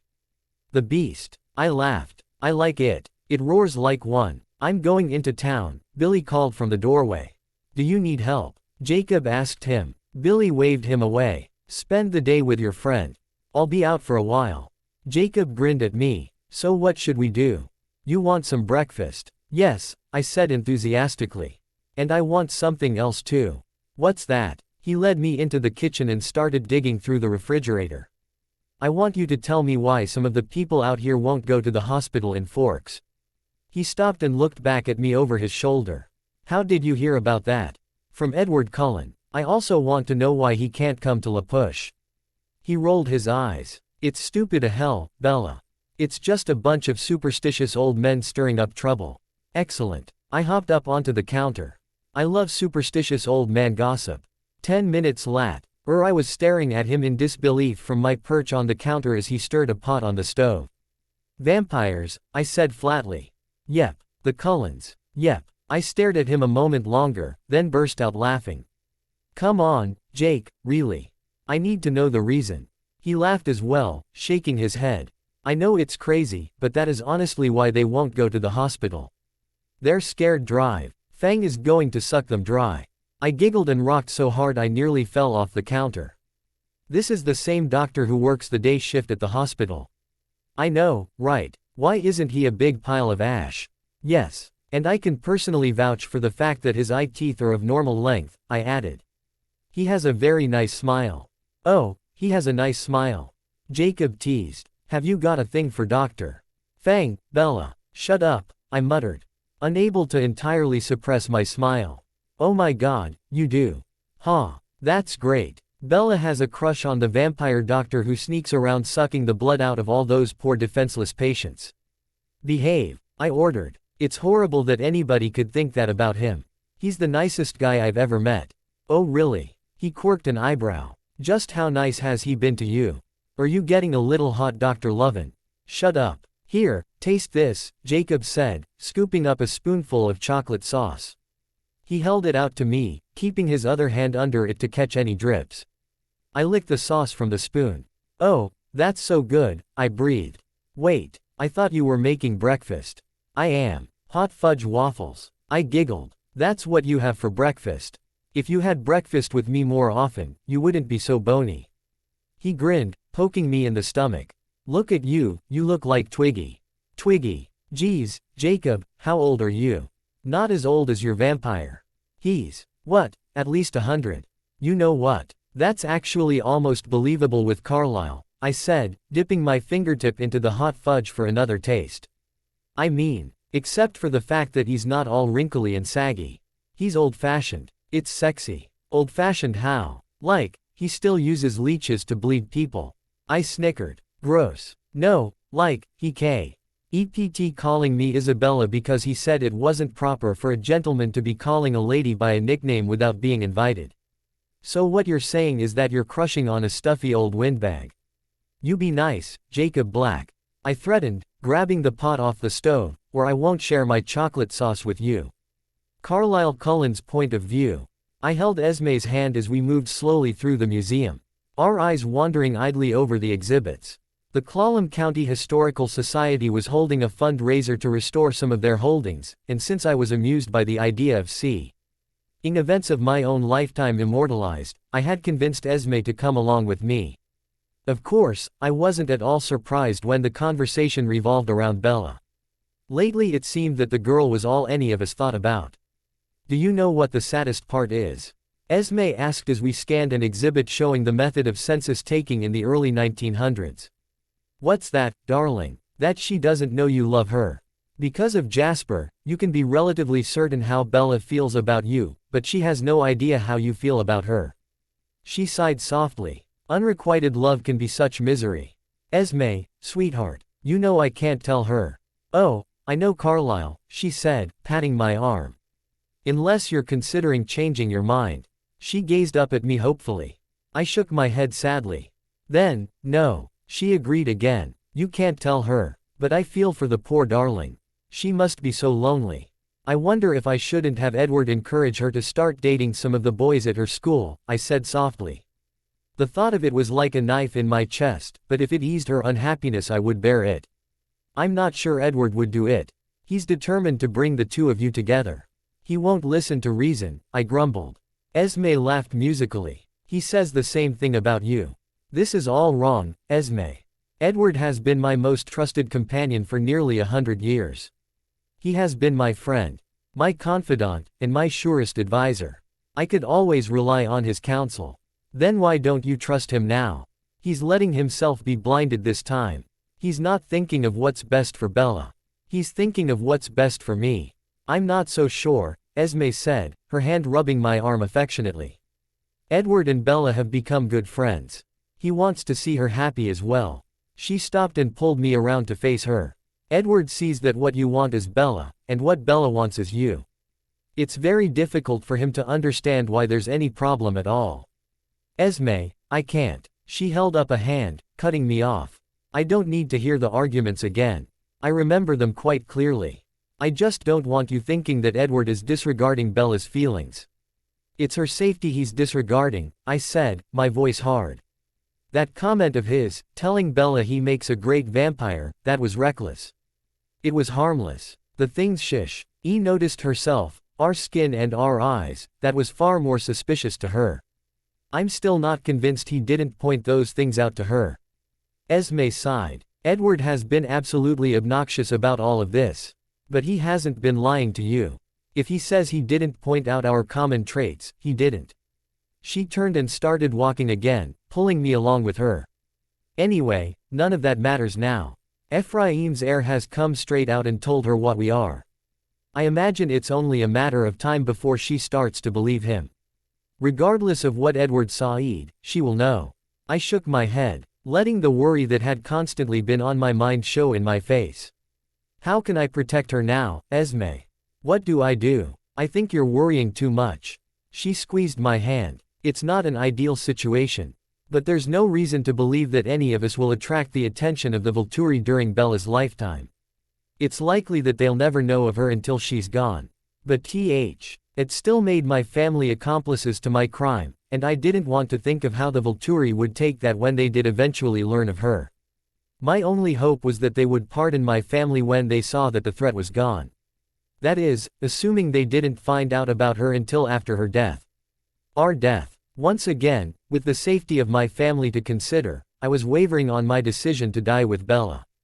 I would desire nothing more than to end my life with hers, but when the Volturi learned of Bella's knowledge of us, they might want someone to punish. I could give them that. Perhaps it would be enough to kill me.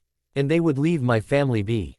But the Volturi were unpredictable and I had no guarantee that they wouldn't discover my secret in the next few decades. What would I do if they came for Bella before her natural death? Would I change her? I had told myself that I wouldn't interfere if an accident took her, that is, if I couldn't prevent the accident from happening. Or if an illness shortened her life, I had decided I would not step in and change her. But if the Volturi took her, I would be the cause of her death. I couldn't bear that. Then what? I couldn't allow them to take her blood. Of that I was certain. She would never be mere prey for a vampire.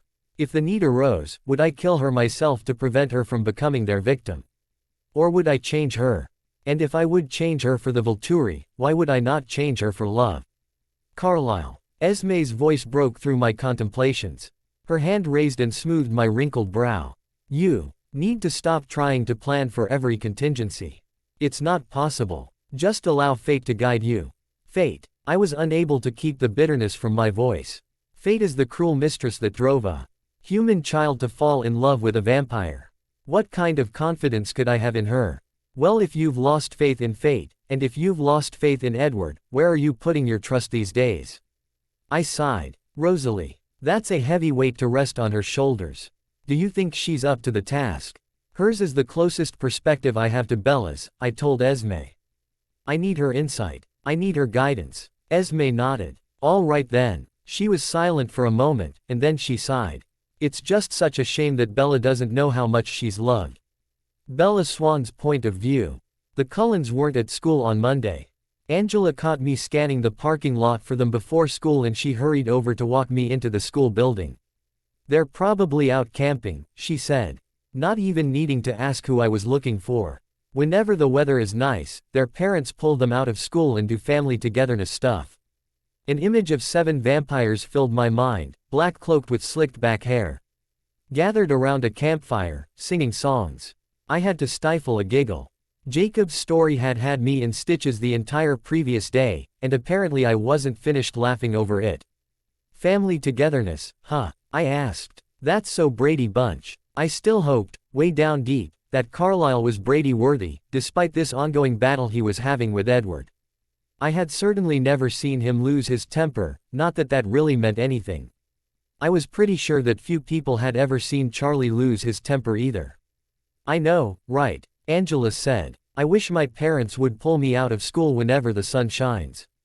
And just like that, I was giggling to myself again. Of course the vampires wouldn't be able to go to school in the sunshine. All that burning to ash would distract them from their studies. It was a long day without them, though. Jessica dragged me over to sit with her at lunch and grilled me over my date with Edward. How long had we been seeing each other? Had he kissed me goodnight and was he good at it? Did I expect her to believe he hadn't kissed me goodnight? Were we going to her Halloween party together? Were we going to be cute and have matching costumes? And come on, had he really not kissed me goodnight? It was tiresome. And biology wasn't any better, because Mike came over before class and dropped into Edward's seat. You left before we could dance on Saturday, he said accusingly. I'm sorry. I wasn't feeling very well. He didn't seem appeased, so I added, maybe this weekend at Jessica's I can make it up to you. His face brightened. Yeah, totally. I seriously hoped Jessica wouldn't murder me in the middle of her party. The next day was the same. No Cullens and lots of uncomfortable questions about them. For the first time since I had moved to Forks, I found myself praying that the clouds would come back and rain us out so my friends would have to come back to school. When they were gone again Wednesday morning, I was ready to cry. I slogged through the morning and yet another gossipy lunch period.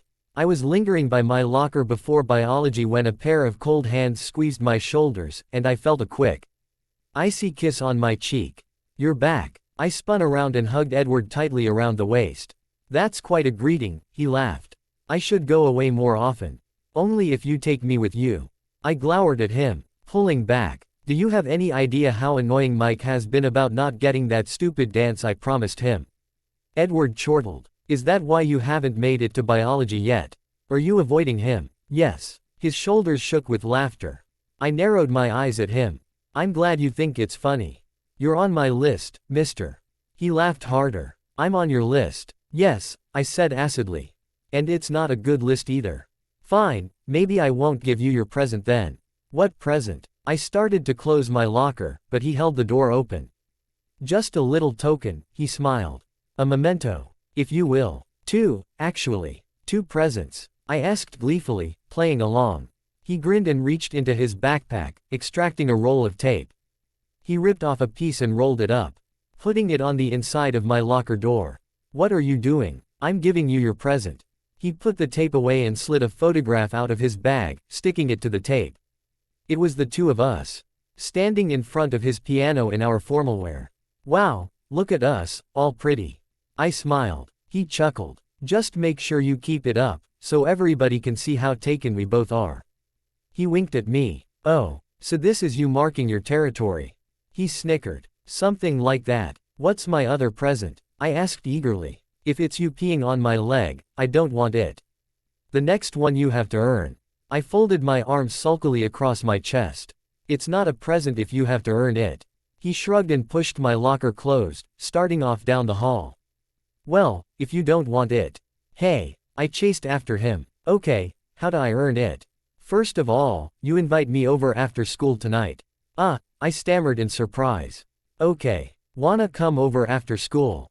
Why Bella? How kind of you to ask, he said, his face lighting up as though the invitation had been a surprise. You're a pain, you know that.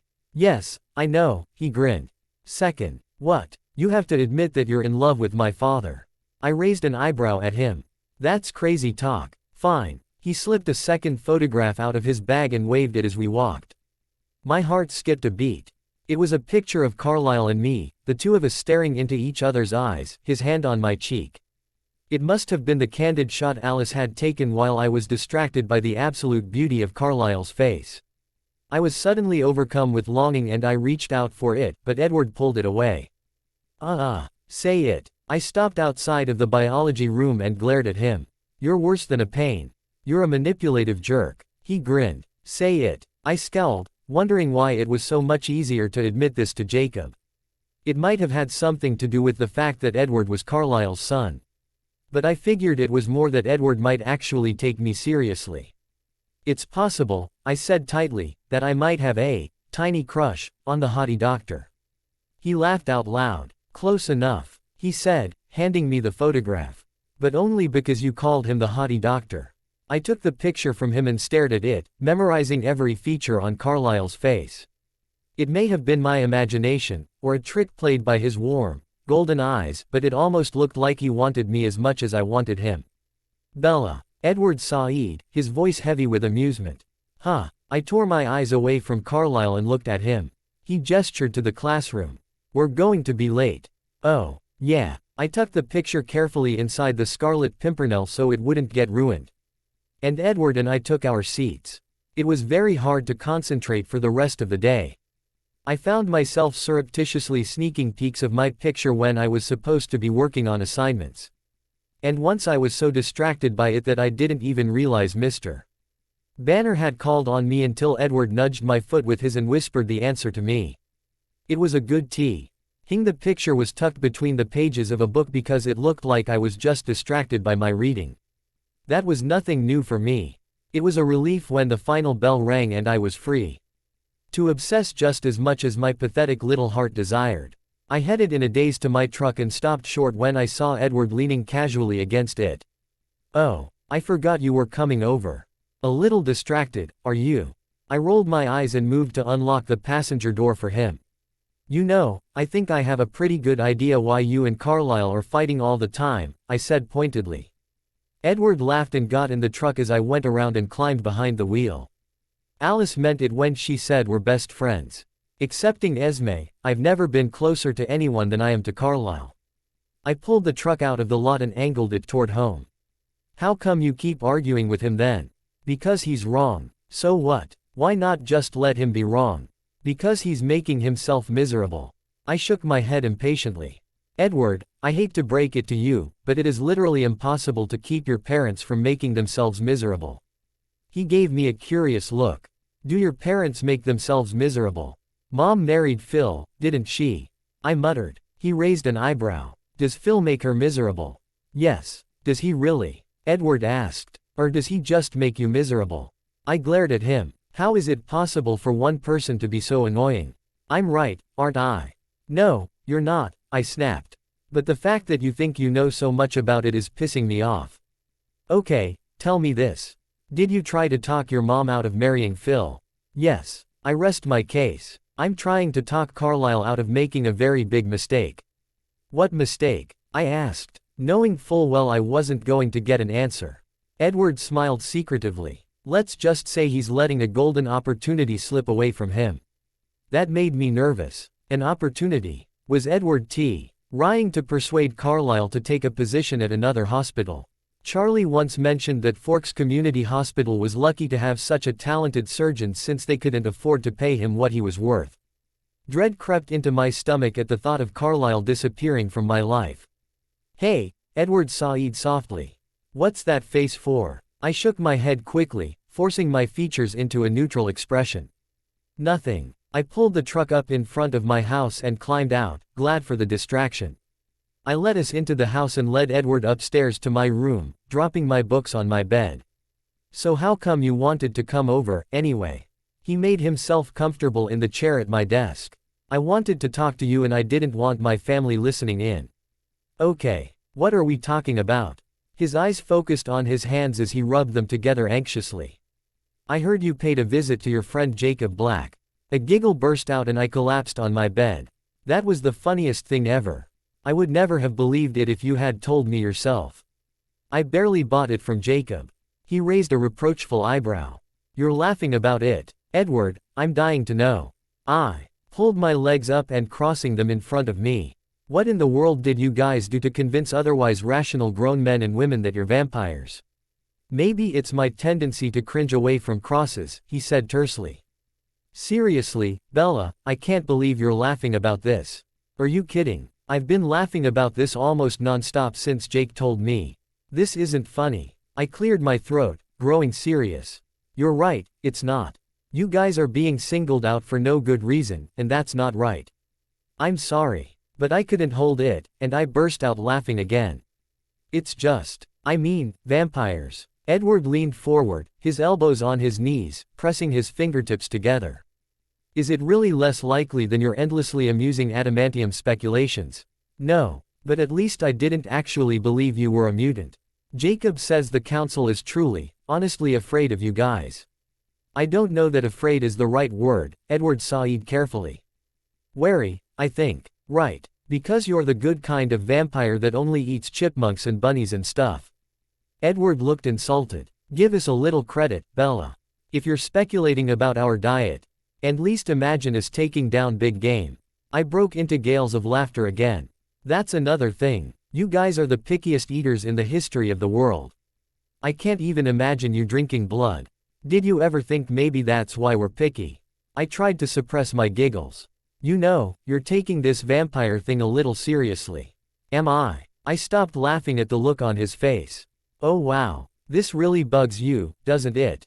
He shook his head dismissively. No, the Quileutes value their legends and they can think what they want about us. I just think maybe why. Oh, you shouldn't be so quick to dismiss the preternatural. I fixed him with a steady gaze. I was thinking along those lines a few weeks ago. You know, when I watched you dent a van with your hands. He gazed back at me and said nothing. Adrenaline does a lot for a person, I continued. Energy, strength, but as far as I know, it doesn't keep bones from breaking. A smile pulled at the corners of his mouth. You and I both know I lied to you, he said, his voice low.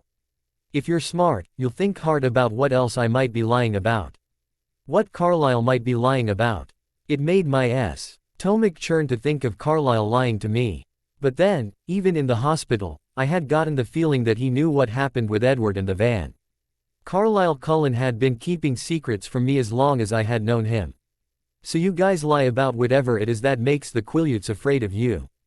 He shrugged. Otherwise rational grown men and women, right? Maybe you should take them seriously, Bella. You're telling me I should believe that you're a vampire. Not exactly. But let me ask you this, if their crazy legends were true and I were a vampire, would you still want to be my friend? I don't know. Would you want to drink my blood? His eyes darkened as he fixed me with a steady gaze.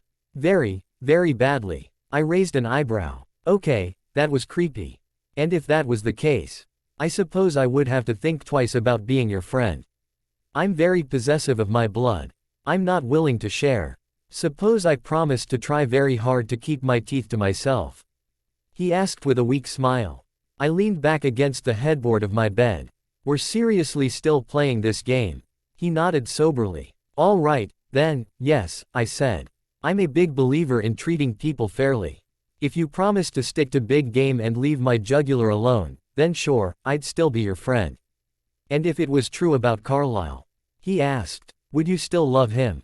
P.F. Love. I rolled my eyes. I told you. It's just a tiny little theoretical crush. One corner of his mouth pulled up into a smile. Good thing we're speaking theoretically, then, he said. So, theoretically, if Carlisle were a vampire, would you still theoretically love him? I sighed, giving in. Theoretically. I can't imagine anything in the world, natural or not, that would make me stop loving him. Good. He smiled widely. You need to figure out what he's been lying to you about. I stared at him for a minute. You make my brain hurt, I sulked, pulling out my math book. I'm going to figure some easy problems now and leave you and your demented family for later. His face broke into a grin. Fair enough. The two of us spent the afternoon doing homework together, and then I gave Edward a ride home shortly before Charlie was due back. The cruiser was parked in front of the house when I got home, and I headed into the kitchen to get dinner on the stove. Charlie was standing in front of the refrigerator, staring inside. And he glowered when I came in. Where were you? He asked shortly. Oh no. He was in a mood. I was taking Edward home. He came over after school to study with me. Charlie slammed the refrigerator shut. He came here. I nodded slowly. So you just spent all fucking afternoon screwing around with your boyfriend and ignoring your responsibilities. I fell back a step as his temper flared. We were doing homework. I'll bet you were, he spat. You're just like your mother. I ducked past him into the kitchen and started getting things ready for dinner. Hurry it up, he growled. I don't want to have to wait all damn night to eat. It'll just be a few minutes, I mumbled. What? God damn it, Bella, did you learn that from her too? Speak up. I swallowed hard, trying not to cry. It'll just be a few minutes, I told him, louder this time. So if you'd been home when I got here, it would be finished by now. I'm sorry, I murmured, bending over the frying pan on the stove. I said speak up. He grabbed my arm and spun me around to face him. I flinched away, waiting for him to start yelling again, but the phone rang and distracted him. He let go of my arm and snatched it up. "Hello," he barked. "No, she's busy. She'll have to call you back later." He said goodbye and hung up, glaring at me. "Call your friend Alice after dinner," he grumbled, then moved to the den to watch TV. I turned back to dinner, preparing it as quickly as I could with trembling hands. I made a plate for Charlie and carried it trepidatiously into the den. I set it in front of him, and he grunted in acknowledgement before I hurried back out of the room. I thought about fixing a plate for myself, but I just didn't have an appetite. I escaped upstairs to my room instead, and collapsed onto my bed, snatching up the Scarlet Pimpernel and pulling out the photograph Edward had given me. I felt better almost instantly, and after staring at it for a few minutes to calm my nerves, I closed it back in the book and hugged it tightly to my chest. I pictured Carlisle's warm, gentle face in my mind as I let myself drift off to sleep. Carlisle Cullen's point of view. Edward D. went straight to the piano when he got home, and he started to play as I stood at the window and watched Bella's truck disappear down the drive. "It's safe, isn't it? That truck she drives. I'll take a look at it if you want," Emmett offered from his room on the second floor. "But it sounds like it's running well enough." "Thank you, Emmett. I would like that. I'll go later tonight." I moved to Edward's side and stood behind the piano bench while he played. "I like this new routine of ours. She hasn't started taking Jacob's story any more seriously," Edward sighed calmly. "She spent the entire afternoon grilling me on what we did to make rational adults think we're vampires. She thinks it's ridiculous. A small mercy. Maybe." He scooted over on the bench and Esme drifted in from the yard to sit beside him. "If she doesn't start picking up on things that make her rethink her position, then it should be fine. But I think she will. She already compared the vampire theory to her Wolverine speculations." I sighed, regretting that her safety had been compromised merely because she had the bad fortune to move to this town. "There's a very quick, very thorough way to make her safe again," Edward pointed out. I heard Rosalie hiss from upstairs. "That's enough, you two," I said firmly. "My decision is still not up for discussion." Surprisingly, Edward didn't argue with me. He started reviewing his day with Isabella, telling me about their conversations and the time they had spent together after school. Edward was a constant nuisance, but he still gave me the moments I looked forward to most in the day. He was describing her distraction with our photograph in her biology class when suddenly he stilled, his eyes slipping out of focus. His brow furrowed. "Alice, what is that?" There was no answer, but Edward winced. "Alice, what's going on?" "I don't know," I heard her whisper from her room. "It's like something's changing, a decision that keeps getting made and unmade." Edward stood up suddenly. "When is this?" "I think it's now." She emerged from her room with her phone in her hand. "Split-second decisions that happen as soon as I see them." She dialed quickly and pressed the phone to her ear. "Edward, what is it?" I asked. He shook his head. "I don't know. Bella's having some sort of argument with her father. Alice is just getting little bits and pieces of things that might happen. All we know is that he's yelling at her." "Hi, this is Alice. Can I speak with Bella?" Alice said into the phone. "No, she's busy," came Charlie's gruff answer. "She'll have to call you back later." "Oh, okay. Please tell her I called." She hung up the phone. I headed for the door, with Edward and Alice close behind. We ran through the trees and reached the forest around the Swan house within minutes. Alice's vision seemed to calm down after the phone call, and we stopped just short of the tree line, listening to the activity in the house.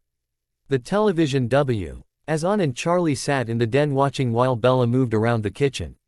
After a moment she moved to his side, and we heard a grunt before she left the room and went upstairs to her room. That was all for the evening. Bella fell asleep not long after that, and a couple of hours later Charlie went up to bed. There was no more conversation, no more interaction.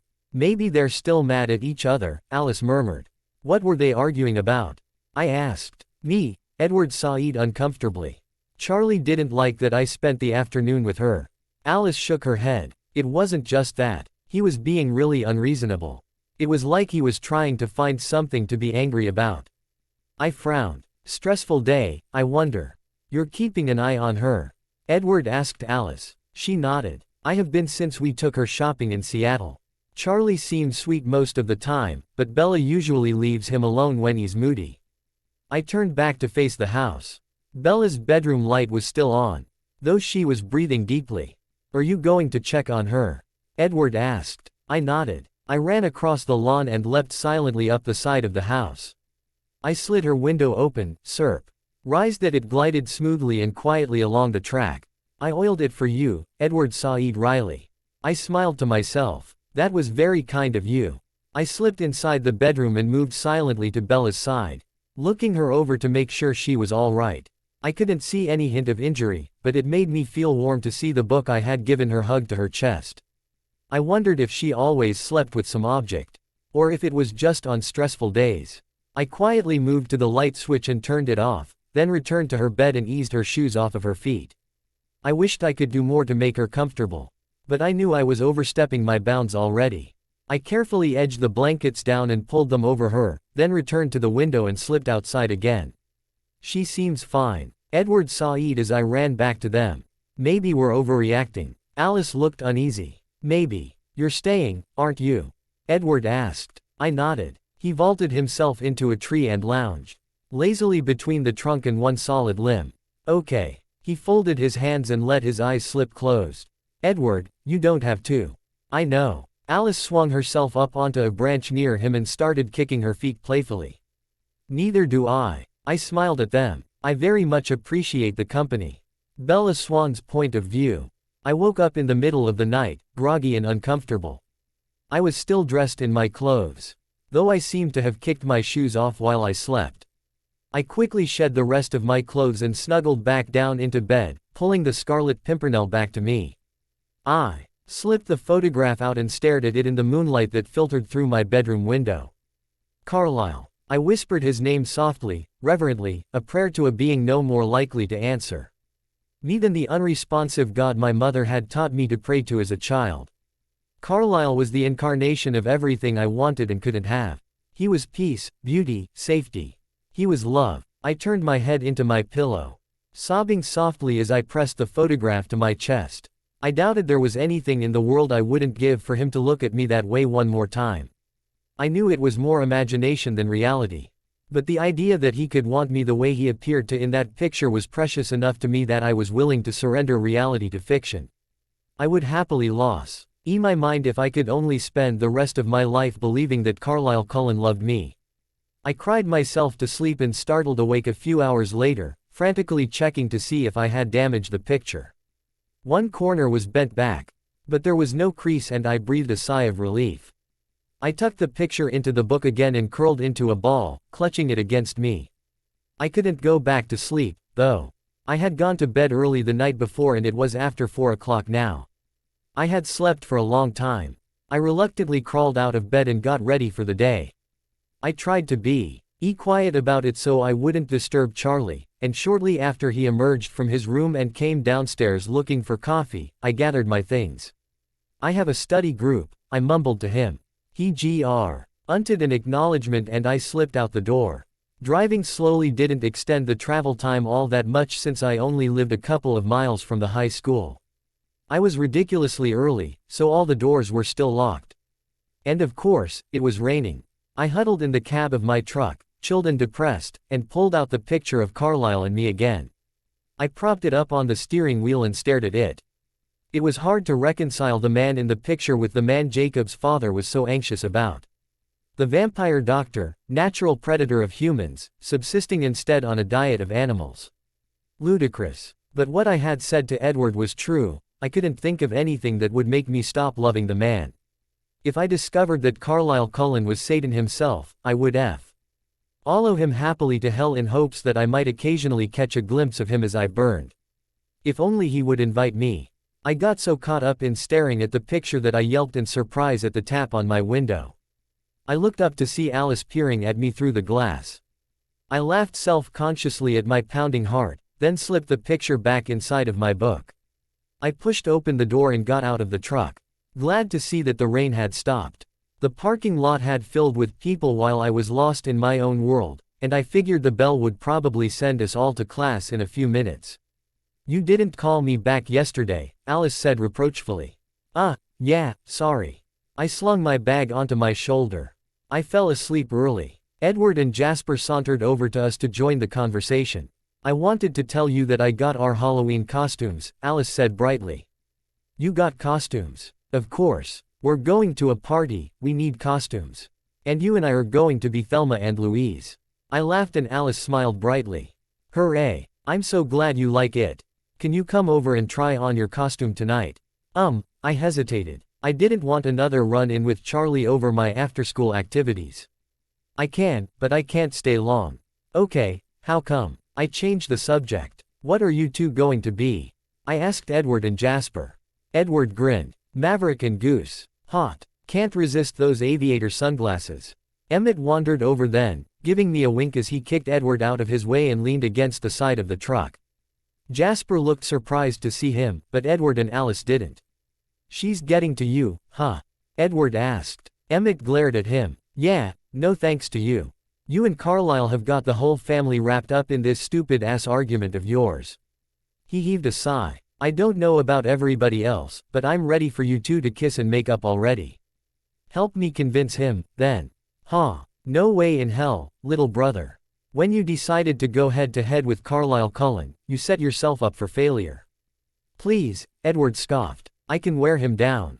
Whatever you say. But if you ask me, trying to wear down Carlisle's self-control is like placing bets against Alice.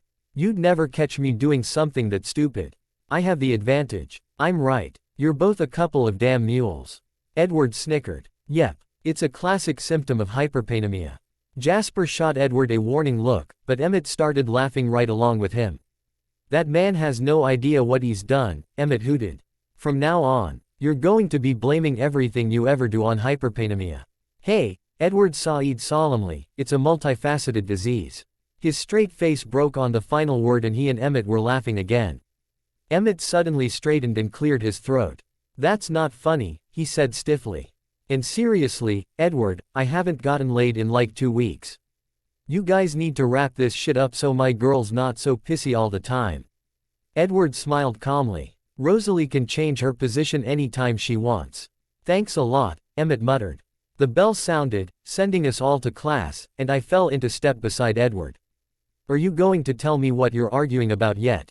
Sure, he said casually. We're arguing about you. I stopped, frozen by his words, but Edward just kept walking, whistling casually to himself as he disappeared into the school. Carlisle Cullen's point of view. I couldn't get the sound of Isabella's sobs out of my head. When I'd heard her whisper my name, I'd thought there was no greater happiness in the world. But when it was followed by evidence of such aching sadness, I'd been shattered. I was hurting my girl. Everything in me wanted to correct it, to stop hurting her. But I couldn't see a path for her that would be free of pain. There was nothing I could do to make her happy, and her soft cries haunted me. I had to see her. Spending the day away from her, too far from her to hear her quiet breathing or the soft thudding of her heart, was agony. I needed to be near her. The compulsion became unbearable, so I made up an excuse. It had been nearly 3 weeks since Bella had broken her hand and it wouldn't hurt to see how it was healing. I decided I would stop by after work to check on her. I made a quick stop at home and changed into some fresh clothes. Not wanting the smell of the hospital to be clinging to me and interfering with Bella's intoxicating scent. Edward, of course, noticed the change from our usual routine. He drifted up the stairs and hovered outside my bedroom door. You may come in, I told him, moving in front of the mirror to tie my tie. The door swung open, and he leaned against the frame. Looking good, old man. I glanced back at him and smiled. Thank you, Edward. It's a pretty flimsy excuse, he said dryly. Do you know how long it's been since doctors made house calls? Yes, I was very disappointed when the practice went out of style. And I honestly don't care how flimsy the excuse is. I want to see her. You're wearing a tie. Didn't we talk to you about looking more approachable? Her father will be there. And I'm coming by on official business. The tie is appropriate. Do you mind if I come along? I might be able to distract Charlie for you for a while. Give you some time alone with her. I straightened the knot and turned toward him, giving him a grateful smile. That would be nice, thank you. He followed me down the stairs and moved to the living room to kiss Esme goodbye. I'll be back before long, my love. Don't rush. I'm running, I told Edward. I need to settle my nerves. He raised an eyebrow. Won't it look a little odd to show up without a car? If they notice, we'll tell them we parked down the street. Whatever you say. We headed outside and started a slow jog, just a little faster than a human could manage, keeping to the trees so as not to be noticed. I focused on the sounds of squirrels hunting for stores of nuts and on the brittling of the bark on the trees as the season turned colder. We were inching toward November, and Mother Nature was putting her children to bed. But the activity around me could only hold my attention for so long, and after a few moments my mind was on Bella again. The sound of her whimpers echoed in my ears. How was she today? I asked. Was she content? Happy? He hesitated. She tried to be. She's always trying, every day. She puts up a good fight against whatever it is that makes her so sad. His words tugged at my heart. My girl shouldn't have to work for her happiness. It should be dressed and garnished and presented to her under silver. I worried that I had waited too long to involve myself in her life. If I could get closer to her and her father, perhaps I could find the causes of her sadness and remove as many as possible. I think it would be more effective if you gave her something to be happy about. I gave a resigned sigh. You know, Edward, I vaguely remember a time when I enjoyed your company. Am I therefore become your enemy because I tell you the truth? Don't you quote scripture to me, boy. I grinned in warning. Even as a human, I could have pulpit pounded you under the table. Bring it. A faint but significant scent drifted by on the breeze and panic ripped through me. Don't breathe. I yelled at Edward, and tackled him, throwing him to the ground. He stared at me in shock, and I quickly began reciting Paradise Lost in my mind to cover my thoughts. Even a hint could drive Edward beyond the point of self-restraint. Go home, I ordered. Immediately. And don't draw a breath until you get there. Bella, I smell her blood. Fear flashed across his face, but he gritted his teeth and nodded. I eased off of him warily, falling into a defensive crouch and watching his every move carefully. Edward immediately rolled to his feet and sprinted back toward the house. When he reached what I deemed a reasonable distance away, I turned my attention back to the disturbing scent and started running for the Swan house. The smell wasn't heavy. She may have fallen and scraped a knee or given herself a minor cut while cooking. But it was fresh, minutes old at most, and the warm blood was still seeping out of it. And then I heard the sounds. Charlie yelling, a crash and splintering wood. Bella's pained cry. Fury took hold of my body, and within seconds I was darting onto the porch. The front door was locked, but no flimsy metal mechanism could keep me out of the house. It was all I could do to slow myself to normal human speed after I broke the lock and shoved the door open. The scent of blood was thick in the air. I couldn't see Bella from where I was. But I could hear Charlie shouting in the kitchen. You ungrateful little bitch, he yelled. I rushed to the kitchen and saw him standing over Bella as she lay on the floor. A wooden chair lay broken beside her and blood flowed from a gash on her head and a cut on her upper right arm. I'll teach you to talk back to me. Charlie, I yelled, interrupting his tirade. He spun around and there was fury on his face as he glared at me. What the hell are you doing in my house? He demanded, stalking toward me. I pushed past him and strode to Bella's side. She was pale under the dripping blood, and she stared glassily past me. As I knelt beside her, her eyes rolled into the back of her head and she lost consciousness. Charlie stomped toward me, and I rose and turned to face him. Charlie, you need to leave, I ordered. Go somewhere and calm down. He glared at me furiously. You've got some nerve, telling me to get out of my own house. He drew back his arm to throw a punch. It was easy enough to catch his fist. Easier still to pluck the handcuffs from his belt and push him to the stairs, locking his hands around the railing.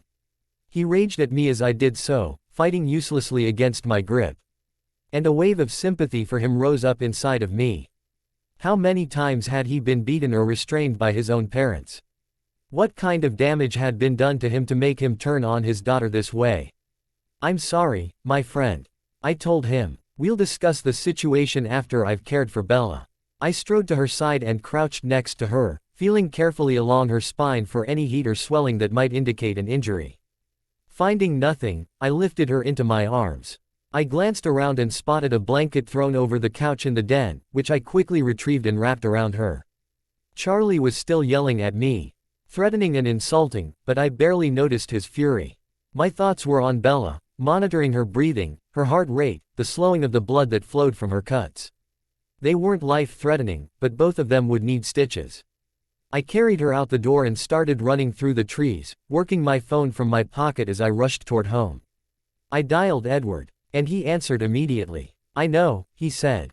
"Alice has already got Jasper out of the house. The rest of us are on our way out the door. Go far. There's more blood now than there was before." "It was Charlie?" he asked, though I was sure Alice had already told him. I sighed softly. "Yes. What are you going to do?" By the sound of air rushing by the phone, I guessed that he was out of the house and running. "I don't know yet. Has everyone left?" "Esme stayed to sterilize your medical instruments. She'll be gone before you get there." "Thank you. I'll call you when I'm through." I ran the rest of the way to the house, holding Bella tightly against me. I rushed her up the stairs to my study, where Esme had left my equipment out for me on a tray near the desk. I pushed a few items back to clear space on the desktop and lay Bella down on it. Her heart rate was starting to pick up and I knew she would wake before long, so I hurriedly cleaned and anesthetized her cuts. I stitched the gash on her head first, a 2-inch cut that ran along her hairline and was already starting to bruise badly. I worked carefully, putting in enough stitches to be sure she wouldn't scar. I was just finishing when she started to awaken. She moaned and tried to raise her hands to her face, but I held them back with my forearm. "Careful, sweetheart," I murmured softly. Her eyes met mine and she caught her breath. Sitting up quickly, she swayed, and I wrapped an arm around her shoulders, steadying her. "Please try to relax," I said. "We'll be done here in just a few minutes." "Where's Charlie?" she asked fearfully. "He's at home. He didn't mean to do it," she said quickly, her heart rate spiking. "He just gets upset sometimes." "I understand. You won't make me leave him, right? You won't make me go back to Phoenix." I eyed the long sleeve of her shirt, bloodied and torn, and decided the shirt was lost. "I don't know. We'll have to discuss a few things." I grasped her sleeve at the seam of the shoulder and ripped it away, giving me access to her cut. "Please," she begged, her hand clutching at my shirt. "Please, Carlisle, I don't want to go back." I met her gaze. And if my hands hadn't been smeared with her blood, I would have pressed them soothingly to her frightened face. I wanted to hold her, to kiss away the fear and make her feel safe again. "All right," I murmured. "Whatever else happens, I'll see to it that you don't have to return to Phoenix." Her grip eased on my shirt and she dropped her eyes. "Now, let me get this arm of yours stitched up. I'll be quick about it, I promise." She was silent for a moment while I worked, and I glanced at her curiously, wondering what was going through her mind. She looked frightened. "May I ask you a question?" She lifted her eyes to meet mine. "Has Charlie ever done anything like this before?"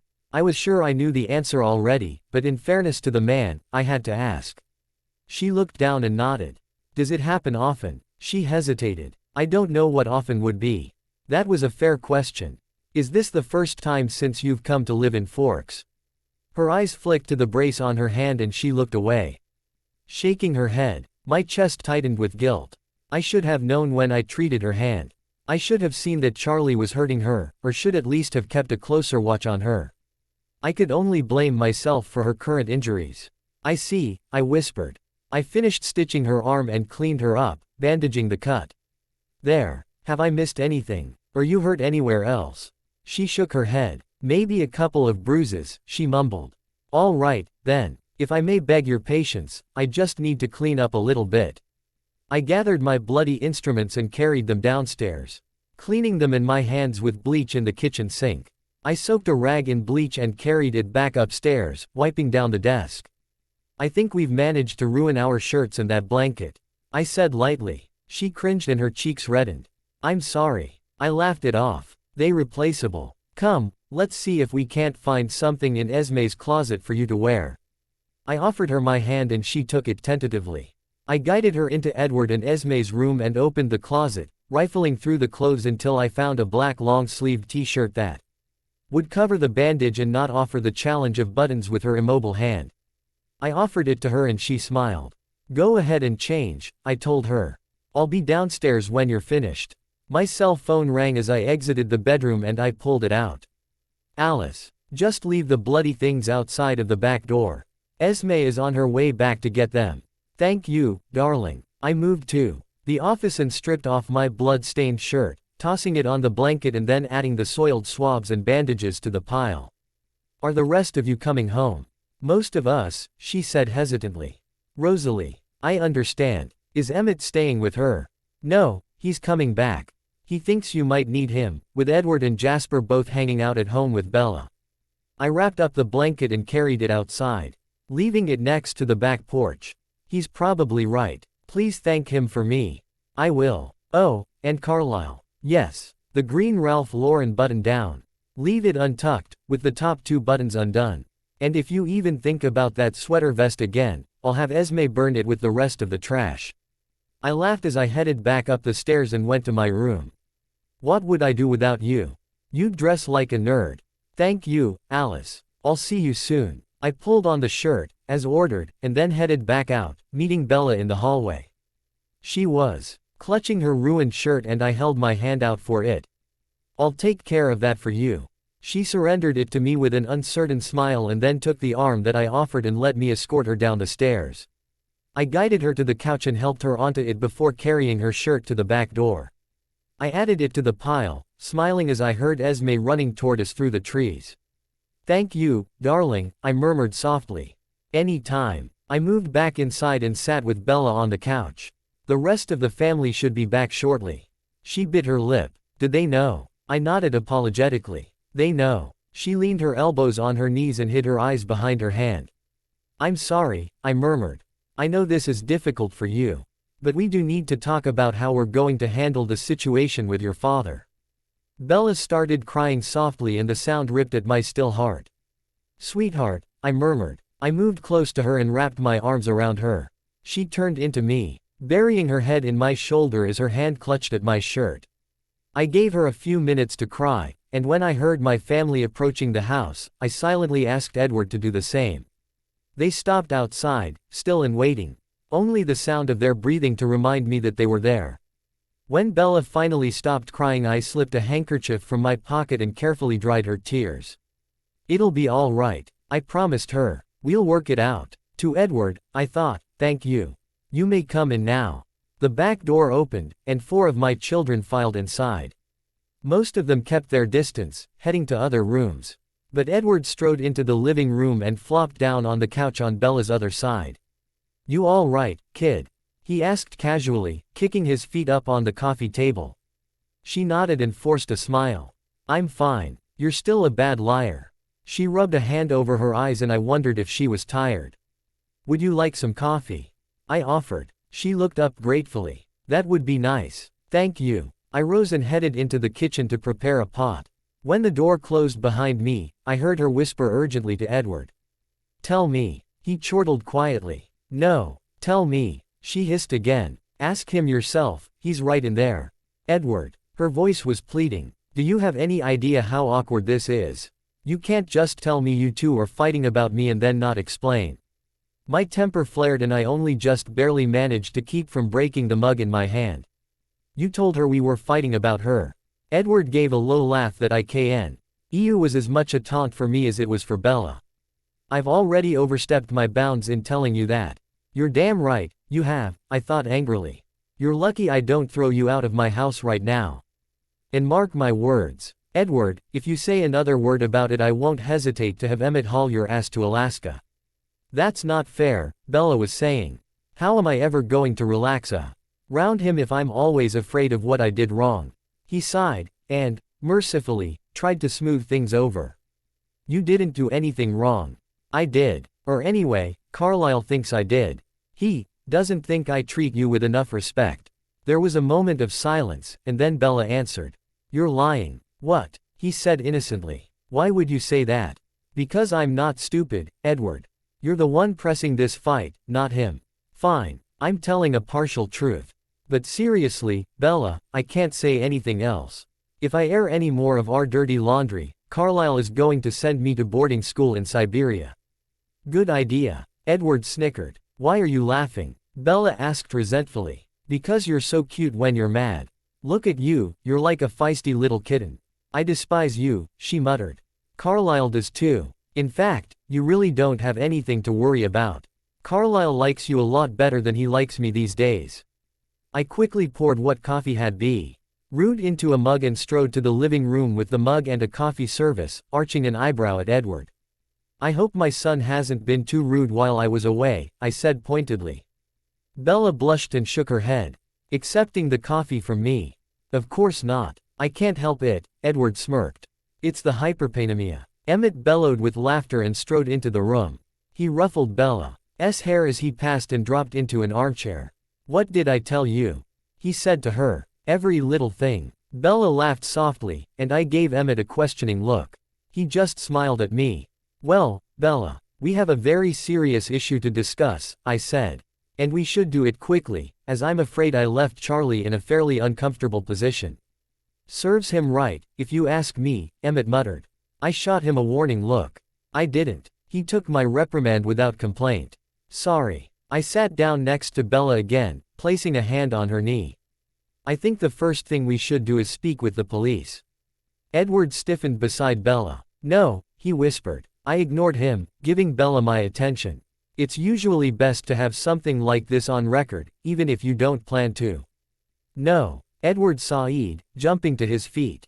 I glanced up at him, and he was staring at the wall, his eyes unfocused. Alice, what is that? He demanded loudly. I glanced between him and Bella, who was looking at him in confusion. Alice, Edward barked. She moved quietly into the room, her face a mask of horror. I don't know, she whispered. Carlisle, whatever it is you just decided, you need to undecide. I wanted to ask why. Ask what she was seeing, but with Bella in the room I had to be discreet. Edward, however, didn't seem to be worried about discretion. Who is that? He snapped at Alice. She glared at him. You know as much as I do. I don't know why you're asking me. When is it? Edward, I don't know. I cleared my throat pointedly. Perhaps you two could take this upstairs. Alice turned to me. I wasn't listening. Carlisle, what were you two just talking about? I was saying we might want to consider speaking with the police. Well, don't, she said, her eyes full of fear. It's a bad idea, Carlisle, very, very bad. I gave her a long look. All right, I nodded slowly. We should be able to handle this ourselves. The tension drained from her body and she closed her eyes in relief. That's better, she breathed. We need to know who that was, Edward sighed darkly. Upstairs, I ordered. Edward seemed to realize suddenly what kind of a show he was putting on for Bella. He turned to her and shrugged, looking a little embarrassed. Sorry. I know we're really weird sometimes. He grinned broadly. It's the hyperpanemia. Emmett guffawed. Upstairs, I said again, pointing toward the staircase. Emmett pushed himself to his feet. Come on, kids. Carlisle's head is about ready to explode, best not push him any further. He dropped an arm around each of their shoulders and steered them up the stairs. Jasper strode by and followed after them, giving Bella a wink as he passed. All right, I said, getting back to the matter at hand. We need to decide what happens with you and Charlie now. Nothing has to happen, she said quickly, shaking her head. It's fine, it's just how he is. Your safety is my primary concern. I can't leave you there with your father if he has violent tendencies. He won't do it again, she stammered, staring at her hands. I touched a fingertip to her chin, raising her gaze to mine. You and I both know that's not true.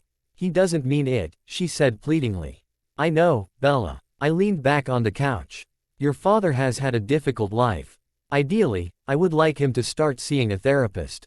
Esme's voice spoke from outside. And I was surprised I hadn't heard her moving toward the house. There's an inpatient center in Port Angeles that specializes in childhood trauma cases. In fact, I told Bella, passing along the information. There's a center in Port Angeles where he could go. It would require him to live there for a time, but as his doctor, I could help him arrange a leave of absence from work. Her eyebrows pulled together. So, he would leave. And I would. You would be alone, I nodded, frowning. I think we should be able to find another place for you to stay, or at least someone to stay with you. I don't want to go back to Phoenix, she said quickly, panic rising in her. That's fine. I smoothed her hair gently, trying to ease her fears with my touch. We'll work this out. But tell me, Assuming we can find suitable living arrangements for you here, does this sound like an acceptable plan to you? She twisted her hands in her lap. He won't go. He'll go, I murmured softly. Between Edward, Jasper, and Alice, I should be able to find a way to convince him. My family can be very persuasive. She chewed at her lip for a moment and then nodded. This is all right with you? She nodded again. Okay. I stood. I have a few things to take care of. Feel free to join the others upstairs in Alice's room. It's the first door on the left on the second floor. She gave me a SMALL smile and followed my directions up the stairs. I pulled out my phone and stared at it for a moment before dialing a number I hadn't called since I had returned to Forks. I pressed the phone to my ear, pacing to relieve my nervous energy. Hello. A deep voice answered. Chief Black, I said cordially, it's Carlisle Cullen. I know who it is, he said stiffly. I'm sorry to bother you, but I have a small problem involving a mutual friend of ours and I wonder if you would be willing to meet with me to help me work out a solution.